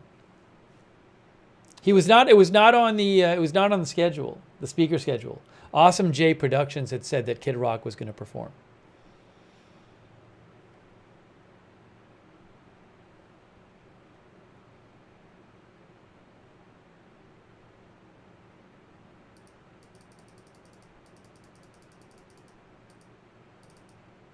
Thomas Kruger says Kid Rock has a very successful bar in Nashville.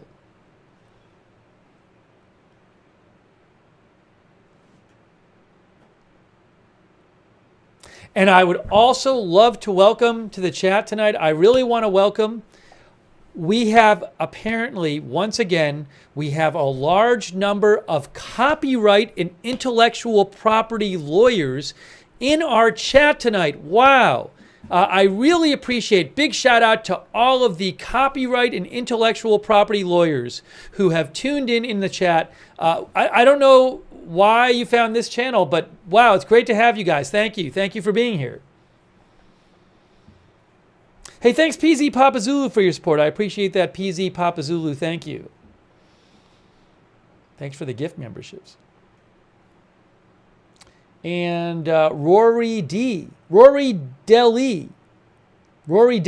Thank you, Rory, for your support.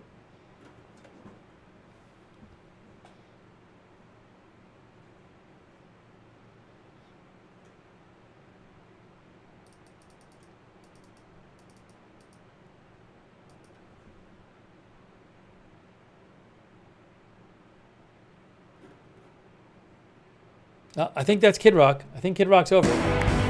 Nope, it's not over yet. It's not over yet. Now the band is playing. Now the band is playing. No more Kid Rock. So that was Kid Rock. Yeah, Dana White's supposed to be next.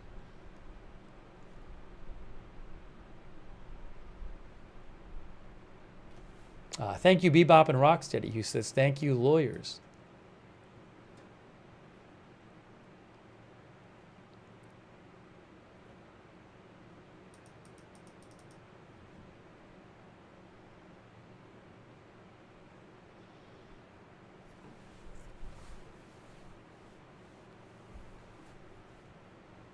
Oh, thanks to Donna Childers, too, or Childers. Thank you, Donna, so much. I appreciate that, Donna. Thanks for your support. Donna. All right, guys. Trump is about to speak. Looks like he'll come on. He was supposed to originally come on at 10.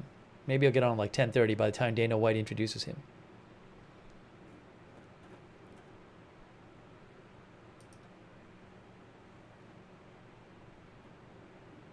Now here's Dana White. Okay, Dana White is speaking.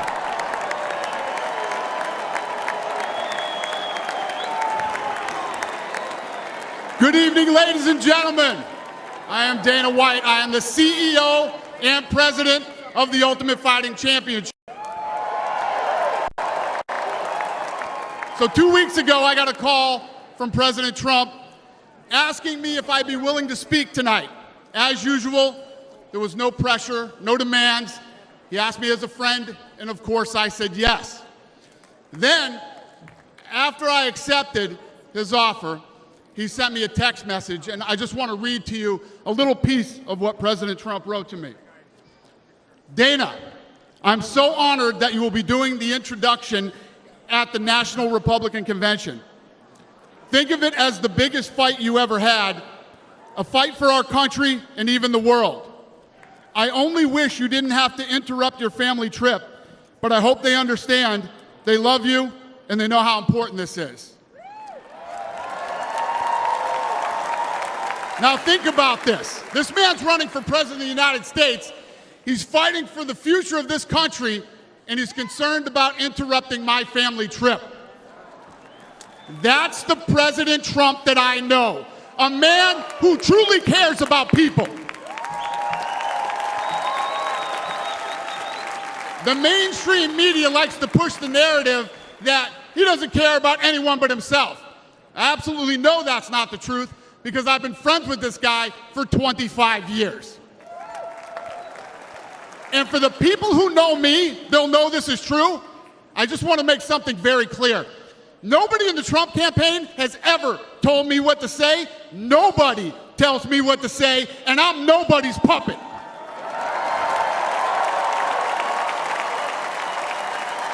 And I'm not telling you what to think, I'm telling you what I know. And I know President Trump.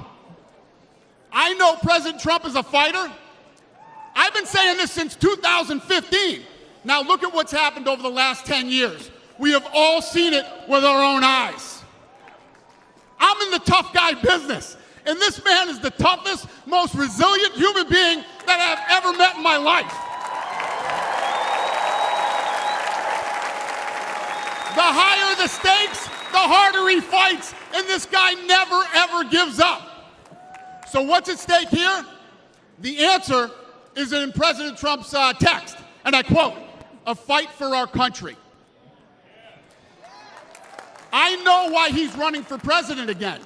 Why else would he put himself through everything he's dealt with just to get back here? We all know he doesn't need this. This guy's got a great life, he has a beautiful family, and he has achieved everything that you could possibly achieve in life. I know President Trump is literally putting his life on the line for something bigger than himself, and he's willing to risk it all because he loves this country.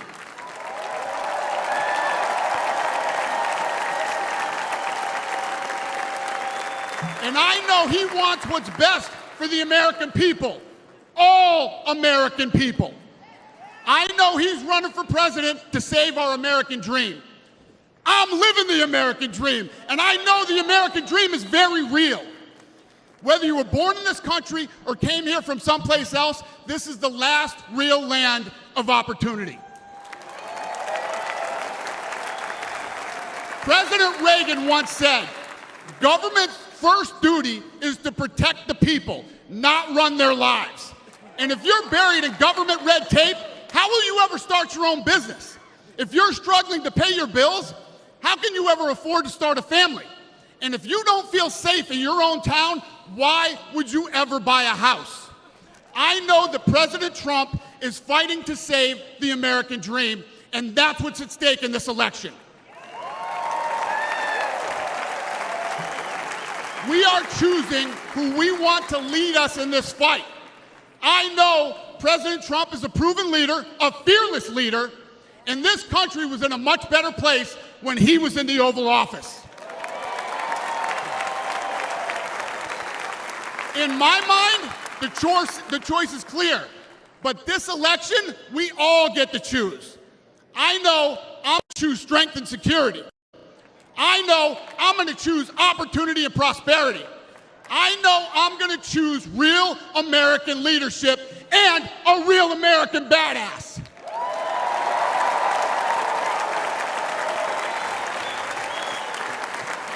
And I'm not telling you what choice to make, and I'm not telling you what to think.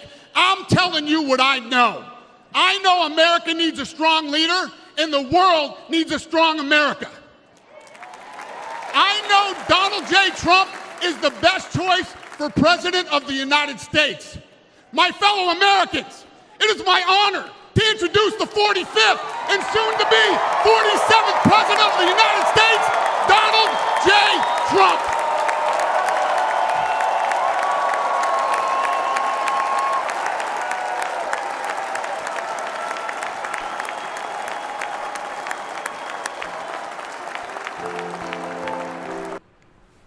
All right, I gotta wait till they finish the music. They're playing some music. Are they gonna play Proud to be an American? Oh, they are gonna play Proud to be an American. There you go. It's Lee Greenwood is there. Lee Greenwood is there. They're gonna sing Proud to be an American, which I don't own the rights to. So I'm sorry if you wanted to hear Proud to be an American, but you can listen to it somewhere else. All right, so once he comes out and starts speaking, we will hear Donald Trump. Hey, quick thanks to Cherry Cola for your support. Geraldine Friedrich, Maria Madrigal, Jason Minard, all the way from Costa Rica, I think. Hey, thanks, Jason. That's really nice of you. Jason Berry, Kevin Goss, thanks for your support. Get ready, guys. Trump is coming up. Lee Greenwood is singing now. And Trump is coming up. And we'll see how long he speaks for and what he has to say. Fox News had reported he's not going to use the word Biden. We'll see if that happens. April Coco says it's fair use, I am told. Exactly. Hold on. Let's see. No, I can't do it. Can't do it.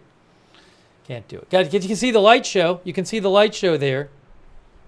And the lights that say Trump, it says Trump. There he is. There's Trump right there.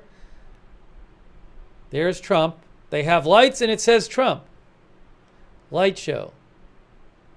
All right. They're still playing Proud to be an American.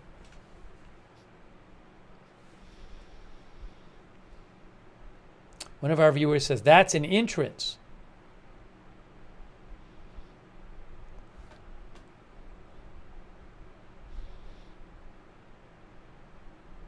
All right, so you can see him there. He is there. He's about to speak.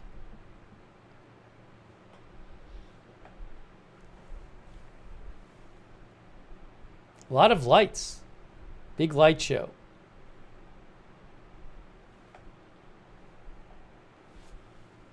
How are we doing? Oh, they have a White House thing, White House projection.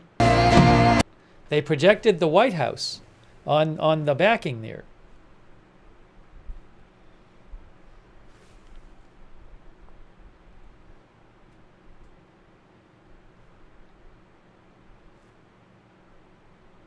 I think there's a little bit more to go in the song.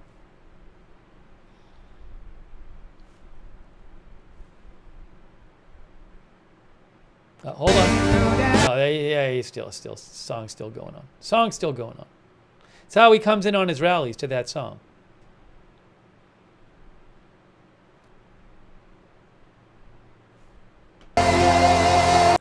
Just about to be finished. The song. There we go. Okay, here we go.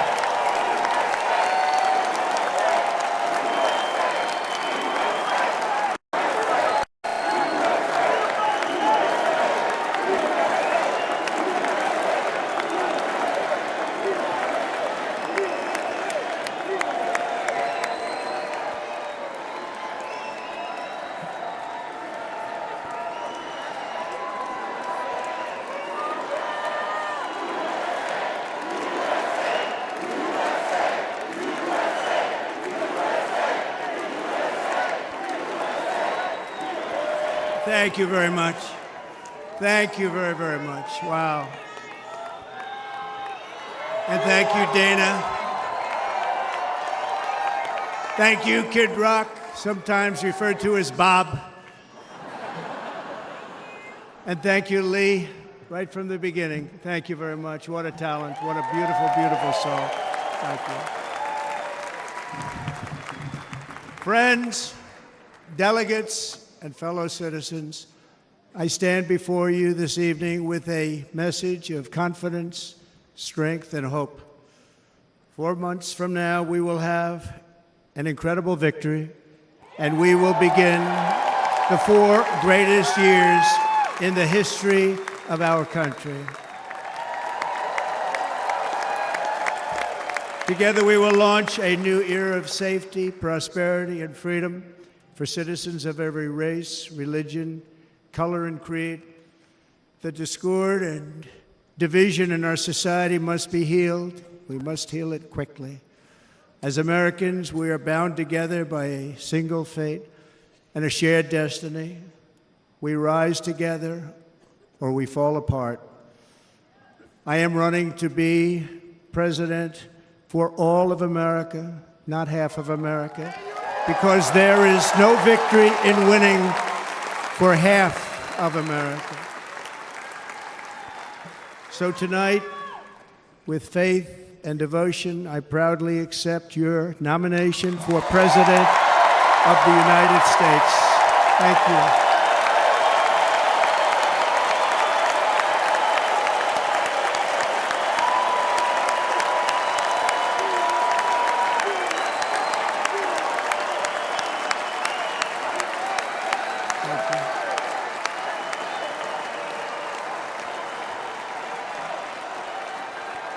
Thank you very much.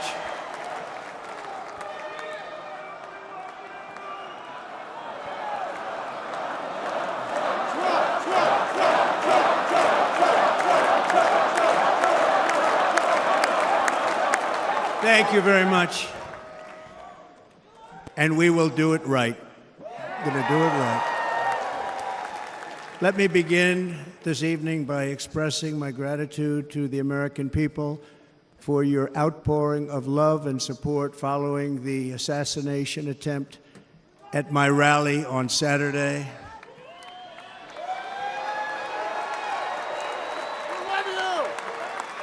As you already know, the assassin's bullet came within a quarter of an inch of taking my life. So many people have asked me, what happened? Tell us what happened, please. And therefore, I will tell you exactly what happened, and you'll never hear it from me a second time because it's actually too painful to tell. It was a warm, beautiful day in the early evening in Butler Township in the great Commonwealth of Pennsylvania. Music was loudly playing, and the campaign was doing really well.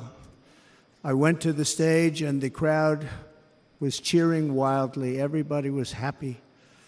I began speaking very strongly, powerfully, and happily because I was discussing the great job my administration did on immigration at the southern border. We were very proud of it.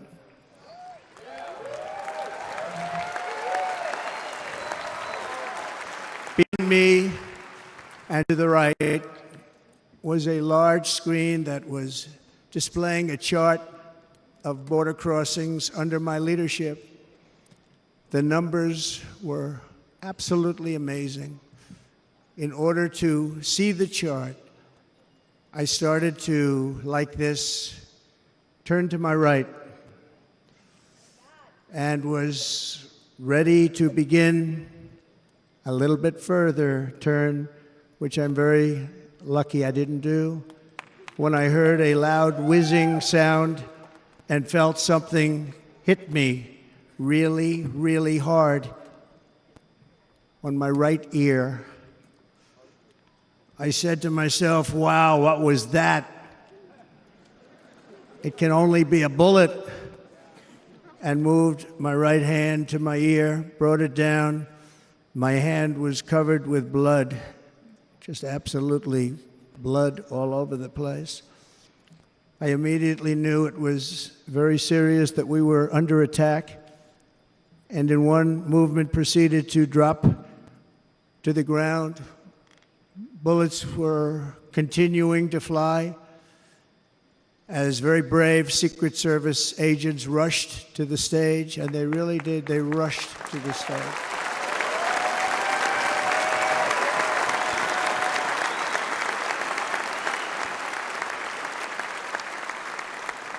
These are great people at great risk, I will tell you, and pounced on top of me so that I would be protected. There was blood pouring everywhere, and yet, in a certain way, I felt very safe because I had God on my side. I felt that.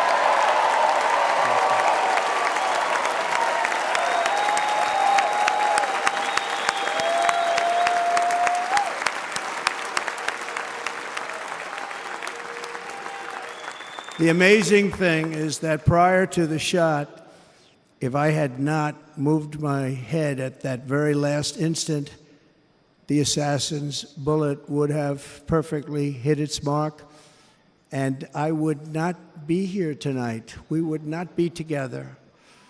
The most incredible aspect of what took place on that terrible evening in the fading sun was actually seen later.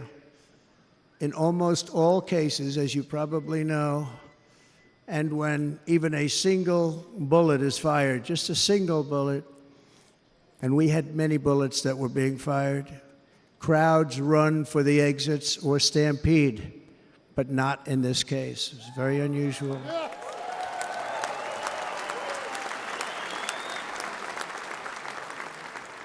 This massive crowd of tens of thousands of people stood by and didn't move an inch. In fact, many of them bravely, but automatically stood up looking for where the sniper would be. They knew immediately it was a sniper. And then began pointing at him. You can see that if you look at the group behind me. That was just a small group compared to what was in front. Nobody ran, and by not stampeding, many lives were saved. But that isn't the reason that they didn't move. The reason is that they knew I was in very serious trouble. They saw it. They saw me go down. They saw the blood and thought, actually most did, that I was dead. They knew it was a shot to the head. They saw the blood. And there's an interesting statistic. The ears are the bloodiest part. If something happens with the ears, they bleed more than any other part of the body. For whatever reason, the doctors told me that. I said, why is there so much blood? He said, it's the ears. They bleed more. So we learned something, but they just, this beautiful crowd, they didn't want to leave me. They knew I was in trouble. They didn't want to leave me. And you can see that love written all over their faces. Incredible people. They're incredible people. Bullets were flying over us, yet I felt serene. But now the Secret Service agents were putting themselves in peril. They were in very dangerous territory. Bullets were flying right over them, missing them by a very small amount of inches. And then it all stopped. Our Secret Service sniper, from a much greater distance and with only one bullet used, took the assassin's life, took him out.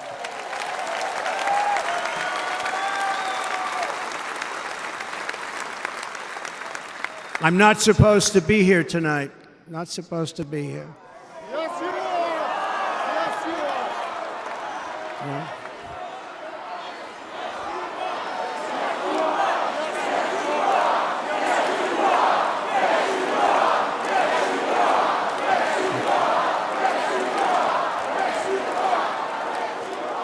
Thank you.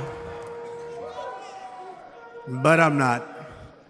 And I'll tell you, I stand before you in this arena only by the grace of Almighty God.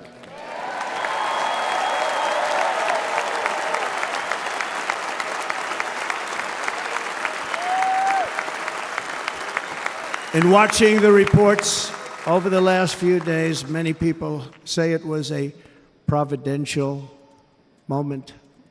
Probably was. When I rose surrounded by Secret Service, the crowd was confused because they thought I was dead, and there was great, great sorrow. I could see that on their faces as I looked out.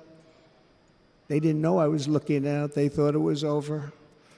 But I could see it, and I wanted to do something to let them know I was okay. I raised my right arm, looked at the thousands and thousands of people that were breathlessly waiting, and started shouting, "Fight, fight, fight."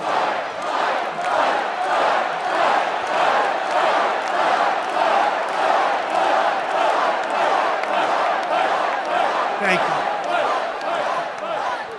you. Once my clenched fist went up, and it was high into the air. You've all seen that. The crowd realized I was okay and roared with pride for our country like no crowd I have ever heard before. Never heard anything like it. For the rest of my life, I will be grateful for the love shown by that giant audience of patriots that stood bravely on that fateful evening in Pennsylvania. Tragically, the shooter claimed the life of one of our fellow Americans, Corey Comparator. Unbelievable person, everybody tells me. Unbelievable. And seriously wounded, two other great warriors. Spoke to them today. David Dutch and James Copenhaver, two great people. I also spoke to all three families of these tremendous people. Our love and prayers are with them, and always will be. We're never going to forget them. They came for a great rally. They were serious Trumpsters, I want to tell you. They were serious Trumpsters, and still are. But Corey, unfortunately, we have to use the past tense. He was incredible. He was a highly respected former fire chief, respected by everybody. Was accompanied by his wife, Helen, incredible woman. I spoke to her today, devastated, and two precious daughters. He lost his life selflessly acting as a human shield to protect them from flying bullets. He went right over the top of them and was hit. What a fine man he was.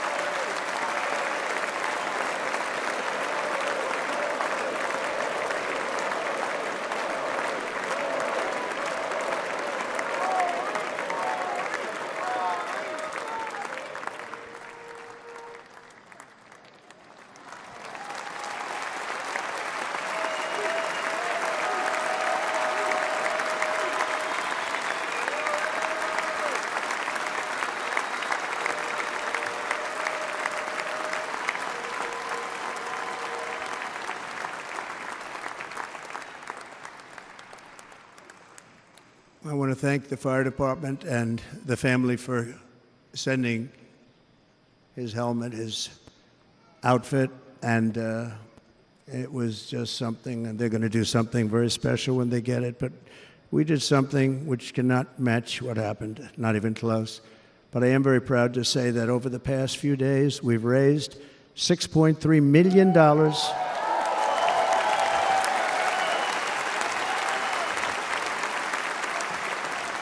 for the families of David, James, and Corey, including from a friend of mine, just called up. He sent me a check right here. I just got it. $1 million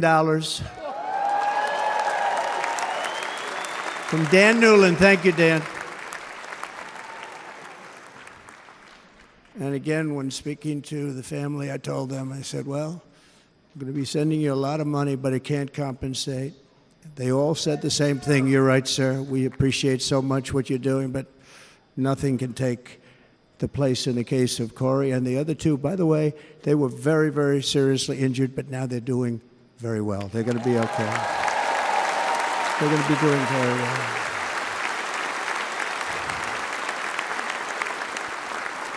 They're warriors. So now I ask that we observe a moment of silence in honor of our friend Corey.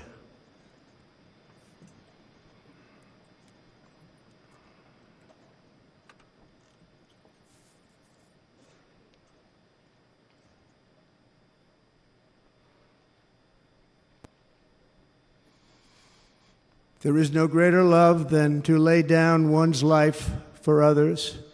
This is the spirit that forged America in her darkest hours, and this is the love that will lead America back to the summit of human achievement and greatness. This is what we need. Despite such a heinous attack, we unite this evening more determined than ever. I am more determined than ever, and so are you. So is everybody in this room.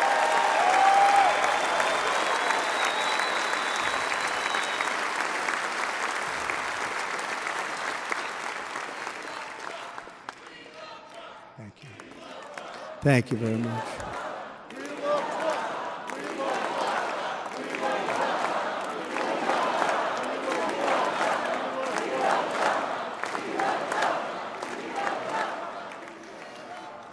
Our resolve is unbroken and our purpose is unchanged to deliver a government that serves the American people better than ever before. Nothing will stop me in this mission because our vision is righteous and our cause is pure. No matter what obstacle comes our way, we will not break, we will not bend, we will not back down, and I will never stop fighting for you, your family, and our magnificent country. Never.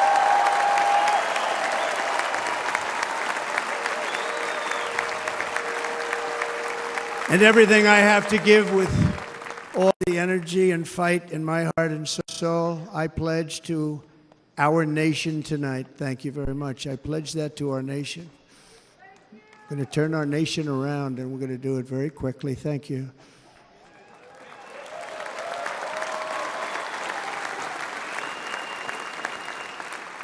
This election should be about the issues facing our country and how to make America successful, safe, free, and great again.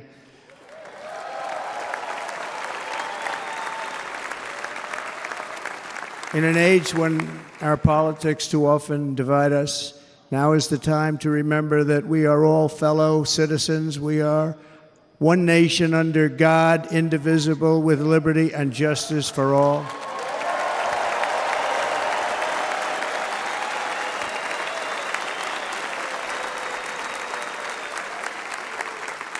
And we must not criminalize dissent or demonize political disagreement, which is what's been happening in our country lately at a level that nobody has ever seen before.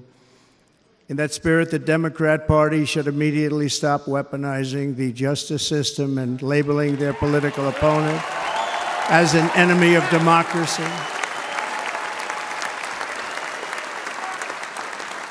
Especially since that is not true. In fact, I am the one saving democracy for the people of our country.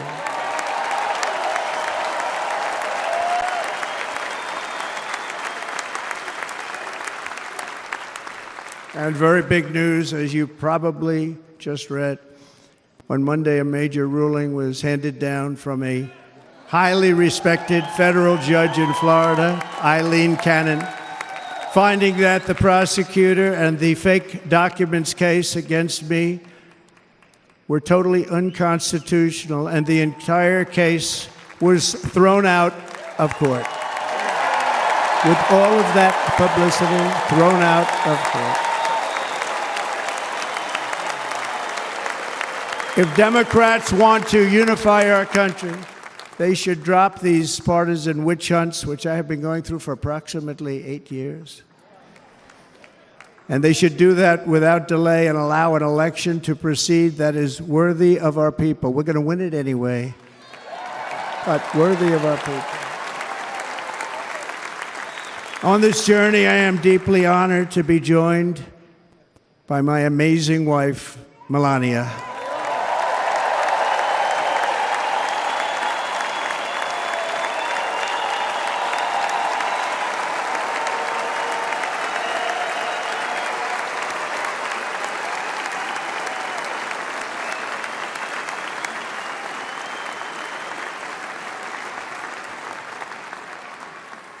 And Melania, thank you very much. You also did something really beautiful, a letter to America calling for national unity, and it really took the Republican Party by surprise. I will tell you, it was beautiful.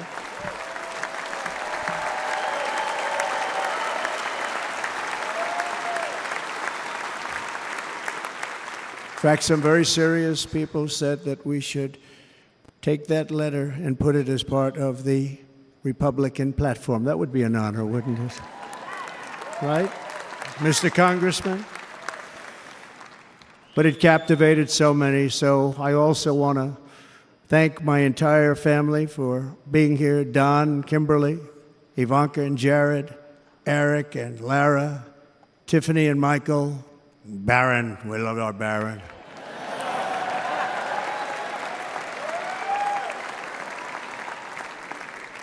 And of course, my 10 wonderful grandchildren. You saw a few of them up there on my lap before.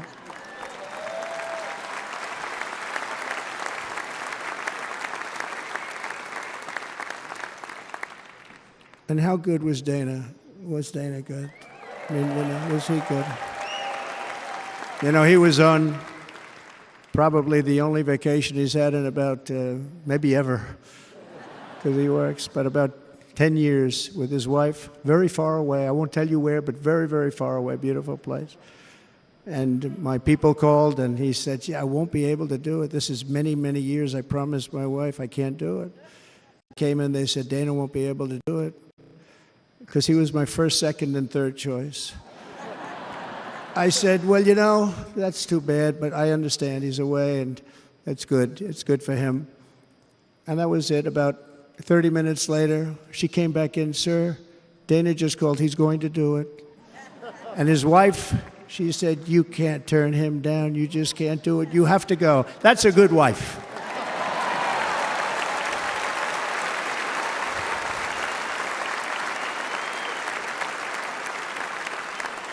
So he got on a plane, he got here a little while ago, now he's going to get on the plane in a little while and he's going to go back home to his wife.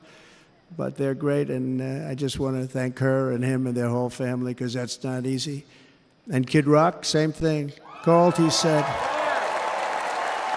I want to be a part of it.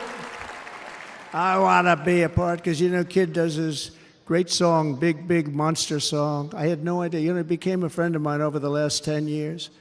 And he's amazing. Everyone loves him. I didn't even know how big he was. You know, he has rallies. 35, 40,000 people he gets every time he goes out. I think he's making so much money, he doesn't know what the hell to do with it. You want to know? And then we have my other friend, and I've known him so long, and we took that song, and it was a big success, but we made that. I saw a chart of great songs to America. That was #1 on the chart recently, #1. So that's Lee Greenwood, very special, beautiful person. He's a beautiful man. But they all wanted to be here. They called. And how about the Hulkster? How good was he? Is he up? Where is he? Boy, oh boy.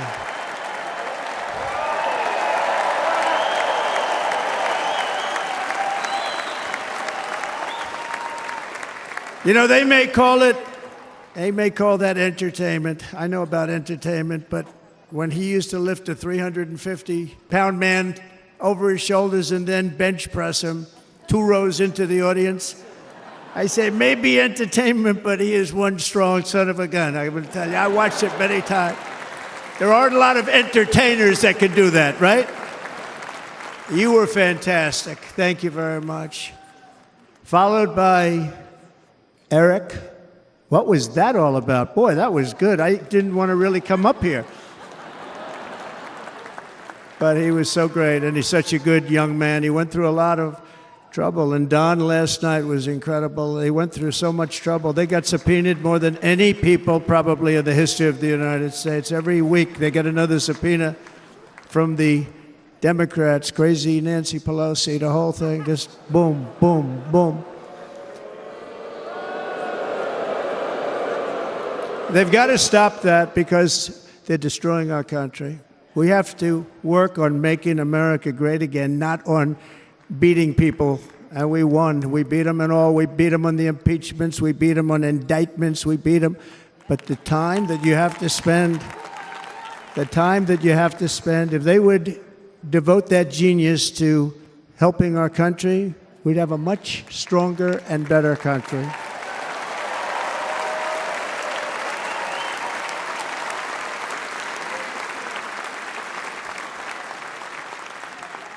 And Jason, the biggest star in country music. Jason, thank you for being here. Jason, thank you very much. Jason Aldean, he's good. I like his wife even better, by the way. She's here. Thank you, Jason. But I'm thrilled to have a new friend and partner fighting by my side. The next Vice President of the United States, the current Senator from Ohio, J.D. Vance, and his incredible wife, Usha.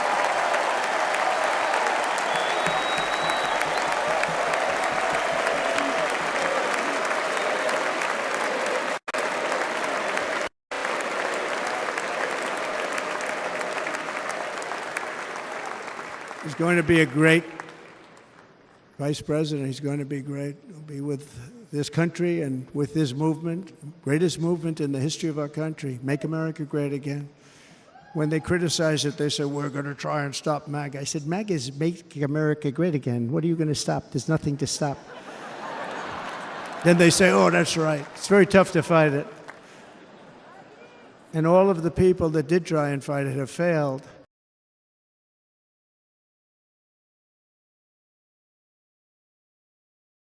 His wife was a great student at Yale. They met at Yale. These are two smart people. So, J.D., you're going to be doing this for a long time. Enjoy the ride.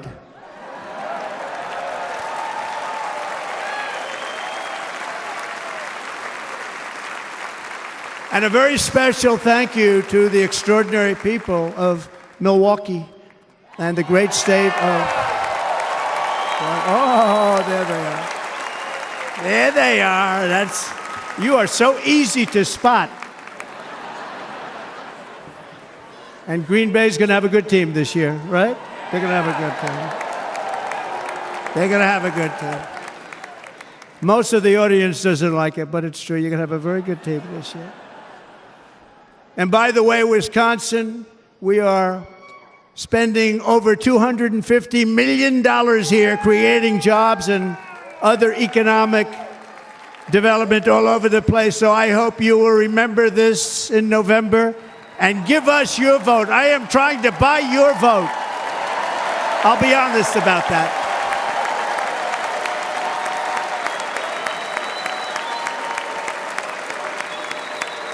And I promise we will make Wisconsin great again. We're going to make it. Thank you, Mr. Governor. Thank you very much. Thank you. I'm here tonight to lay out a vision for the whole nation, to every citizen, whether you're a young or old man or woman, Democrat, Republican, or independent, black or white, Asian or Hispanic. I extend to you a hand of loyalty and of friendship. Together we will lead America to new heights of greatness like the world has never seen before. We were right there in the first term. We got hit with COVID. We did a great job. Nobody knew what it was, but nobody's ever seen an economy pre-COVID. And then we handed over a stock market that was substantially higher than just prior to COVID.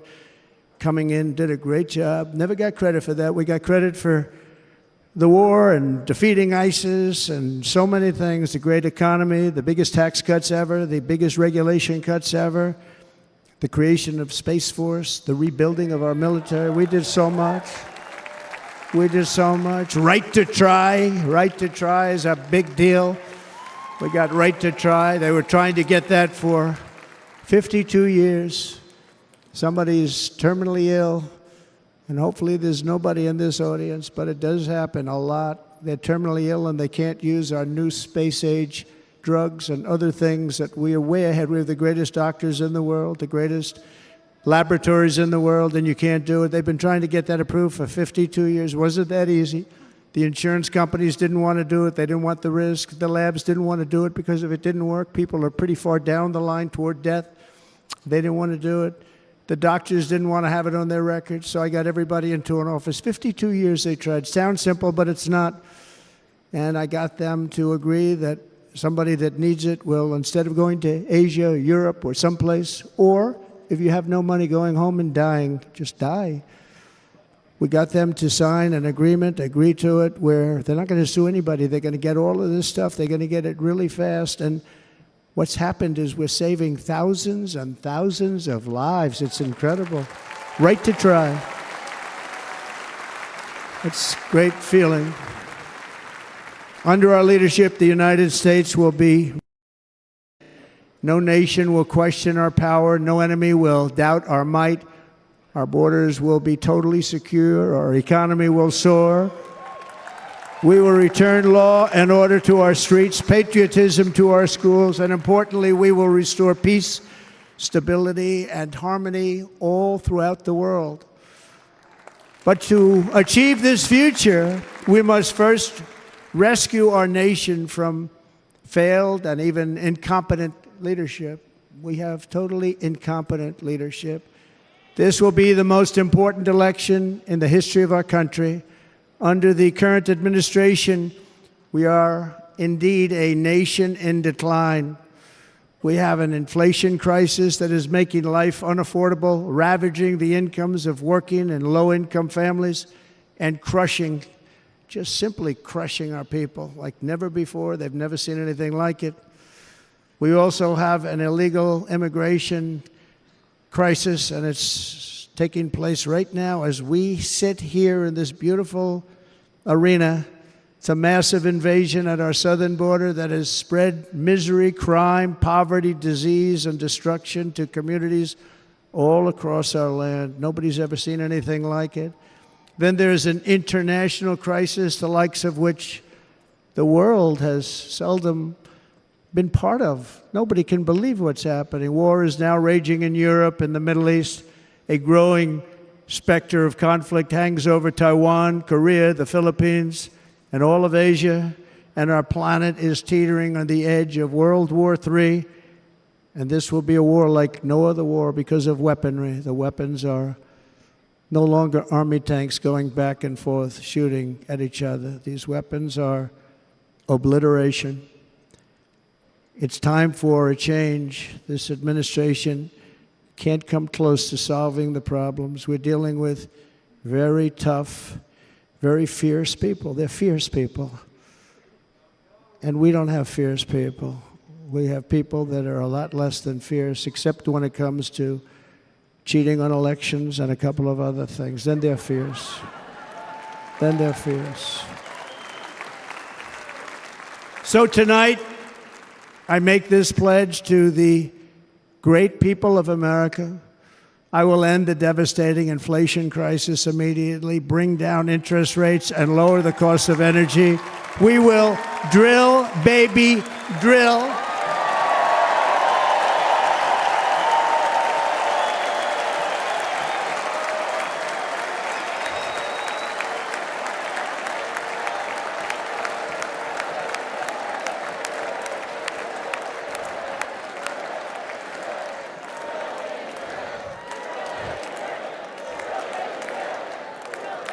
Can you believe what they're doing?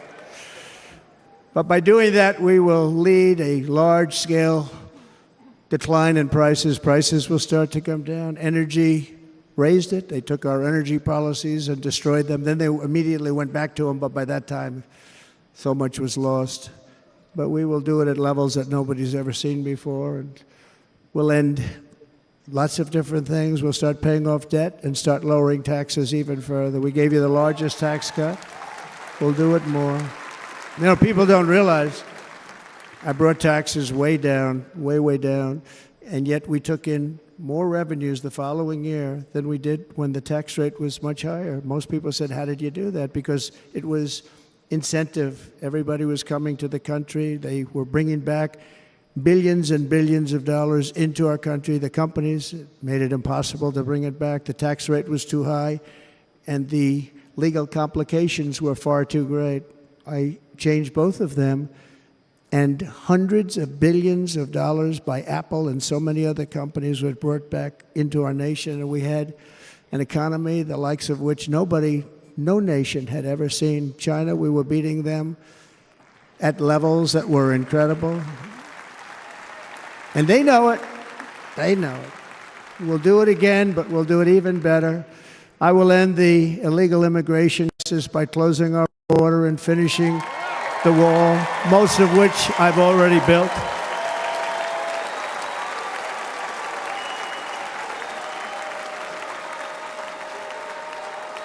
On the wall, we were dealing with a very difficult Congress. And I said, oh, that's okay. We won't go to Congress. I call it an invasion. We gave our military almost $800 billion. I said, I'm going to take a little of that money because this is an invasion. And we built, most of the wall is already built.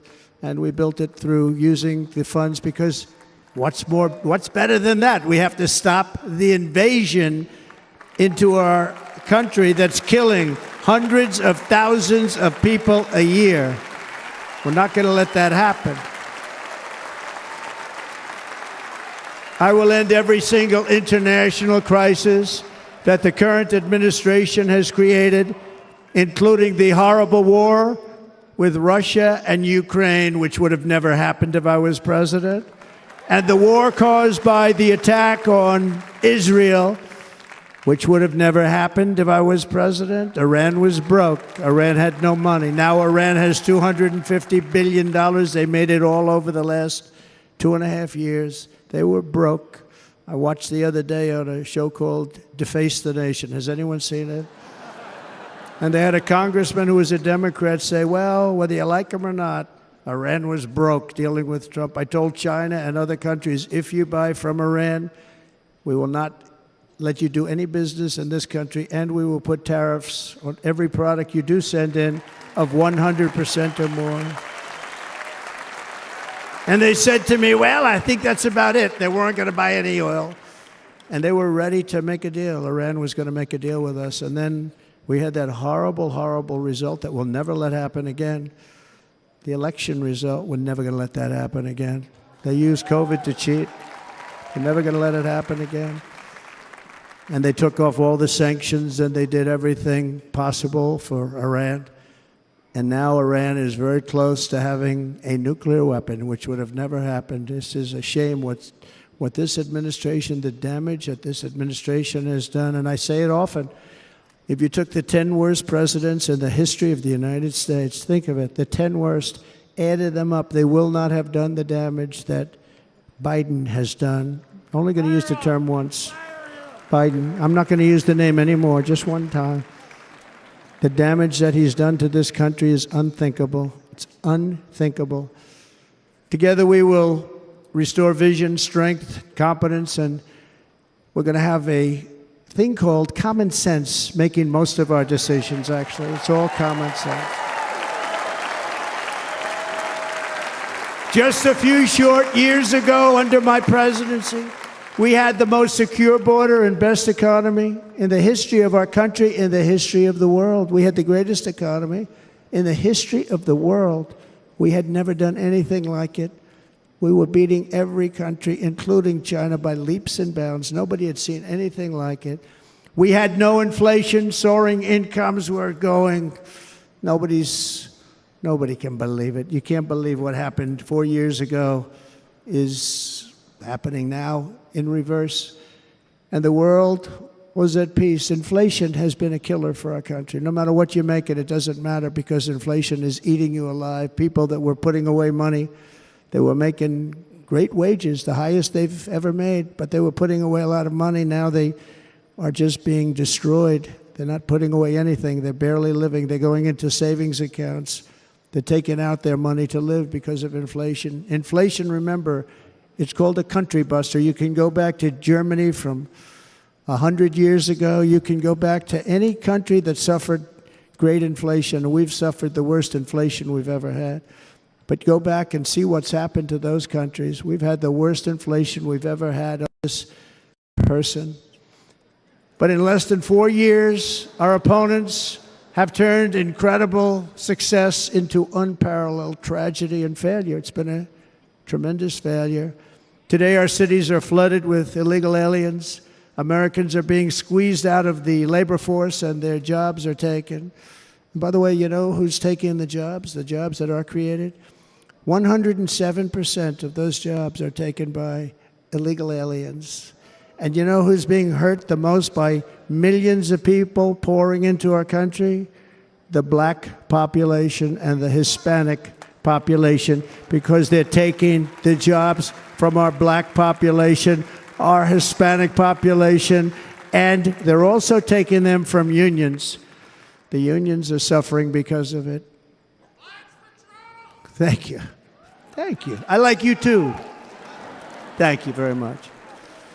Inflation has wiped out the life savings of our citizens and forced the middle class into a state of depression and despair. That's what it is. It's despair and depression. We cannot and will not let this continue. Less than 4 years ago, we were a great nation, and we will soon be a great nation again. We're going to be a great nation again.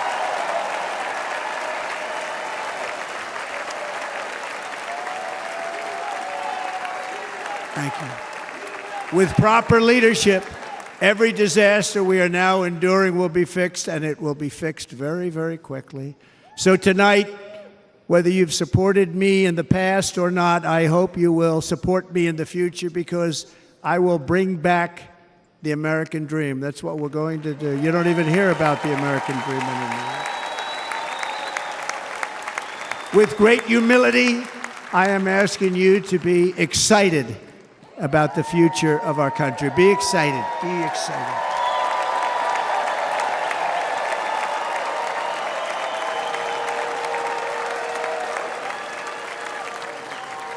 And by the way, the news reports, look at all of those big networks. Look at them. They're all here. But every one of them has said this could be the most organized, best run, and most enthusiastic convention of either party that they've ever seen. Every single one.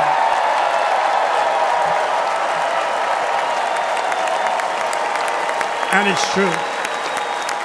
It's true. And there's love in the room. There's great love in the room.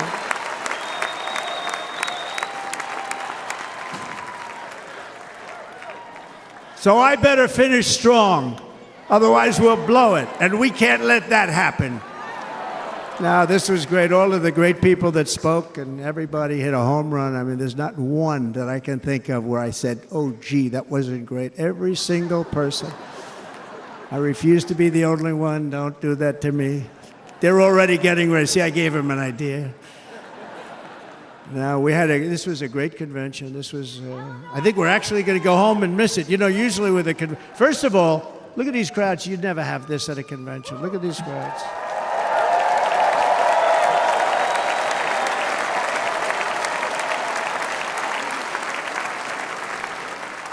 Love. It's about love. This week, the entire Republican Party has formally adopted an agenda for America's renewal, and you saw that agenda. And it's very short compared to the long, boring, meaningless agendas of the past, including the Democrats. They write these things that are hundreds of pages long, and they never read them after they're done. In their case, fortunately, they don't read them because they're pretty bad. It's a series of bold promises that we will swiftly implement when you give us a Republican House And Mr. Speaker, thank you very much. We have our great Speaker of the House with us tonight. Mr. Speaker, thank you very much. Thank you. A Republican Senate, we have many senators here, and send me back to our beautiful White House just a few short months from now. We're talking about just months. It can't come fast enough. We have to get it done. First, we must get economic relief to our citizens. Starting on day one, we will drive down prices and make America affordable again. We have to make it affordable. It's not affordable. People can't live like this. Under this administration, current administration, groceries are up 57%, gasoline is up 60 and 70%, mortgage rates have quadrupled. And the fact is, it doesn't matter what they are because you can't get the money anyway. You can't buy houses. Young people can't get any financing to buy a house. The total household costs have increased an average of $28,000 per family under this administration. Republicans have a plan to bring down prices and bring them down very, very rapidly. By slashing energy costs, we will in turn reduce the cost of transportation, manufacturing, and all household goods. So much starts with energy. And remember, we have more liquid gold under our feet than any other country by far. We are a nation that has the opportunity to make an absolute fortune with its energy. We have it, and China doesn't. Under the Trump administration, just 3.5 years ago, we were energy independent. But soon, we will actually be better than that. We will be energy dominant and supply not only ourselves, but we will supply the rest of the world with numbers that nobody has ever seen, and we will reduce our debt, $36 trillion. We will start reducing that, and we will also reduce your taxes still further. Next, and by the way, they want to raise your taxes 4 times, think of it.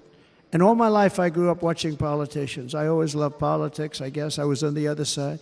I'd watch and they were always talking about, we will give you a tax cut. We will give you a tax cut. My whole life I was watching, I will give you a tax cut, right, Mr. Congressman? That's all they talked about. This is the only administration that said, we're going to raise your taxes by 4 times what you're paying now, and people are supposed to vote for them? I've never heard it. You're paying too much. We're going to reduce your taxes still further. We gave you the biggest one, as I said. We're going to give you more, and it's going to lead to tremendous growth. We want growth in our country. That's what's going to pay off our debt.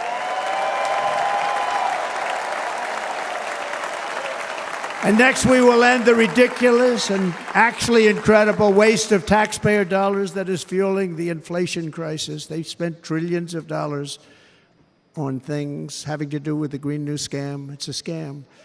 And that's caused tremendous inflationary pressures in addition to the cost of energy. And all of the trillions of dollars that are sitting there not yet spent, we will redirect that money for important projects like roads, bridges, dams, and we will not allow it to be spent on meaningless green new scam ideas.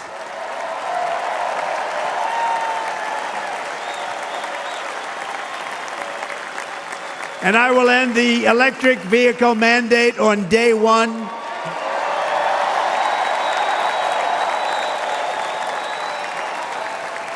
Thereby saving the U.S. auto industry from complete obliteration, which is happening right now, and saving U.S. customers thousands and thousands of dollars per car.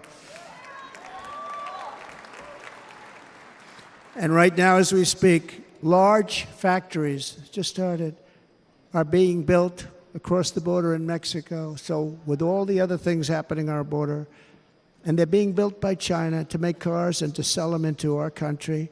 No tax, no anything. The United Auto Workers ought to be ashamed for allowing this to happen. And the leader of the United Auto Workers should be fired immediately. And every single auto worker, union and non-union, should be voting for Donald Trump, because we're going to bring back car manufacturing, and we're going to bring it back fast.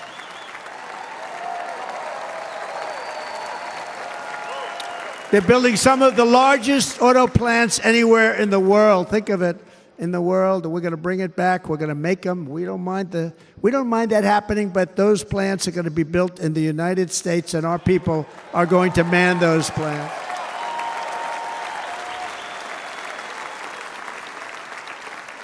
And if they don't agree with us, we'll put a tariff of approximately 100 to 200% on each car, and they will be unsellable in the United States. We have been taken advantage of by the countries. And think of it, oftentimes these other countries are considered so-called allies. They've taken advantage of us for years. We lose jobs, we lose revenue, and they gain everything and wipe out our businesses, wipe out our people. I stopped it for 4 years. I stopped it, and we're really ready to make changes like nobody had seen before. And remember, USMCA, I got rid of NAFTA, the worst trade deal ever made, and replaced it with USMCA, which is, they say, the best trade deal ever made. Actually, probably the best trade deal was the deal I made with China, where they buy $50 billion worth of our product. They were buying nothing.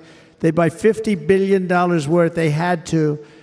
But I don't even talk about it because of COVID. I don't even mention it, frankly, because of what happened with the China virus.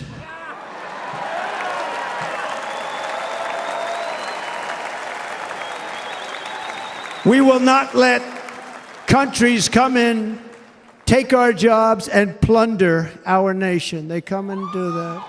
They plunder our nation. The way they will sell their product in America is to build it in America. Very simple. Build it in America and only in America.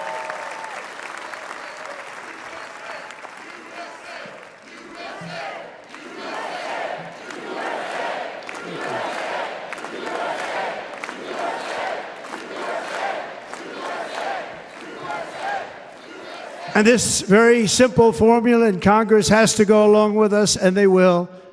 This very simple formula will create massive numbers of jobs. We will take over the auto industry again, and many, many hundreds of thousands of jobs. We lost so many jobs over the years. If you go back 20, 25 years, they've stolen, going to China and Mexico, about 68% of our auto industry manufacturing jobs. We're going to get them all back. We're going to get them all back, every one of them. At the center of our plan for economic relief are massive tax cuts for workers that include something else that's turned out to be very popular, actually. Here it's very popular, in this building and all those hotels that I saw that are so nice. I'm staying in a nice one. It's called no tax on tips. No tax on tips. No tax on tips.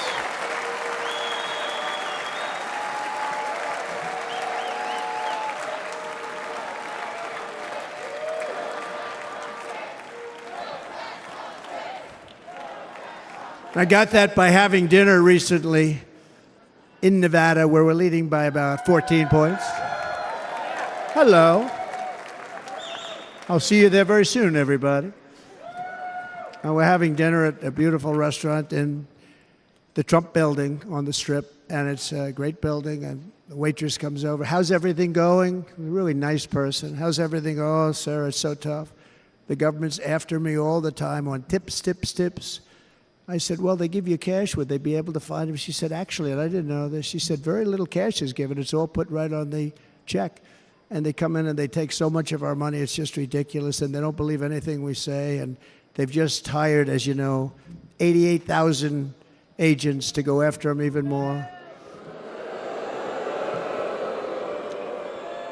And I said, this shows the level of my, most people go out, they hire consultants, they pay them millions of dollars. But I said to her, let me just ask you a question. Would you be happy if you had no tax on tips? She said, what a great idea. I got my information from a very smart waitress. That's better than spending millions of dollars. And everybody loves it. Waitresses and caddies and drivers and everybody. It's a large group of people that are being really hurt badly. They make money, let them keep their money. I'm going to protect Social Security and Medicare. Democrats are going to destroy Social Security and Medicare because all of these people, by the millions they're coming in, they're going to be on Social Security and Medicare and other things, and you're not able to afford it. They are destroying your Social Security and your Medicare. Under my plan, incomes will skyrocket, inflation will vanish completely, jobs will come roaring back, and the middle class will prosper like never, ever before, and we're going to do it very rapidly.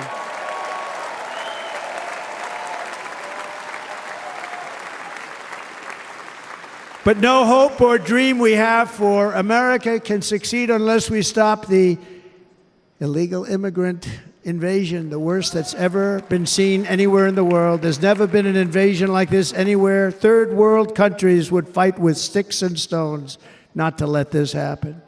The invasion at our southern border, we will stop it, and we will stop it quickly. You heard Tom Homan yesterday. Tom Homan, put him in charge and just sit back and watch. Brandon Judd of Border Patrol, he's incredible. These guys, you know, they really, their job is a lot easier if they don't have to do anything, but they want to. They're patriots. Brandon Judd, Border Patrol, ICE. ICE goes out. You have to see what ICE does with MS-13. You have these are probably the worst gang, and ICE goes in there. And I know a lot of people in these rows here, and they're very tough people, but they don't want to do this job. They'll go into a pack of MS-13 killers. They're the worst, probably the worst gangs in the world. And we have thousands of them. I moved thousands and thousands out in my 4 years. We moved them out, and it was a pleasure. But ICE would go right into a pack of these killers, and you see fists flying, you see everything flying, and then they take them. They put them in a paddy wagon. They take them back, and they get them out of our country. And the other countries weren't accepting them back, and I called up, and I said, tell them that we're not giving them economic aid anymore. And the next day, I got calls from all of these countries that were terminated. Billions of dollars we spend on economic aid to countries that does us, frankly, no good. And the next day, I was called by everybody. I couldn't take all the calls. Sir, what's the problem? I said, you won't take your killers back that you sent in caravans into America. You won't take them back. Well, sir, if you'd like us to, we would give very serious consideration to doing that. And within 24 hours, they were being taken back. For years and years, when I first came in, they said President Obama tried to get him to go back, and they wouldn't accept him. They'd put planes on the runway so you couldn't leave the plane. They'd close the road so you couldn't take the buses. They'd all have to turn back. As soon as I said no more economic aid of any kind to any country that does that, they called back and they said, sir, it would be our great honor to take MS-13. We love them very much. We love them very much, sir. We'll take them back. At the heart of the Republican platform is our pledge to end this border nightmare and fully restore the sacred and sovereign borders of the United States of America, and we're going to do that on day one.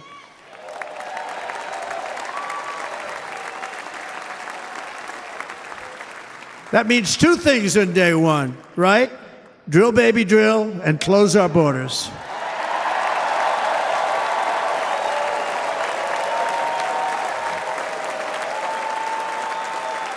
And by the way, and I think everybody as a Republican, as a patriot in this room, and most Democrats, we want people to come into our country, but they have to come into our country legally.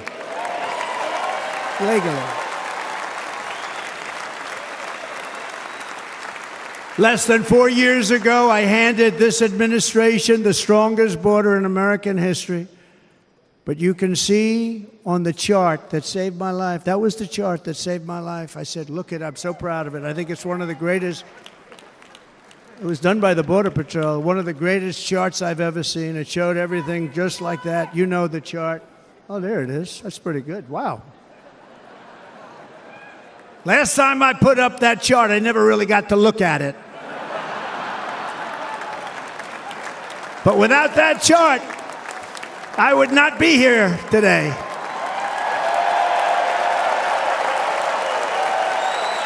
Never got to look at it.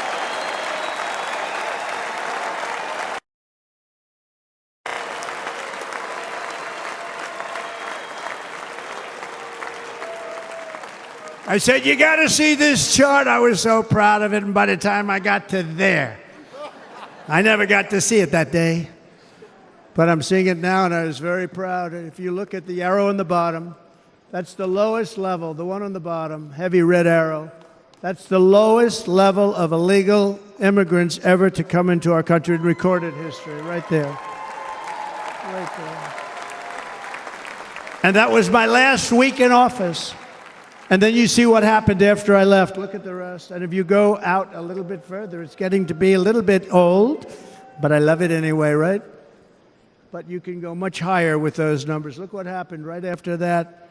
The invasion began. We had the opposite. We stopped the invasion. But the invasion that we stopped was peanuts by comparison to what happened after I left. Look at what happened after I left. They took over our country. We ended all catch and release.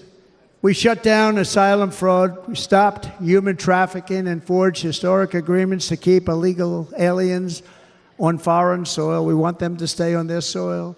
Under the Trump administration, if you came in illegally, you were apprehended immediately and you were deported. You went right back. The current administration terminated every single one of those great Trump policies that I put in place to seal the border. I wanted a sealed border. Again, come in, but come in legally. You know how unfair it is? So many people, hundreds of thousands of people, have been working for years to come into our country. And now they see these people pour into our country at levels that are unprecedented. It's so unfair. And we're not going to do it. We're not going to stand for it. They suspended wall construction, ended remain in Mexico. We had a policy, remain in Mexico. You think that was easy to get from the Mexican government? But I said, you must give it to us. If you don't give it to us, there will be repercussions. And they gave it to us. But not easy. Canceled our Safe Third agreements. Demolished Title 42, implemented nationwide catch and release. That's catch and release, where we catch them and release them into our country. We catch them and release them into Mexico. There's a slight difference.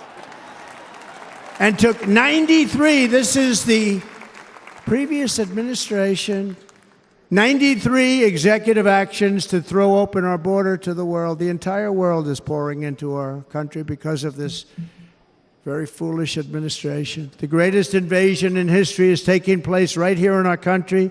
They are coming in from every corner of the earth, not just from South America, but from Africa, Asia, the Middle East. They're coming from everywhere. They're coming at levels that we've never seen before. It is an invasion indeed, and this administration does absolutely nothing to stop them.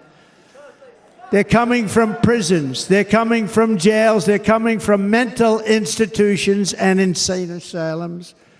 You know, the press is always on me because I say this. Has anyone seen Silence of the Lambs? The late, great Hannibal Lecter. He'd love to have you for dinner. That's insane asylums. They're emptying out their insane asylums. And terrorists are coming in at numbers that we've never seen before. Bad things are going to happen. Meanwhile, our crime rate is going up, while crime statistics all over the world are going down, because they're taking their criminals and they're putting them into our country. A certain country, and I happen to like the president of that country very much, but he's been getting great publicity because he's a wonderful shepherd of the country. He says how well the country's doing because their crime rate is down. And he said he's training all of these rough people. They're rough. He's training them. And I've been reading about this for 2 years. I think, oh, that's wonderful. Let's take a look at it. But then I realized he's not training them. He's sending all of his criminals, his drug dealers, his people that are in jails, he's sending them all to the United States. And he's different in that he doesn't say that.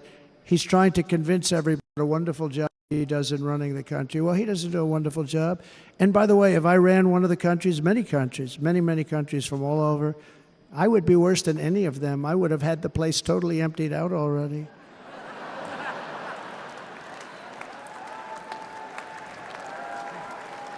But we become a dumping ground for the rest of the world, which is laughing at us. They think we're stupid. And they can't believe that they're getting away with what they're getting away with, but they're not going to be getting away with it for long. That's what I can tell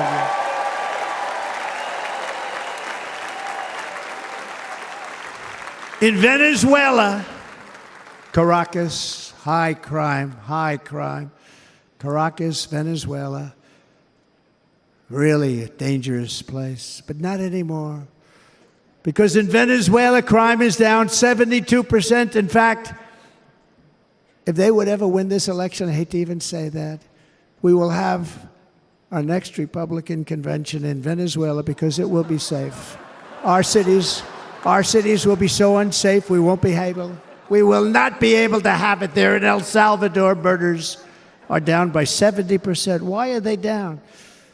Now, he would have you convinced that because he's trained murderers to be wonderful people. No. They're down because they're sending their murderers to the United States of America. This is going to be very bad. And bad things are going to happen, and you're seeing it happen all the time. That's why, to keep our families safe, the Republican platform promises to launch the largest deportation operation in the history of our country. Even larger than that of President Dwight D. Eisenhower from many years ago. You know, he was a moderate, but he believed very strongly in borders. He had the largest deportation operation we've ever had. Just recently, I spoke to the grieving mother of Jocelyn Nungary, a wonderful woman, a precious 12-year-old girl from Houston who last month was tied up, assaulted, and strangled to death after walking to the convenience store just a block away from her house. Her body was dumped near the side of the road in a shallow creek, found by some onlookers who couldn't believe what they had witnessed.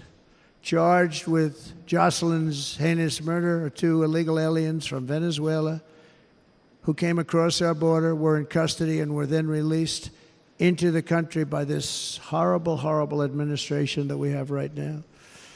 I also met recently with the heartbroken mother and sister of Rachel Morin. Rachel was a 37-year-old mom of 5 beautiful children who was brutally raped and murdered while out on a run. She wanted to keep herself in good shape. It was very important to her. She was murdered. The monster responsible first killed another woman in El Salvador before he was led into America by the White House. This White House let them in. He then attacked a 9-year-old girl and her mother in a home invasion in Los Angeles before murdering Rachel in Maryland. Traveled all throughout the country, doing tremendous damage. Rachel's mother will never be the same. I spent time with her. She will never be the same. I've also met with the wonderful family of Laken Riley, the brilliant 22-year-old nursing student. She was so proud of being first in her class, who was out for a jog on the campus of the University of Georgia when she was assaulted, beaten, and horrifically killed. Yet another American life was stolen by a criminal alien set free by this administration. And these were incredible people we're talking about. These were incredible people who died. Tonight, America, this is my vow. I will not let these killers and criminals into our country.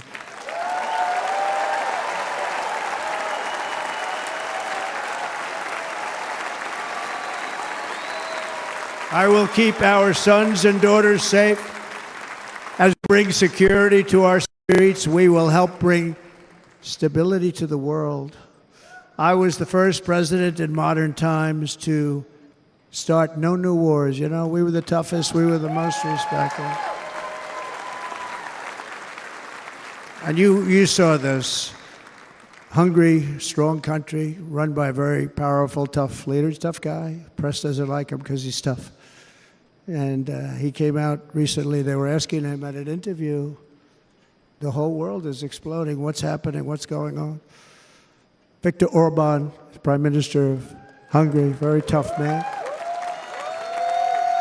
He said, I don't want people coming into my country and blowing up our shopping centers and killing people. But they said to him, tell us what's going wrong, what's happening, what is it? He said, there's only one way you're going to solve it. You got to bring President Trump back to the United States because he kept everybody at bay. True. He used a word I wouldn't use because I can't use that word, because you'd say it was braggadocious. The press would say he was a braggart. I'm not a braggart. But Viktor Orban said it.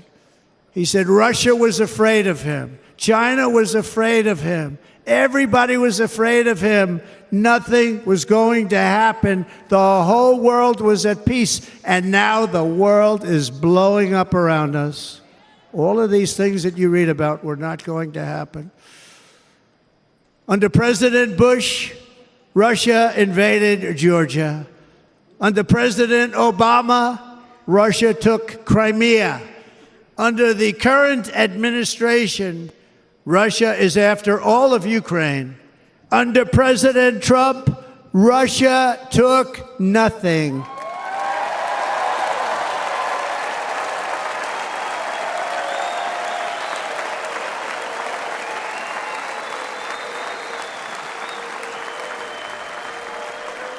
We defeated 100% of ISIS in Syria and Iraq, something that was said to take 5 years, sir. It'll take 5 years, sir. We did it in a matter of a couple of months. We have a great military. Our military is not woke. It's just some of the fools on top that are woke.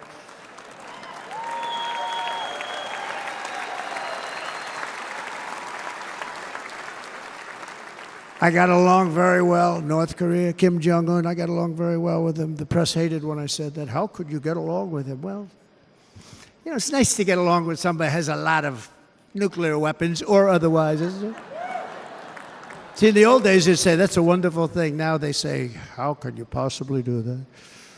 But no, I got along with him, and we stopped the missile launches from North Korea. Now North Korea is acting up again, but when we get back, I get along with him. He'd like to see me back, too. I think he misses me, if you want to know the truth. Our opponents inherited a world at peace and turned it into a planet of war. We're in a planet of war. Look at that attack on Israel. Look at what's happening with Ukraine. The cities are just bombed out. How can people live like that where buildings, massive buildings, are falling to the ground? It began to unravel with the disastrous withdrawal from Afghanistan, the worst humiliation in the history of our country. We have never had a humiliation like that. 13 heroic U.S. service members were tragically and needlessly killed. 45 others were horrifically wounded. Nobody ever talks about them. No arms, no legs, face explosions, horrifically wounded. And by the way, we have a man in this room who's running for the U.S. Senate from a great state, Nevada, named Sam Brown, who paid the ultimate price. Thank you, Sam. Thank you, Sam.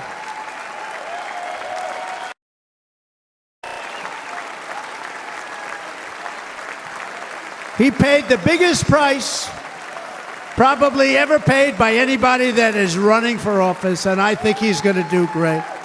He's running against a person that is not good, not respected, a total lightweight. But Sam, I think, paid, really, we were talking about it with some of the senators that are working so hard for Sam, but he paid the biggest price of any senator ever to run for the Senate. I don't think anybody's ever what he did. He was a real hero, a really great person. And he's running, and I hope that everybody gets out and votes for Sam Brown.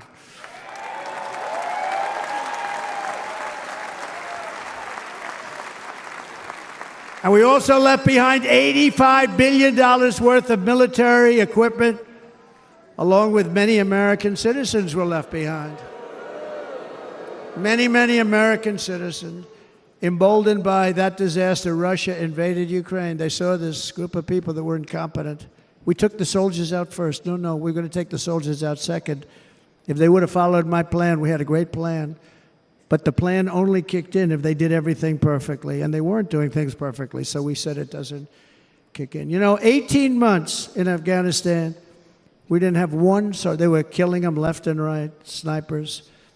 And I spoke to the head of the Taliban. You've heard this story. Abdul, still there, still the head of the Taliban. The press got on me, why would you speak to him? I said, because that's where the killing is. I don't have to speak to somebody that has nothing to do with it. And I told him, don't ever do that. Don't ever do that again. Don't ever, ever do that again. You've got to stop. Because during the Obama administration, many great people and soldiers, but a lot of soldiers were being killed from long distance.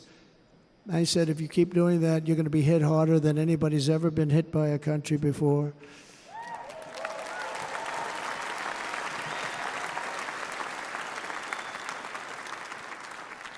And he said, I understand, Your Excellency. He called me Your Excellency. I wonder if he calls the other guy Your Excellency. I doubt it. The other guy gave him everything. I mean, what kind of a deal was that? He walked out, gave him everything. Do you know that right now Afghanistan is one of the largest sellers of weapons in the world? They're selling the brand new, beautiful weapons that we gave them. But think of it, he actually said to me, but why do you show me a picture of my home? I said, you'll have to ask your people or one of your wives. But he could figure it out. And for 18 months, we had not one attack on an American soldier by the Taliban. 18 months.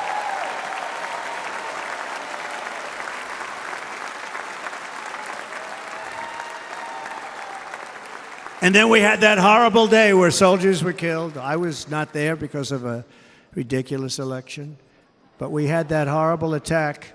And they also gave up Bagram, one of the biggest bases anywhere in the world, air bases anywhere in the world, the longest runways, most powerful, hardened, thickened runways. We gave it up.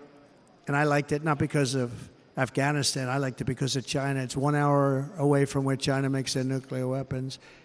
And you know who has it now? China has it now. We were keeping that.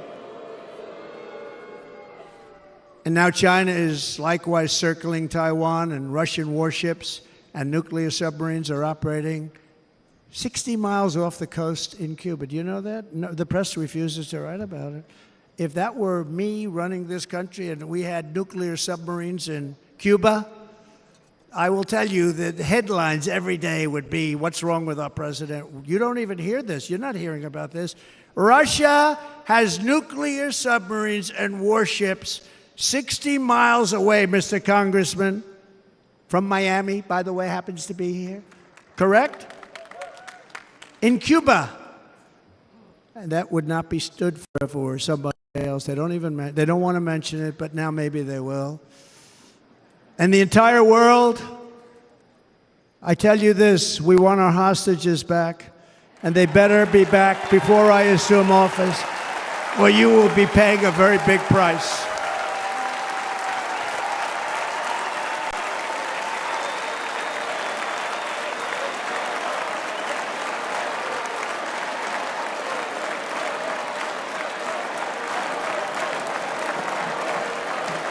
With our victory in November, the years of war, weakness, and chaos will be over. I don't have wars. I had no wars other than ISIS, which I defeated, but that was a war that was started. We had no wars. I could stop wars with a telephone call.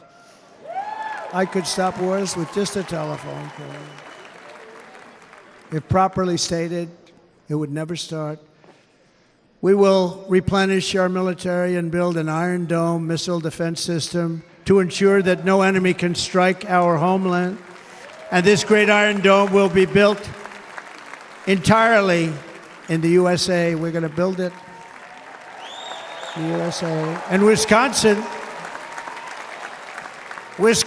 just like I gave you that massive ship contract, and you're doing a very nice job, Governor, right? Thank you, Governor. And they're doing a great job. In fact, I had a little design change, and we gave them a tremendous for essentially what we used to call destroyers. These are now the most beautiful. They look like yachts. I said, we have to take the bow, and we have to make it a little nicer and a little point at the top instead of a flat nose. And the people at the shipyard said, this guy sort of knows what he's doing. We have the most beautiful ships, right, Governor? And everybody's sitting over there. And it was a big contract that everybody wanted. I gave it to Wisconsin, but we're going to have a lot of that built right here in the state of Wisconsin and all other states. Israel has an Iron Dome. They have a missile defense system. 342 missiles were shot into Israel, and only one got through a little bit. It was badly wounded. It fell to the ground, but most of them are. And Ronald Reagan wanted this many years ago, but we really didn't have the technology many years ago. Remember, they called it Starship, spaceship, anything to mock him. But he was a very good president, very, very good.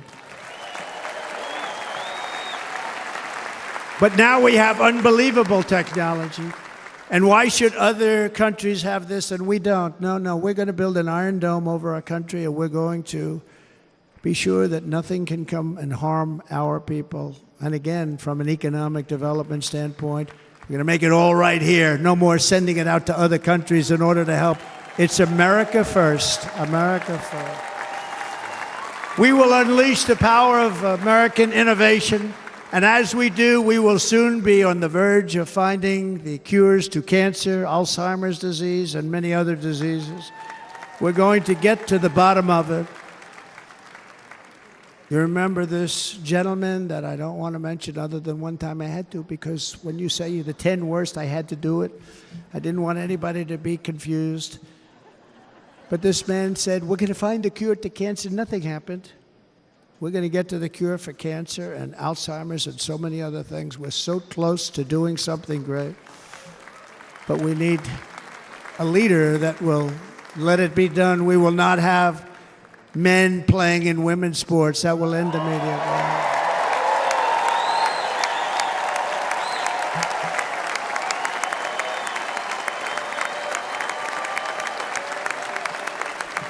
And we will restore and renovate our nation's once great cities, making them safe, clean, and beautiful again. And that includes our nation's capital, which is a horrible killing field. So many things. They leave from Wisconsin, they go to look at the Washington Monument, they end up getting stabbed, killed, or shot. We will be very soon very proud of our capital, again, Washington, D.C.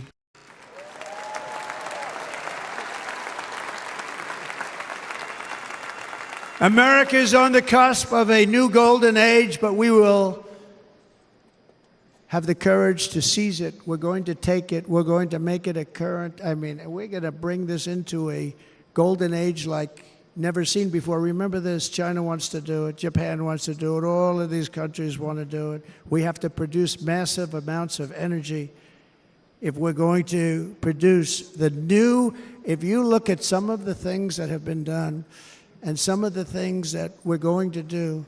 But AI needs literally twice the electricity that's available now in our country. Can you imagine? But instead, we're spending places where they recharge electric cars. They built 8 chargers at a certain location toward the Midwest. 8 chargers for $9 billion. Think of them as a tank for filling up your gas. Think of it. They spent $9 billion on 8 chargers, 3 of which didn't work. And if you were going to do this all over our country, this crazy electric mandate, if you're going to do this all, and by the way, I'm all for electric. They have their application. But if somebody wants to buy a gas-powered car, gasoline-powered car, or a hybrid, they're going to be able to do it. And we're going to make that change on day 1.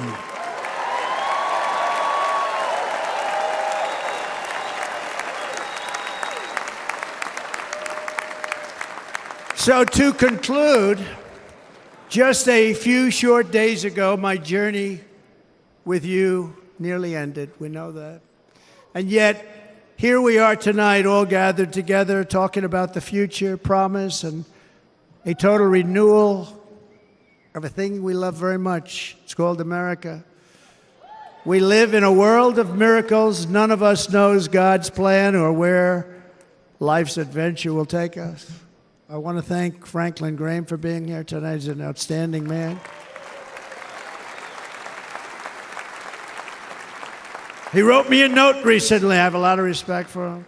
Sir, I love your storytelling. I think it's great in front of these big rallies. But, sir, please do me one favor. It won't make any difference. Please don't use any foul language. I was a little embarrassed. I said, he said, it won't make any difference. Actually, it does. The story's not quite as good, but I've been very good. The story is not quite as good, to be honest. I've got to have a little talk with Franklin, but he was great. He's a great gentleman. His father was so incredible, Billy Graham. My father used to love taking me to see Billy Graham. My father would take me to see Billy Graham at Yankee Stadium. He had the biggest rallies you've ever seen. He was a good rally guy, too. But he'd get up, and he was a fantastic guy. My father loved Billy Graham. But I love Franklin Graham. I think Franklin's been fantastic, and I'm working so hard to adhere to his note to me. I'm working hard on it, Franklin. But if the events of last Saturday make anything clear, it is that every single moment we have on earth is a gift from God.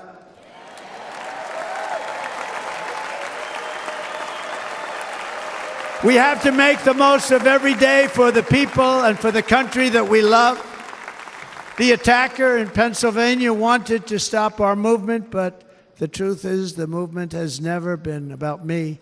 It has always been about you. It's your movement. It's the biggest movement in the history of our country by far. Can't be stopped. It can't be stopped. It has always been about the hardworking, patriotic citizens of America. For too long, our nation has settled for too little. We settled for too little. We've given everything to other nations, to other people. You have been told to lower your expectations and to accept less for your families. I am here tonight with the opposite message. Nations are not big enough. They're not big enough. It is time to start expecting and demanding the best leadership in the world, leadership that is bold, dynamic, relentless, and fearless. We can do that. We are Americans. Ambition is our heritage. Greatness is our birthright. But as long as our energies are spent fighting each other, our destiny will remain out of reach, and that's not acceptable. We must instead take that energy and use it to realize our country's true potential and write our own thrilling chapter of the American story. We can do it together. We will unite. We are going to come together, and success will bring us together.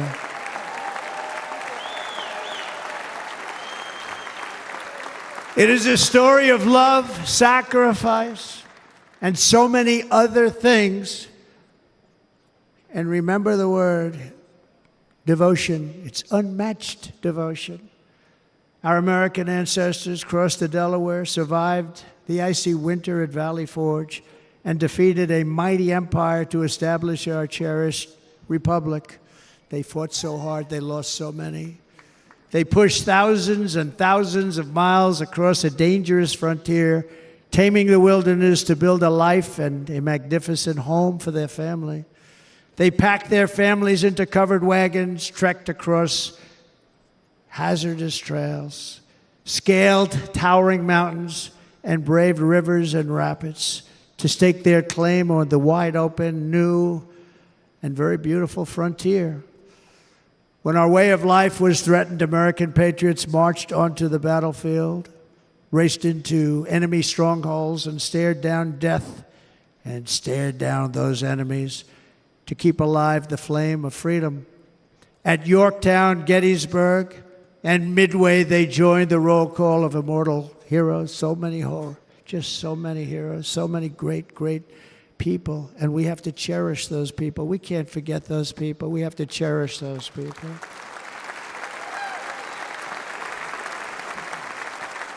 And building monuments to those great people is a good thing, not a bad thing. They saved our country. No challenge was too much. No hardship was too great. No enemy was too fierce. Together, these patriots soldiered on and endured, and they prevailed because they had faith in each other, faith in their country, and above all, they had faith in their God.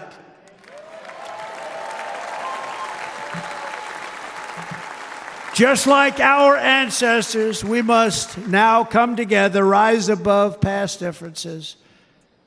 Any disagreements have to be put aside and go forward united as one people, one nation, pledging allegiance to one great, beautiful, I think it's so beautiful, American flag. Tonight I ask for your partnership, for your support, and I am humbly asking for your vote. I want your vote. Going to make our country great again.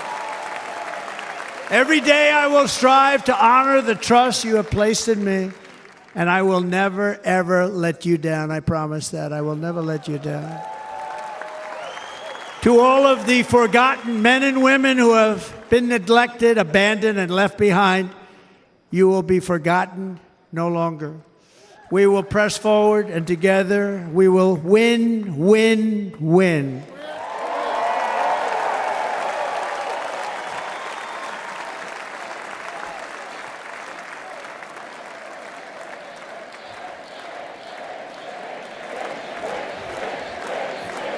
Win, win, win, win, win, win.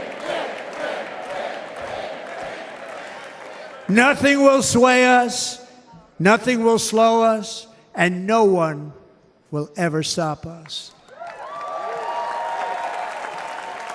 No matter what dangers come our way, no matter what obstacles lie in our path, we will keep striving toward our shared and glorious destiny, and we will not fail. We will not fail. Together we will save this country, we will restore the republic, and we will usher in the rich and wonderful tomorrows that our people so truly deserve. America's future will be bigger, better, bolder, brighter, happier, stronger, freer, greater, and more united than ever before.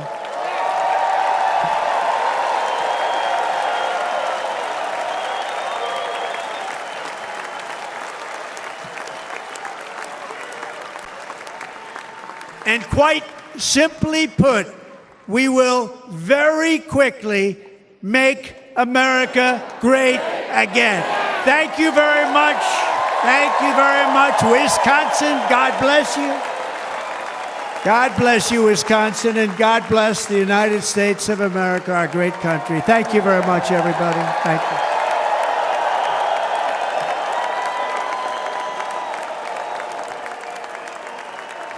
All right, that was former President Trump. Oh, hold on. So that was former President Trump. The convention's almost over, but I think they got to officially end the convention. So I will take some comments from you guys after they end the convention. Oh, is Michael Wadley coming? Hold on. What's happening? No. We might have balloons or something. We might have balloons. We might have the big thing with the family. There's Melania. So let's see. I can't play the music, though.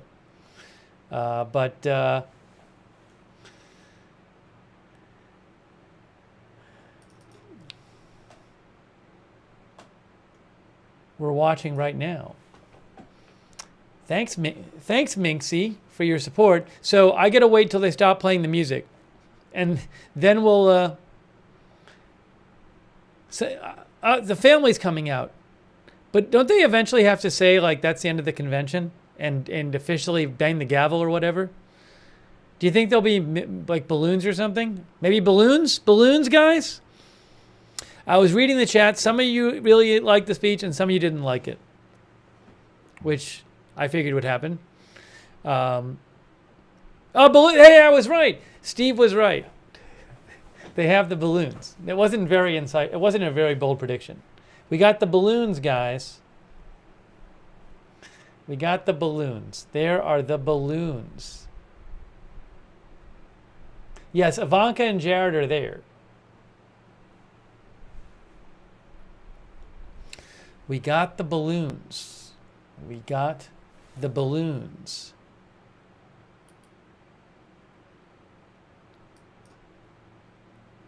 I'm going to put the headline, say, conclusion of Republican Convention.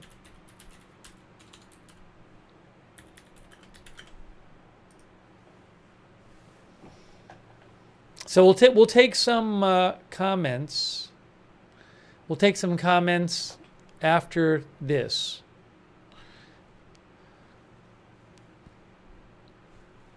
So we got balloons, and the balloons are still coming down. They're still coming down. There's more balloons. Oh my gosh. Lots of balloons. They keep coming. They keep coming. Oh, and now there's gold balloons. Got music still? Yeah, I can't play that music. So many balloons, as Joel PM says, so many balloons. One of our viewers, Old Man Yells at Clouds, thinks it's too many balloons. I think my graphics card might not be able to handle the number of balloons on the screen at once.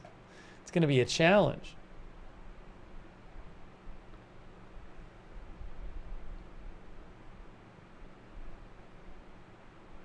This is like when they stress test your graphics card.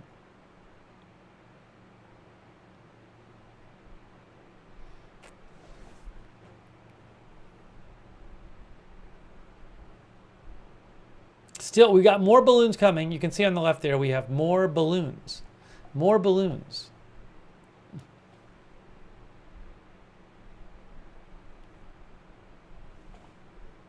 Guys, there are still more. I think that's it for the balloons. The balloons might be over.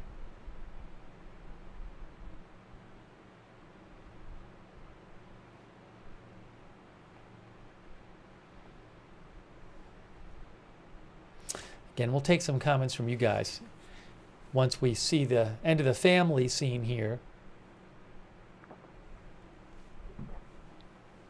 I don't even know what song they're playing because I turned the music off. Let's see if I can hear it here. No, I can't. Oh, there's an opera singer singing. There's an opera singer singing, but I can't play the copyrighted music. Yeah, I can't do this. There is a singer. Opera singer.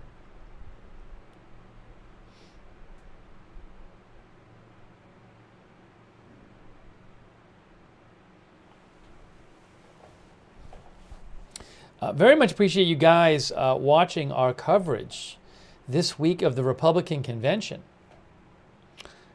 Thank you for watching. We're going to take some of your comments in a moment, but I really appreciate you guys watching. Hey, let me say thanks. I got to thank a number of people donated. I owe some thank yous here during the speech. Web Surfer Guy says could lead to balloon shortage. Hey, thanks Web Surfer Guy for your support. Minxie, Olivia, Katya T, Desi Des, Shaff, Jarrett Scott, AKF 2996, Mitchell Black, Carrier Kyle, Tyler Roberts, Paul L, Cherry Cola, Geraldine Friedrich, Maria Madrigal, Jason Minard, Jason Berry, Kevin Goss, Donna Childers, Bebop and Rocksteady, Rory Deli, PZ Papa Zulu, thanks for your support. Also thanks to Old Dude Mike and Mighty T and Trouser Skid over there on Twitch, Big Dog Gaming, Rasputin, Throbert and Mirror Chairs, Robert Ford, 9999. I'm behind on my thank yous. Yup, Yup, and Yup. Thank you for your support. Joey 000. Thanks for your support. We got a few more balloons being bounced around. Going to take your comments in a second. We'll take your comments in a second. I just want to see if they're going to say anything at all.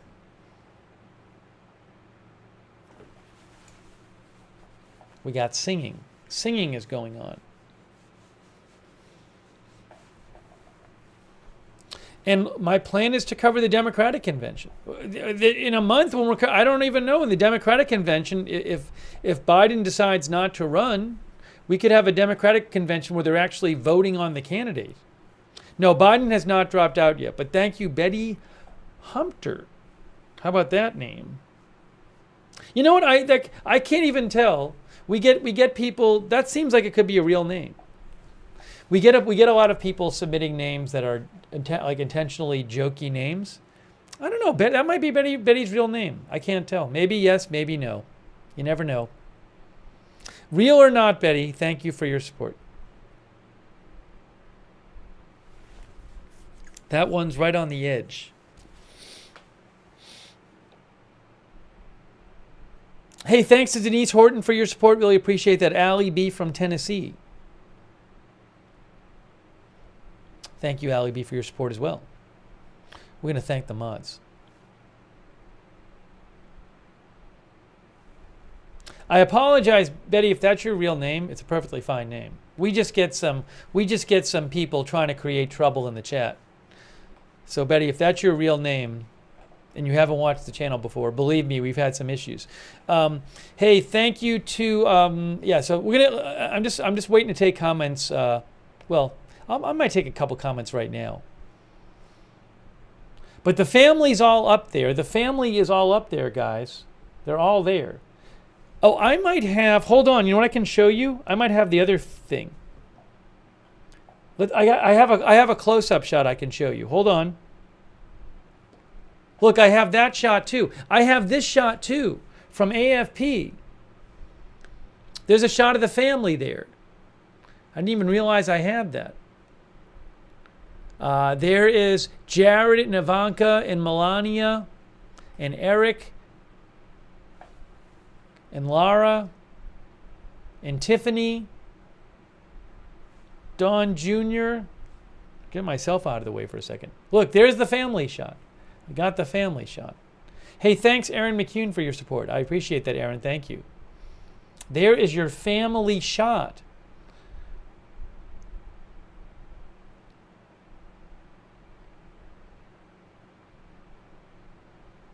And J.D. Vance and Usha Vance. And Kimberly Guilfoyle. Hey, thanks so much, Joseph Fiorentino. That's really nice of you, Joseph. Thanks, Joseph. There is your family shot. Family close-up. I forgot I had that.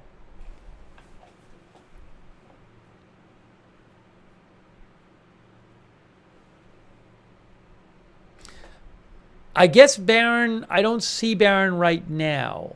Maybe, am I missing him? He might, I don't see him. But feel free to correct me if I'm wrong.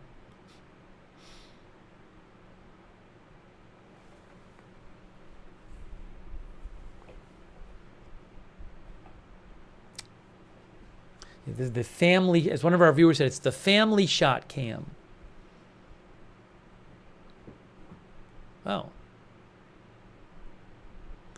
They're throwing balls at blowing balloons at Don Jr.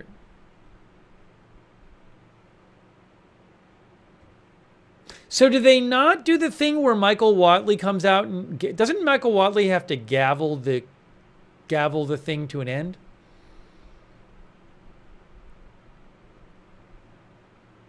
Barron, one of our viewers thinks Barron is playing with the balloons. I don't know. Hey, and hey, look, new angle, new camera angle, new camera angle there.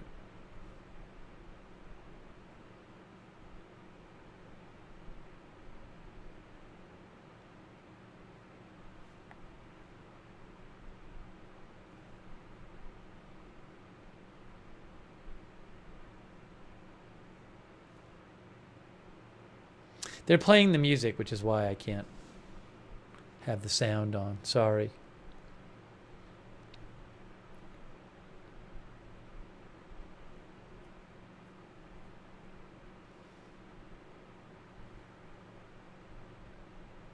Nikki Rose says, those are some Bigley balloons.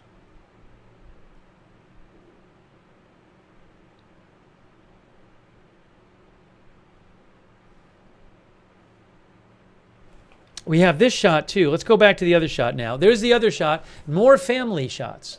More family shots.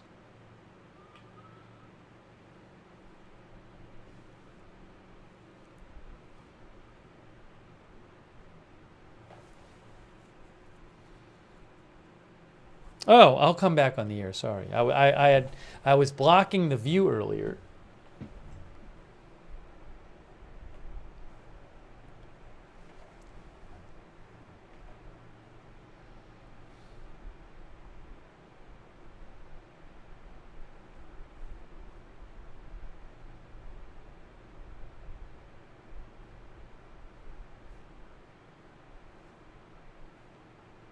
Now we'll go back to this one.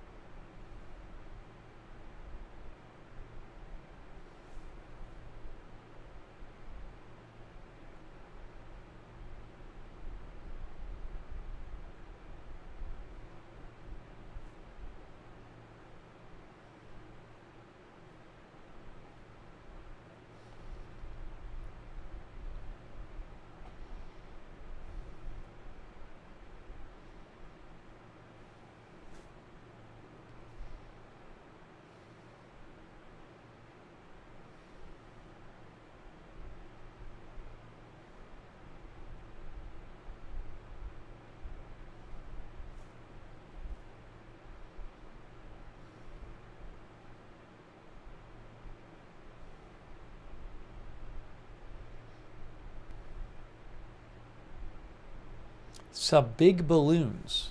Big balloons. Oh, look at this shot right there. There we go.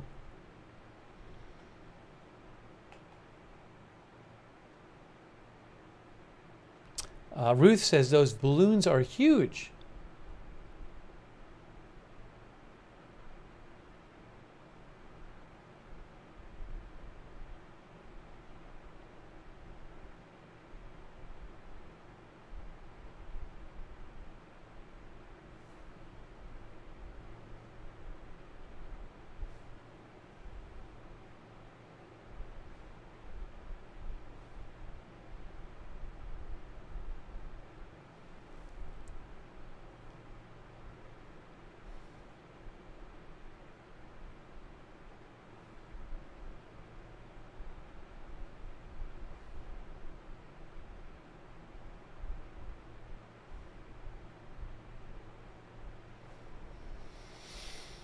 I'm going to read some of your comments now. What did you guys think of the speech? Well, I know some of you liked it and some of you didn't like it. I could read the comments during the chat, during the speech. So I know we have mixed views on the speech. Surprise, surprise. Surprise, surprise.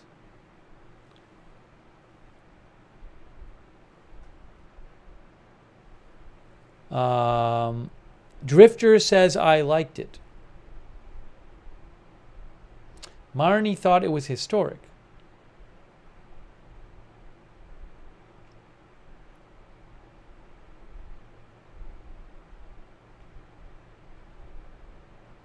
Matt S. thought it was amazing.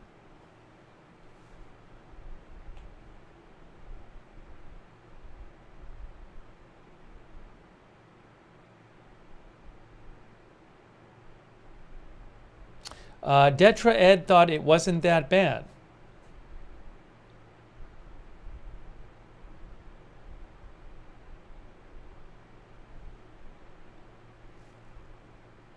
Yeah, I saw some comments from like some reporters that it sounded like a speech he'd give at a rally. It did, I mean, it seemed like the kind of speech he gives at one of his rallies. Maybe not the exact same. I mean, the first like 10 minutes was a little different because he did that thing when he talked about, like the first 10 minutes, I think it was, around 10 minutes when he talked about the shooting thing. That was like a little bit of a different feel. And then it was just, the rest of it was more of like a rally speech. So it was interesting that you had that part at the start.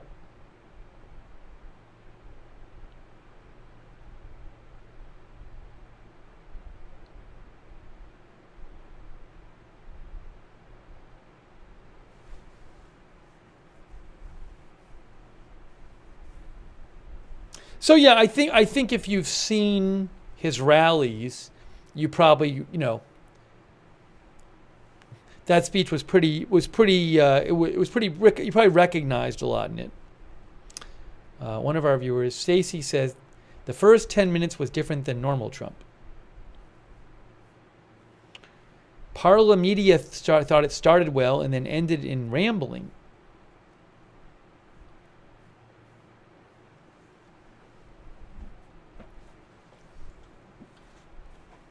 Oh, Polar Cat points out that he did mention Biden once in the speech, even though from reportedly it was not in the prompter, but he did mention Biden once in the speech. Supposedly he was not going to. I mean, it is interesting though that so much of the convention focused on Biden. A bit less tonight, but so much of the first 3 days was like all about Biden. But he didn't. Well, he talked some about Biden tonight, not really by name. I mean, he was talking a lot, as he does, about how, like, you know, the last 4 years he says were just terrible. So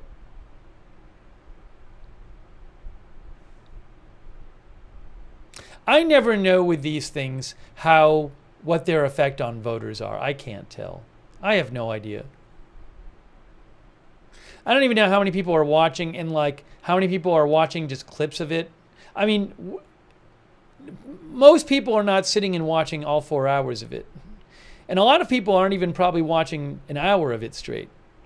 Or they might be doing something else, you know. So that I cannot tell you what kind of effect this has.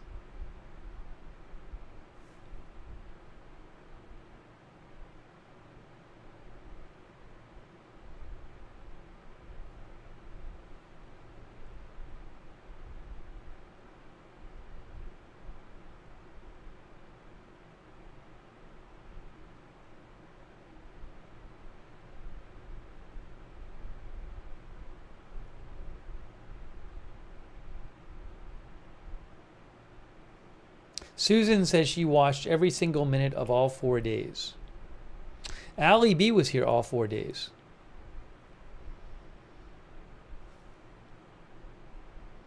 We got that angle. Poll? I don't want to just ask like, do you like it? I feel like if I ask like, did you like it? The people who like Trump will say yes, and the people who don't like Trump will say no. I don't find that a very interesting poll. Oh, I have a question. I'm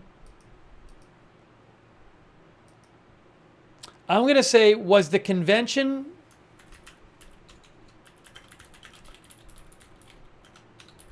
how you thought it would be or different?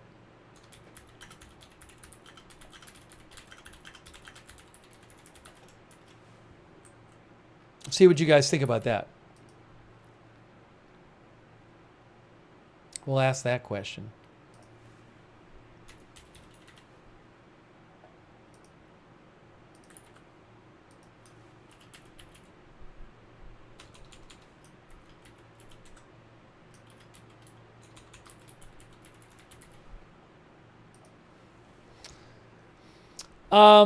So the question is, was the convention how you thought it would be or different?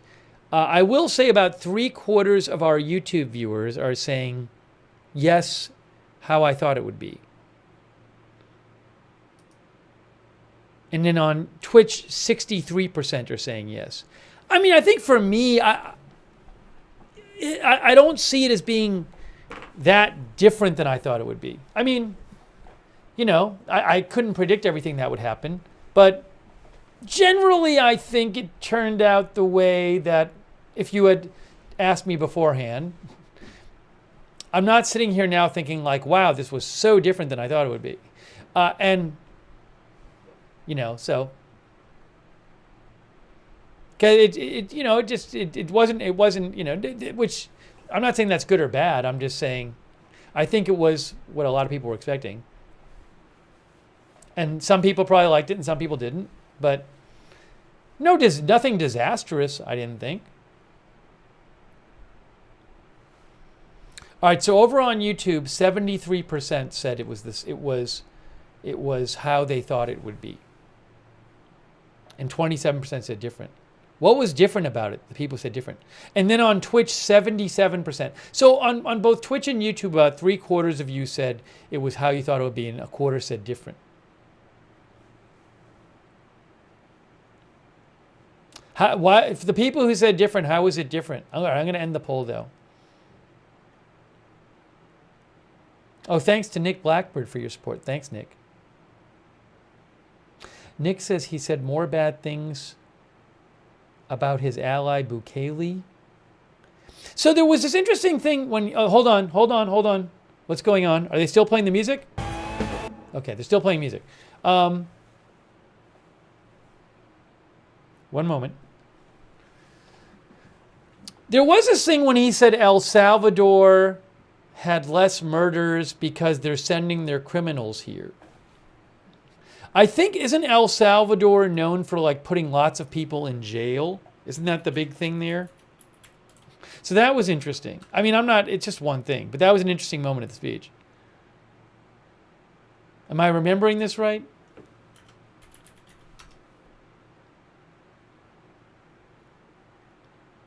Yeah, that's something they're known for.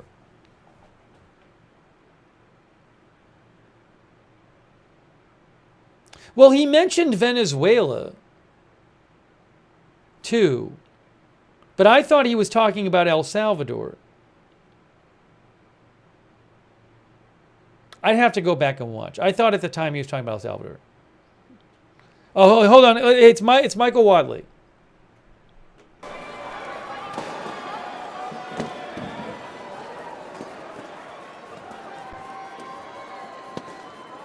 Maybe he was talking about Venezuela. I don't know. And now, to deliver this evening's benediction, please welcome Dr. Mario Dickens from Milwaukee.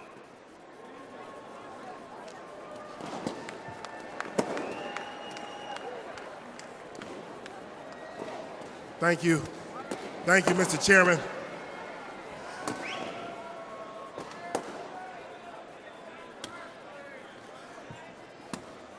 I want to thank God for being here and granting me this opportunity to address the Republican National Convention 2024.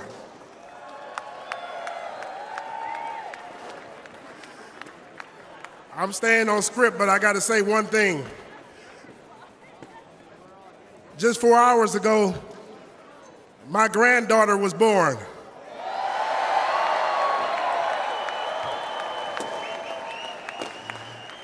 Ayana Leah Dickens. Yes, my granddaughter is here. I just wanted to welcome her into the world on this stage. One nation under God. Reflecting on the significance of this phrase is crucial in the days to come.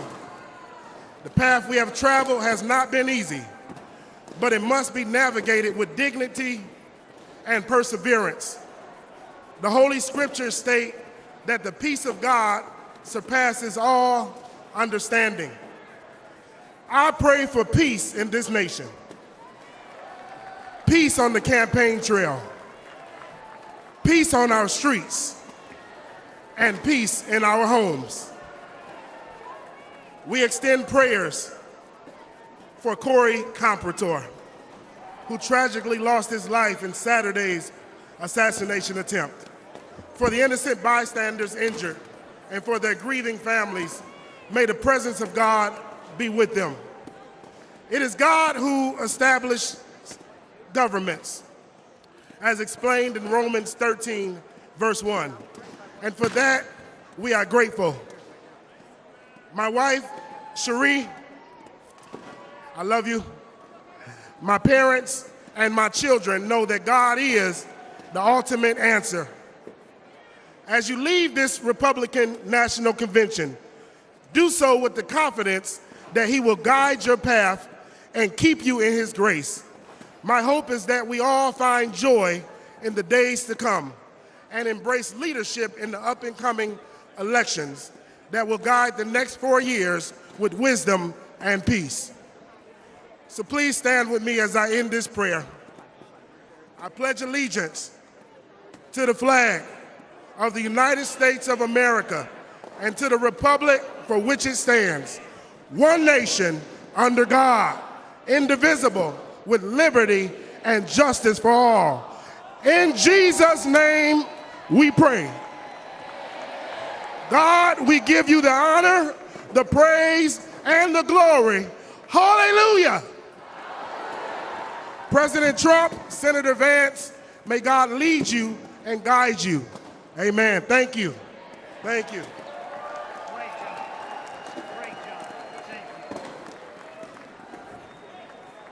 The chair now recognizes the delegate from the state of Wisconsin for the purpose of making a motion. Chairman Mike Wadley, thank you so much for bringing this convention to the greatest state in America, Wisconsin, a great city of Milwaukee. It's been a great convention. I, Tommy Thompson, former governor of Wisconsin, along with my good friend, Governor Scott Walker, and our chairman,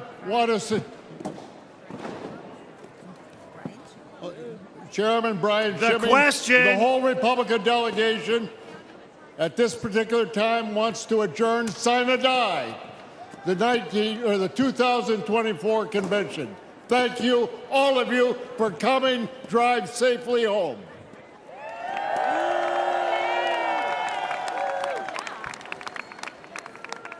The question now occurs on the motion to adjourn the greatest Republican convention in history, sine die.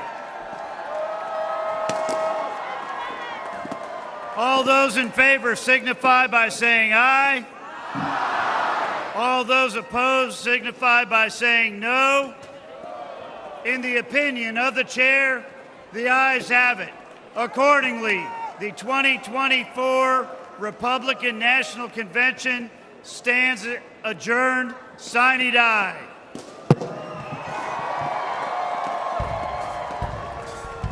I can't play music. By the way, I will confess, I don't know when they say sine die what that means. Can somebody tell me what that means in the chat? Because I don't know what it means. Somebody educate me. I'd Google it if I knew how to spell it. Don't even know how to spell it. It's Latin. Okay, well that doesn't tell me what it means. What is it? Someone will know.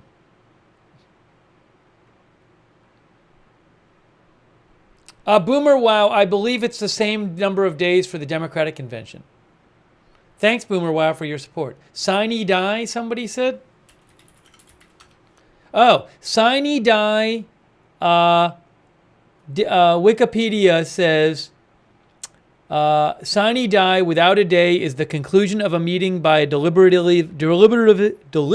assembly. Adjournment sine die. That's when it adjourns without setting a day to reconvene. Okay. According to Wikipedia. There you go, sine die. Hey, thanks, Boomer Wow. Yeah, the Democratic Convention, I think it's from the 19th to the 22nd. Yeah, the 19th to the 22nd. It's 4 days. Same thing. Oh, what happened? I didn't even notice the gavel. Was it the big gavel or the little gavel? I was worried about other things. About what sine die meant. Was the big gavel back? Or no? I missed it. I can watch it here. I can watch it myself. I'm going to refresh it myself and watch it again. I'm rewinding it myself. Oh, the big gavel was back. Hey, he had the big gavel back. Okay. Last night it was a small one.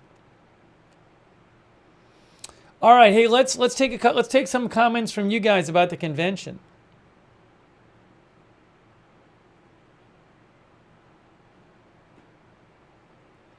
Let's take some comments about the convention.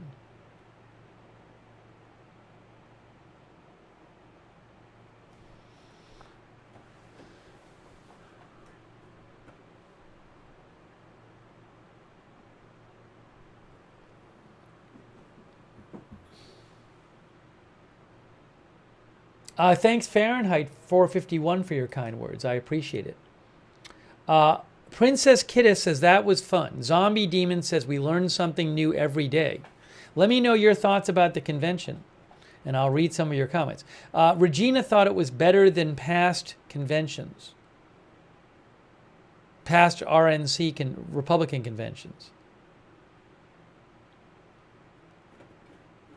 Minxie said, I had fun.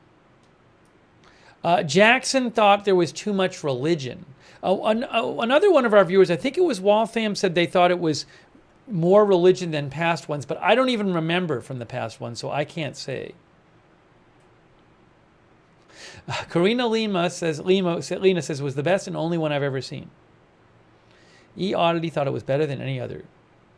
GSPL Bot says, past RNC conventions had big focus on pro-life and sanctity of marriage. Not this time.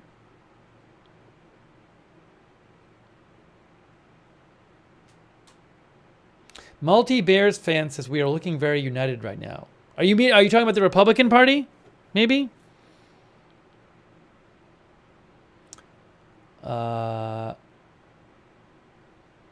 Jessica thought it was too much religion. Trigon J. Mark says, never seen anything like it in the history of our country. The Collector says, DNC going to be a lively one when they make it open. Well, if they don't have a candidate yet, it's going to be crazy. Penguin thought it was fun to watch compared to past years. Oh, did I not end the poll? I can unpin this. No, we did the poll. We can do one more poll. We'll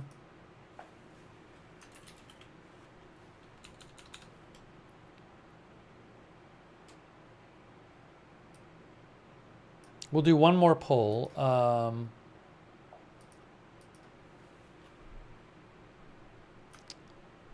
I was trying to ask something like, do you think it went better, the same, or how did it go, like, for Republicans compared to how they thought it would? But that's too long a question.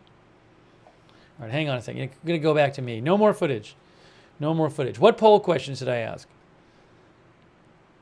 Let's have a poll question. I'll do another poll because people like polls. But you got to suggest a question.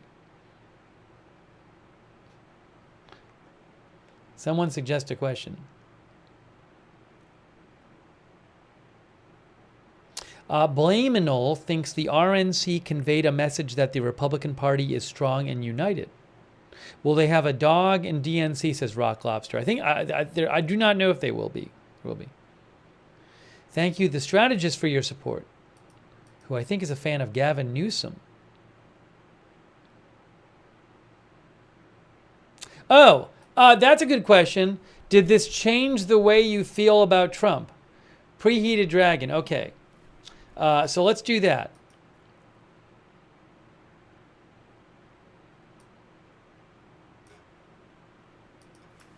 Did the convention change how you feel about Trump? And the three responses will be yes, better, yes, worse, no change. Okay, I like that question. Let me put that up on Twitch.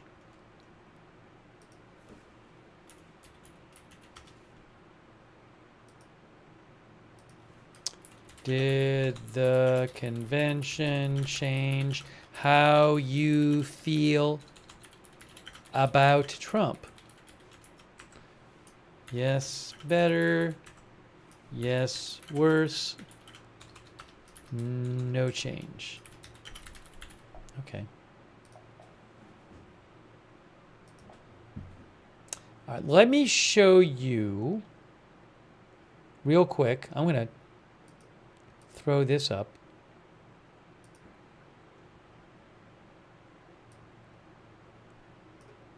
Here is what our YouTube viewers think.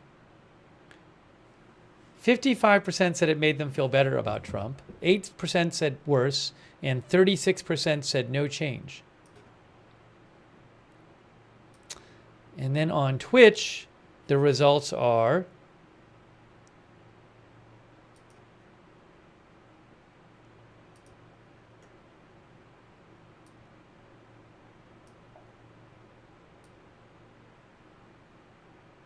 on Twitch, the results are 39% better, 17% worse, 44% no change.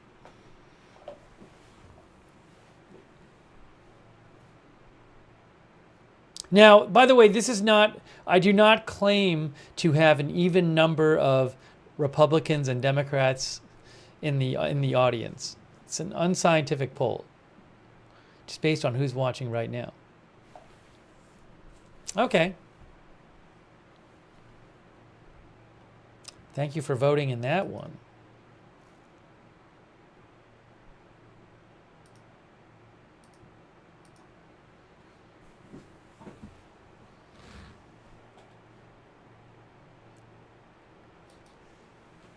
Oh, yeah, so we'll do one more question. Another viewer suggested this one. This is simple. Did the convention change your vote? That's a good question. Good one. I like that one. Twitch is still asking. Twitch is still on the old poll. On YouTube, I'm asking, did the convention change your vote?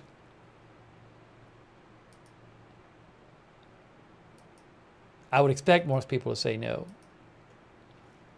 That's what's happened over there on YouTube right now. Yeah, that's what's happening. There, look. Did your convention change your vote? 88% say no, 12% say yes.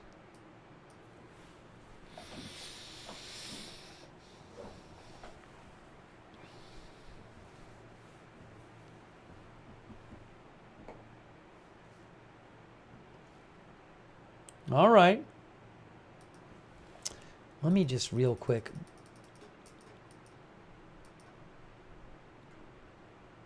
Joe Biden? Hold on. Oh, sorry. Oh my gosh, this was so weird. I just saw an old post. Somebody had reposted an AP post from 2015. And it says, breaking, Joe Biden announces he won't run for president. And I saw the post and I didn't see it was 2015. Wow. That would fool a lot of people. That's why I was like, what? He just announced it?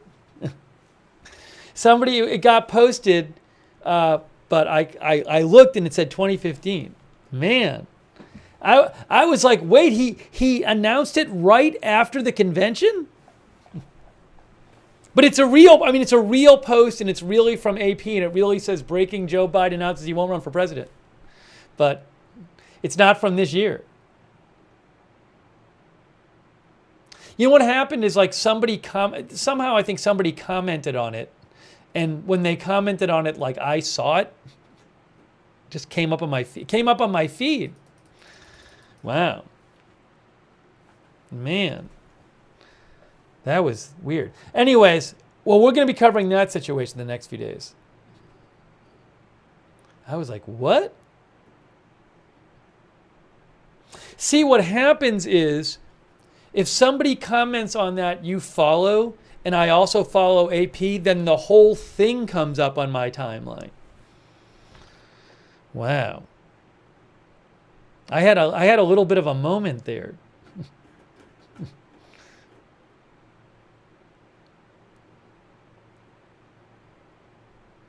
I'm glad I didn't read the whole thing. Well, because the first thing I did is look around and I said, is anybody else reporting this?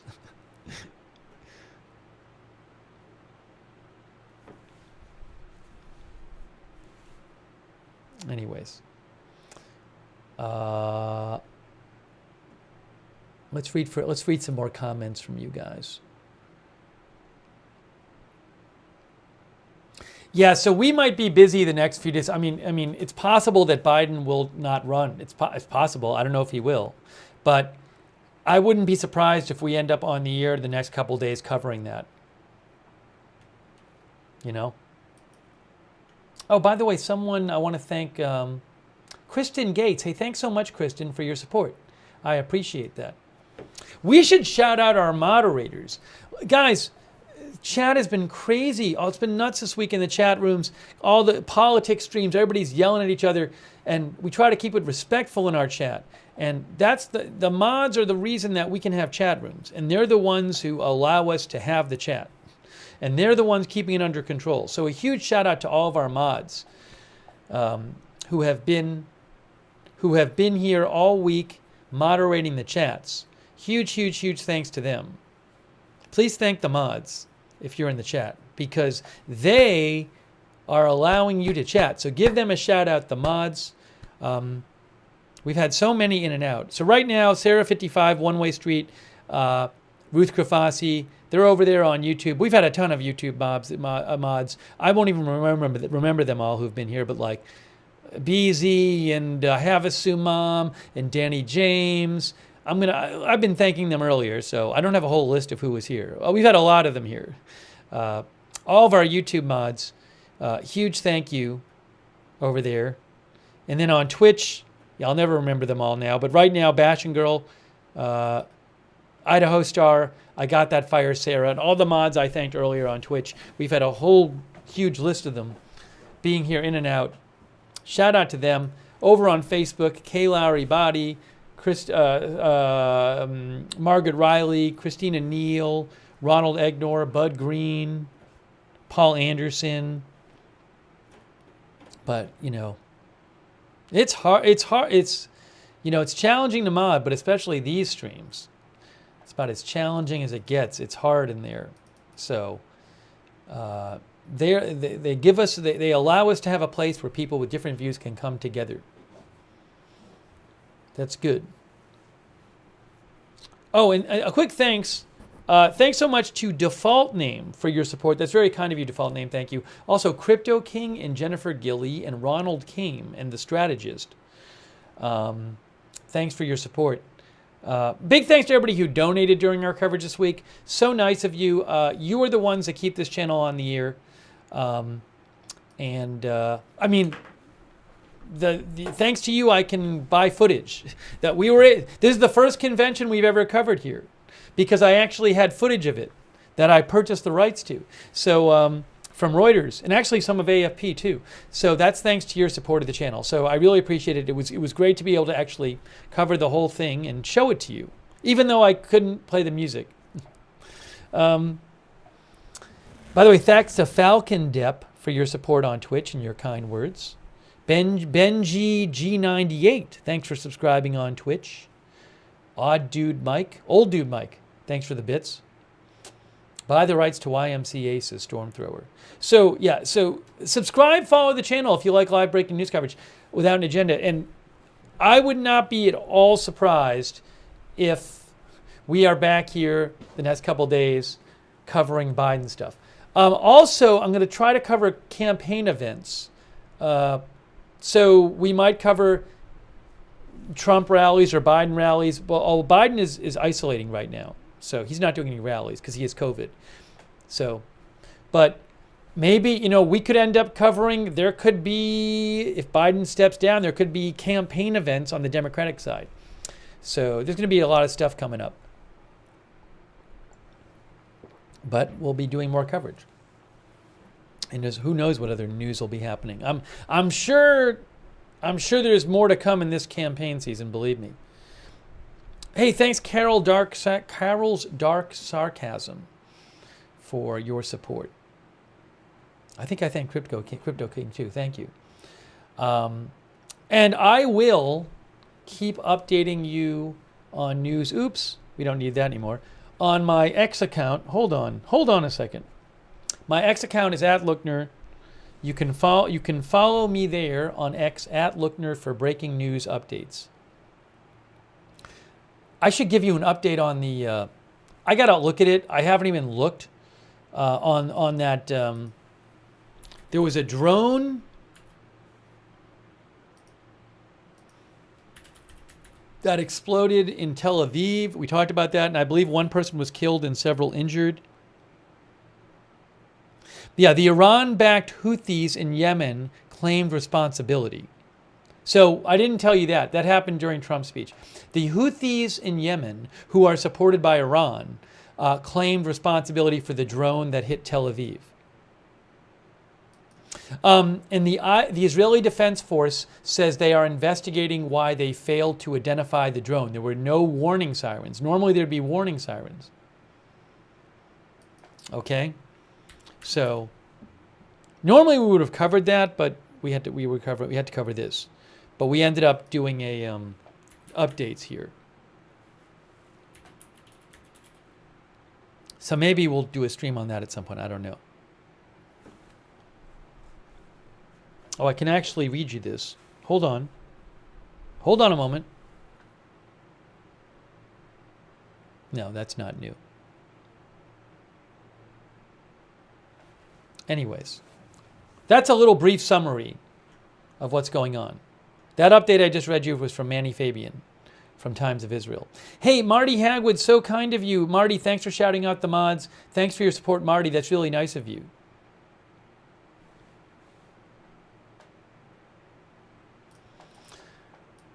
All right, I want to thank some more people.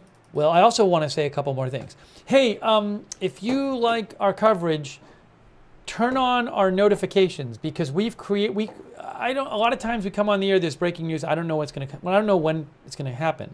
So if you want to get a notification whenever we go live to let you know we're going live so you don't miss a stream, sign up to our free notifications. We have a free notification system. It works awesome. We do it through Discord. It's free. You sign up once, you get a notification for every stream. The mods can post a link to that in the chat. And you can also find the link in the YouTube and Facebook descriptions for this broadcast. But sign up for the Discord notifications because they work really well and they're really reliable. I would advise you to do that. Oh, thanks, Denise Horton. Thank you, Denise. That's really nice of you. Thank you.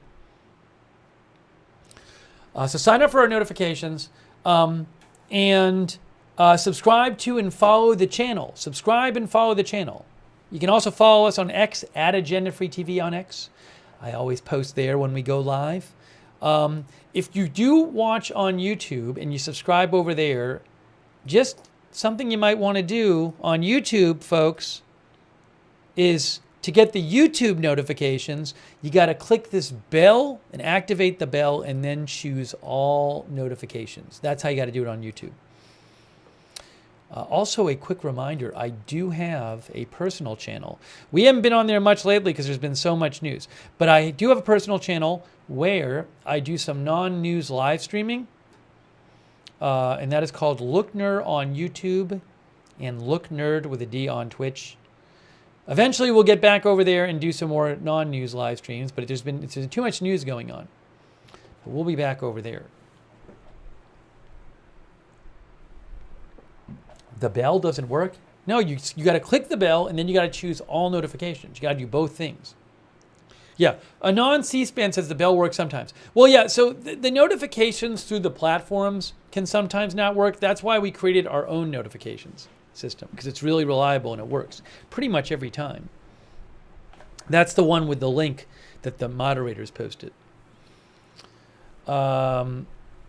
So I really appreciate during this week you guys coming to the streams and watching it with me and letting me read all your comments on the air and sending me updates. I'm sure people sent me stuff that I get too many comments here. I can't read all the comments on there. There's too many of them. So I apologize if I didn't read your comment.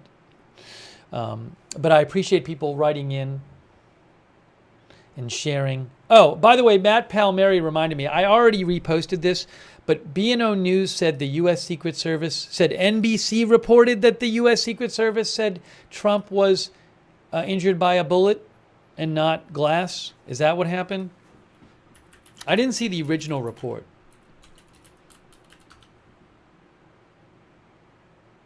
But B&O News said they saw that from NBC News. And I don't think they made it up.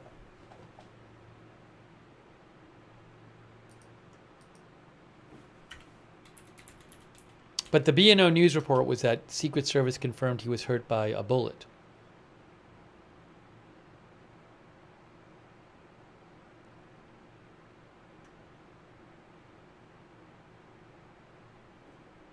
I haven't seen that myself. I'd like to find the original report from NBC News, which I have not seen. But I can't find it right now. So...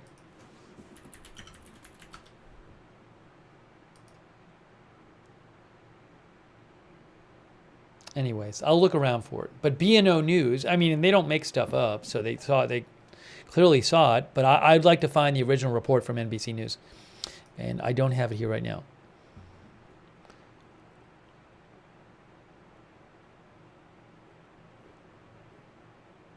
Okay. Anyways, I wanted to pass that along.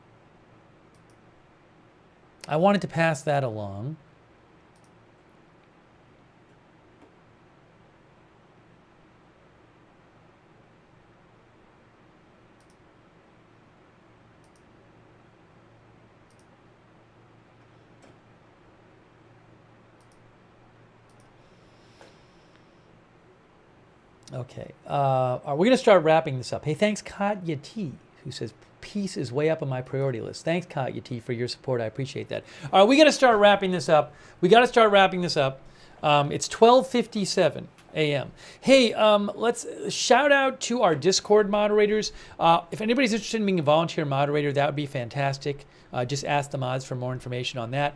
And we do have a Discord chat where you can chat with other viewers when we're not on the air. A lot of our viewers like doing that. You can find the Discord chat at the same link as the Discord notifications. Same link. Let me thank our Twitch subscribers like ICANcast and Shaggy and Wall Street. Thanks Brian Moose for your kind words on Twitch. Thank you, Brian Moose. And thanks for your kind words also, Armin96. And it's Ire. Thanks to other subscribers like Holistic, Sarah, Jack's Animals, all of our Twitch subscribers. You are very much appreciated. Benji G98, Falcon Depp,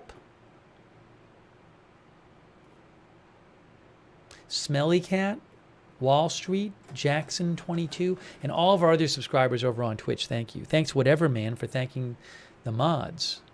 Also, thanks to our Facebook subscribers. You are very much appreciated, like Jane Summers and Eve Richards and Diane Allworth and Billy Joe Drage and Duster Singer and Kay Lowry Body and Margaret Riley, Robert Rial II, all of our subscribers on Facebook. Thank you very much for your support. And our YouTube members, thanks to all of you people like Gas on the Brain, Jelly Plane, Carol's Dark Sarcasm, Marty Hagwood, Candy Weagle, Serge Deb, William Cromer, Rick Speziali, JD, Chris N, Eric Johnson, John Herzog, Crypto King, Paul Tissue Bebop and Rocksteady, The Lucky Minute, Waltham, Denise Horton, Chaz, Nikki Rose, Greg Valley, Grass Valley Greg, Robert Sabharwal, or Saberwal, Todd N23, Addie and Minxie and Allie B from Tennessee, PZ Papazulu, Cindy, thanks for being members on YouTube, Pet Brett, NDAH, Candy Weagle, Jessica SL, Cindy, GMZ Rob Guns, Stefanos, Mercy Fishman, Dr. McRib, Todd N23, Riri Patton, Preheated Dragon, William Cromer, Turnt Off, Megatron, Kitty Zimmerman. Thank you for your support. Very kind of you, all of our supporters. And I think I forgot to say it before, but again, thank you to all of everybody who donated. And if you ever do want to donate, you can go to agendafree.tv, agendafree.tv. Agendafree.tv. But thank you for all of your support, for supporting the channel and letting it exist. Okay, let's see here. All right. And again, I really appreciate you guys tuning in for the coverage. The Democratic Convention, Tanya, is on August 19th, and I am planning on covering that as well. Thanks, Dawn Marie Sullivan, for watching. Sandra Cruz says, thanks for showing the convention. Thanks for watching.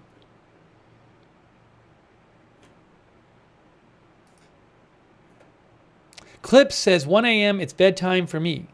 It's bedtime for a lot of people right now. It's late. It's late. We are wrapping this up. We are wrapping this up.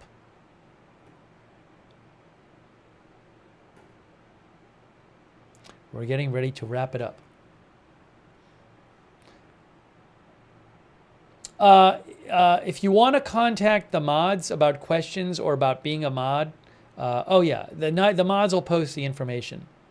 They just did.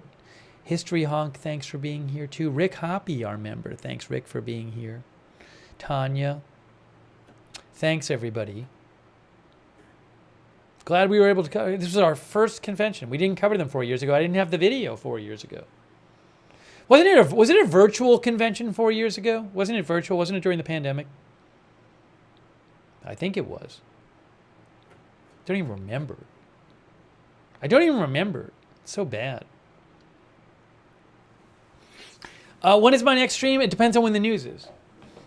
When there'll be big breaking news, I'm sure, the next few days, and we'll be on the air. Complex Pixel, thanks for being here. 3 Soul. All right, guys. Got to wrap it up. Again, thank you so much for joining us for our convention coverage. Republican convention finished. Democratic convention next. Who knows? We may be covering a Democratic convention where we're watching the convention choose the candidate. That could happen. I don't know if it will. We'll probably find out in the next few days whether Biden is going to step aside or not. Oh, thanks, Allie B. for Tennessee. If Biden drops out, they will just, it's up to I believe it's going to be up to the delegates at the convention, and there'll be some kind of mini campaign with a bunch of candidates who do things like debates and town halls and stuff. And then the convention delegates will have to vote on it. That's my understanding. That is my understanding of what would happen. So we could be covering a new campaign, or maybe not. It's up to President Biden whether he drops out or not. We'll see. A lot of reporting suggests there's a good chance of it, but we just have to see. We just have to see.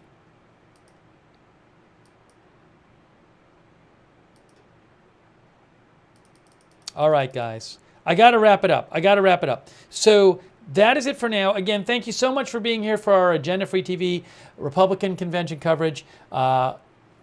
Assuming I have the video, which I assume I will, assuming I have the video, we'll do Democratic convention coverage in a month, and who knows what news happens before then. So that is it for now. So thank you so much for being here. Thanks for chatting. Thanks to all of our moderators. Again, you guys are awesome. Thanks, moderators. Special shout out to you. And that is it for now. All right, guys. Thanks for watching. We'll see you soon with more live breaking news coverage right here at Agenda Free TV.